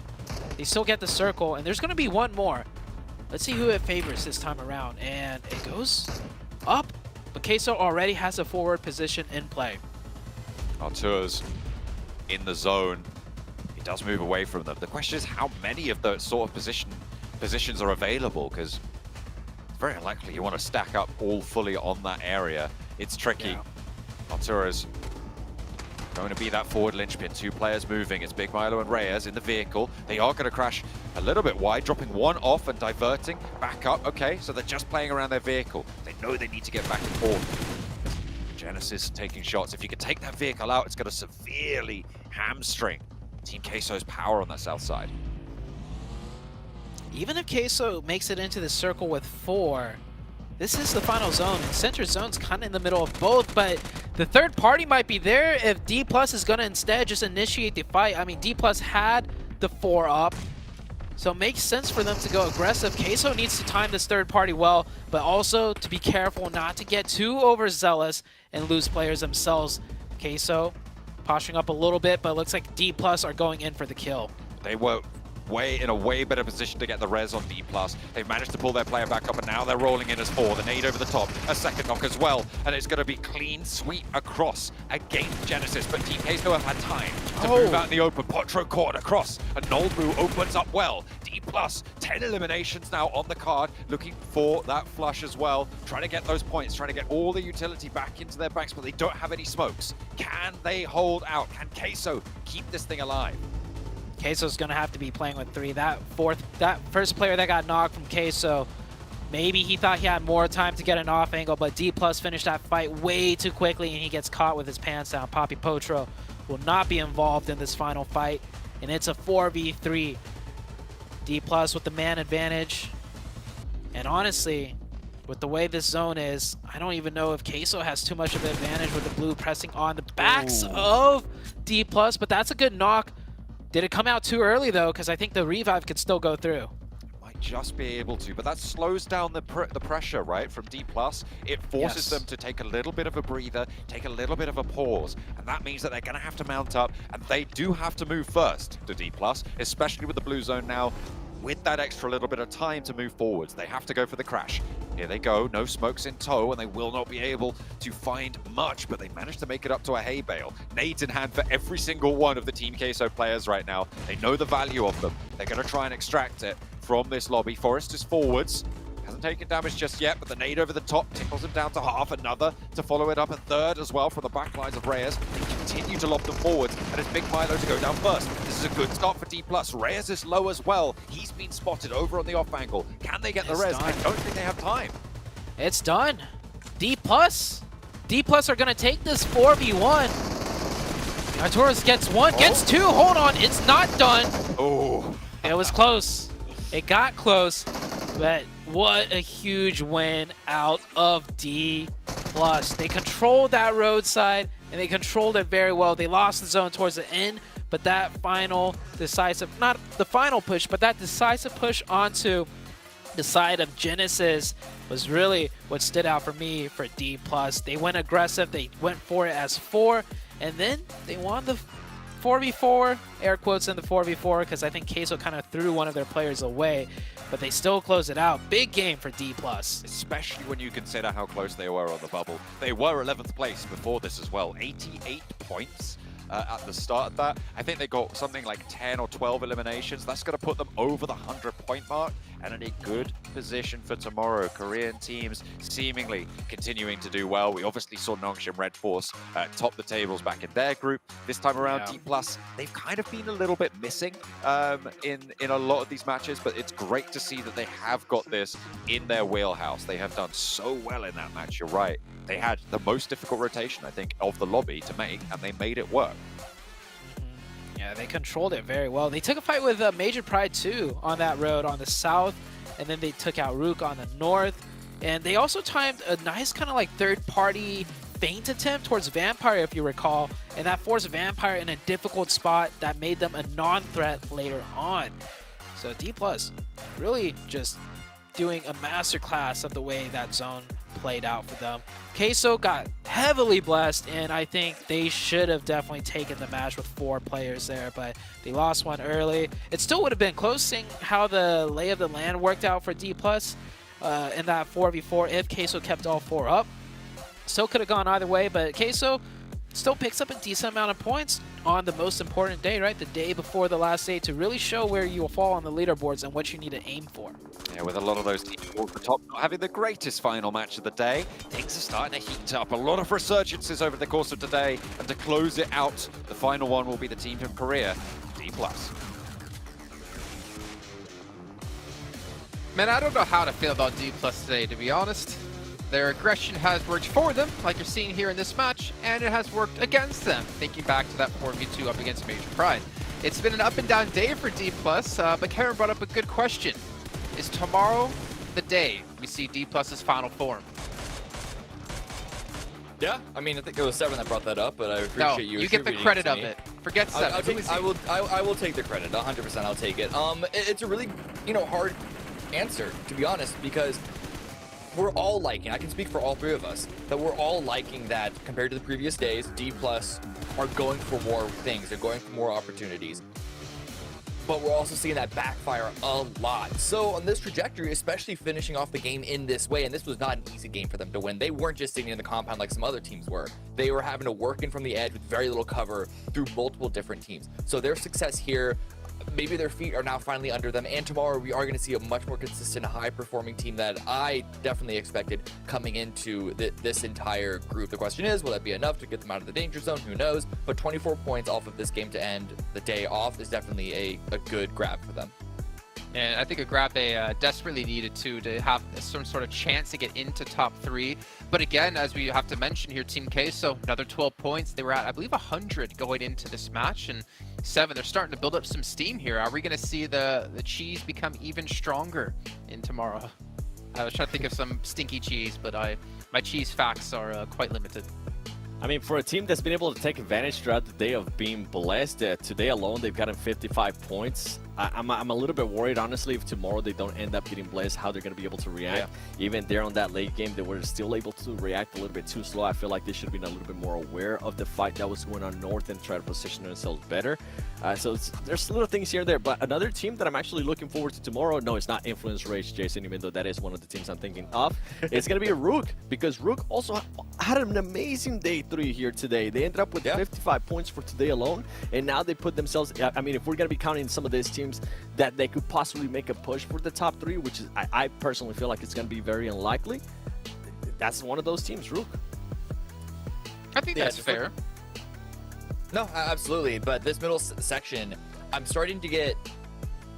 I wonder if that gap between 11th and 12th place, the 14-point gap already, is going to mean that we're going to need to see some like big games out of anyone in the bottom 5 to try and get out of that. I'm looking at DRS. They've had a couple of good games today specifically, so there's always a possibility there. But unlike, you know, last week at the very least, there's starting to be some clearance between the teams around that sort of break bubble of being eliminated versus having a chance in survival. Yeah, I think we're kind of getting to the point now after 3 days of play that we're starting to see like which teams most likely will be out of the bubble and won't have a chance to break through into the survival stage, and likewise for teams to potentially break through to top 3, because there still is a decent gap between, you know, quite a few of these teams who are maybe 7th, 8th place and 3rd. So it pretty much comes down to, in my eyes, tomorrow 7 of, if you're going to want to qualify for top 3, you better make a very big play. If you want to get out of that bottom of the bubble and get into the survival stage, you got to make multiple matches tomorrow, which can be ever more difficult considering that pressure is just mounting and mounting every time you don't have that good match. That's the main one too that you just said there, multiple matches, because a lot of these teams, I mean, Team Kesto and Rook aside, a lot of these other teams have been able to have just maybe one match. They haven't really been able to follow it up. I can think of right away Vampire Esports, right? Team that has 3 chicken dinners. We've been pointing out their placement points throughout the whole day. And then after they get a chicken dinner, they're just nowhere to be seen. We need to see a little bit more consistency. Give them credit though. They did end up getting good elimination points here in this last Miramar. Maybe we'll start seeing that again tomorrow. Well, obviously they still have a chance, but I think in my eyes for Vampire, stay out of bottom 5. Stay out of bottom 5. We're going to head down to the stage, though, as you do have an interview coming your way. I'm hearing it's going to be Federal from Influence Rage. As day 3 rolls to an end, one more day looms in the distance for all of these teams here in Group Yellow. And we start to see this shift in the leaderboards as we start to see dramatic changes, not only in the top 3, but also the bottom parts of the ladder. But for some of these teams, like one of these teams I have over here, INF, a team that was holding the 2nd spot place in the 1st and 2nd day, and now slowly but steadily losing it. Now let's talk a little bit with me. I have Federal. Let's talk a little bit about your team here. So your team has been one of the most consistent teams in the last 2 days, but today it seems like there's a little bit of a struggle. Can you share with us what is going on? O seu time se deu muito bem nos primeiros 2 dias, né? O que aconteceu hoje? Bom, a gente passou por diversas dificuldades em relação ao spot e rota do avião, né? Nessas 5 últimas partidas. E a gente não conseguiu desenvolver nenhum dos nossos jogos direito, então... E com o mal, o 16º nas 2 primeiras play, eu acho que deu uma pequena balada ali que a gente não conseguiu desenvolver mais ainda o nosso jogo, né? Mas é isso, amanhã vamos vir com tudo aí pra pegar esse top 3 ainda, porque dá, né? 40 e poucos pontos. E a gente aí já deu o comeback mais difícil que esse. E é isso. Well, we had a few difficulties with the airplane routes, with dropping spots. Several things came against us, especially the first 2 matches. They really hit us really hard. It was hard for us to come back from that, but we are seeing what we did wrongly today. We know there's like 40-something points for us to get back. We have done comebacks bigger than these before, so tomorrow expect us to do it again. I mean, speaking of comebacks, INF is one of those teams that's known to play very, very bombastically with over 10 eliminations per game. But it seems like this PMGC, it seems like you guys only have had 1 game, I think, with a pop-off match. So is playing a little bit more safe a strategy that your team has implemented for PMGC? A Influence normalmente faz muitos kills, mais de 10 por partida, mas a gente viu que aqui tá um pouquinho diferente, né? Mudou a estratégia. A gente não mudou nosso estilo de jogo, né? A gente tá aplicando tudo que a gente aplicou nos outros campeonatos, mas infelizmente não tá vindo muita kill pra gente. E também a gente não ganhou nenhuma play, né? Normalmente quando a gente ganha muitas plays, a gente vai com muitas kills. A única que a gente ganhou foi com o Caio solo, então não deu pra pegar muita kill. Mas as kills mesmo não estão vindo, também tá roubando muitas kills nossa. Mas a gente não mudou nada no estilo de jogo e vamos buscar isso aí amanhã, fazer mais kill, ganhar play e é isso. We haven't changed our play style. Luck hasn't been that much on our side, especially when we're facing off another team. Some of our kills have been taken by other teams, so that kind of stuff has been adding up. But I think we are going to do it better tomorrow, so expect us to do more kills tomorrow. I mean, that's exactly what I expect on day number 4, and I think this is definitely something that we can expect from all the teams. Let's talk a little bit about tomorrow. There's still, you guys, what are your odds? Let's think about your confidence. What are the odds of you guys making it to the top 3. And what do you think that INF needs to do to achieve this goal? Amanhã vai ter chance de chegar no top 3 e o que vocês têm que fazer para alcançar isso? Com certeza, eu não vi a tabela 100%, eu vi que tá ali na média dos 40 pontos, mas como eu falei, a gente é inf, né? A gente já deu comeback mais difícil que esses. Então amanhã a gente vem com tudo aí para trazer esse top 3 ainda para nós. E é isso, vamos com tudo amanhã. I haven't had a chance to see the table. I think it's about 40 points. But as you know, Influence Rage is going to give everything tomorrow. We're going to get all the way back there. So expect to see the best of Influence Rage tomorrow. Expect to see the best of Influence Rage tomorrow. Thank you so much, Federal, for that interview. And for now, this wraps up day number 3 of Group Yellow. And I have to say that it has been one of the most challenging teams here for the Giants over here at 2023 PMGC. Whether or not we can still see the top 2 hold on till the end is the question. And whether or not the teams at the bottom will still remain at the bottom is another mystery for us. For now, I'm going to toss it back to the panelists to wrap up the day. We'll see you guys tomorrow for more 2023 PMGC. Good night, everyone. Okay, so some confidence from Federal, obviously realizing what went wrong for them today and hopefully can fix some things tomorrow. I thought I was having like a big headache. I was seeing like double here, and we're gonna have Nomi top of limbs, top damage, and I thought for a second we hit the winner on the slot machine, but we got effect here with the most assists in on the right. The third slot. The third slot. But yeah, this just shows that not only how strong Major Pride have been today, just sort of slowly ramping everything up, but how also Bigatron slightly falling off, but Doc coming in for MV as the MVP on the day. Loved their play, for not just this group stage so far, but specifically today. We all know the bridge. We all know hanging out on the bridge like Batman. Of course, if Batman doesn't have grenades, but you know, you get my point. Wasn't it East yesterday as well? Like we've had it might have been. I think we've been MVP like 2 days in a row. Then we had Lapar on day 1 from Bigatron. Yep, you're right. It was for Miracle that had the MVP yesterday. Okay, can you say that again? I just love to hear about how I'm right, 7. No. You're right, Jason. Thank you. Oh, wow. It's so weird being told I'm right for once. But no. Yeah. Anyways, moving on from that. Obviously, still 1 day of play left to go. Influence Rage, yes or no question 7. Will they make top 3 tomorrow? No. Will they make it into the survival stage? I'm going to change up the question completely. Survival stage? Yeah, top 3, no. Okay. Cameron? I'm going to agree with that. I think even though we've been criticizing Influence for not really having any of the pop-off, super strong, like gigantic plays, today was definitely an anomaly on how poor it went for them. So I expect them to do at least better going into tomorrow. I'd be really shocked if they ended up in the bottom 5. Yeah, I'd be shocked as well, and a little bit sad, to be honest, with the legacy Influence Rage has been able to build up for themselves over this last year, especially within Brazil. But unfortunately for them, they need to prove it tomorrow, because people aren't going to remember the end. They're not going to remember everything you've done before this. But that does mean we're pretty much done with the day. But before we end things off, hopefully you guys at home, 7, I'm pretty sure I've seen you ordering one of these bad boys, the Infinix GT10 Pro, because it was not only born for professional gamers, but also born for people of your stature, 7. Yeah. Interesting thing there. I think stature is one of the safest ways.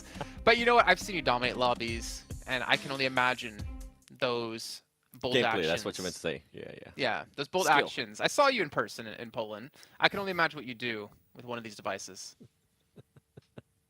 Well, you know what that music means? It's pretty much playing me out from an award show. That's going to end off our 3rd day of PMGC 2023. We'll obviously be back tomorrow for a final day of action in Group Yellow. We're more importantly going to find out which 3 teams will get straight through the Grand Finals and which teams will survive to fight another day.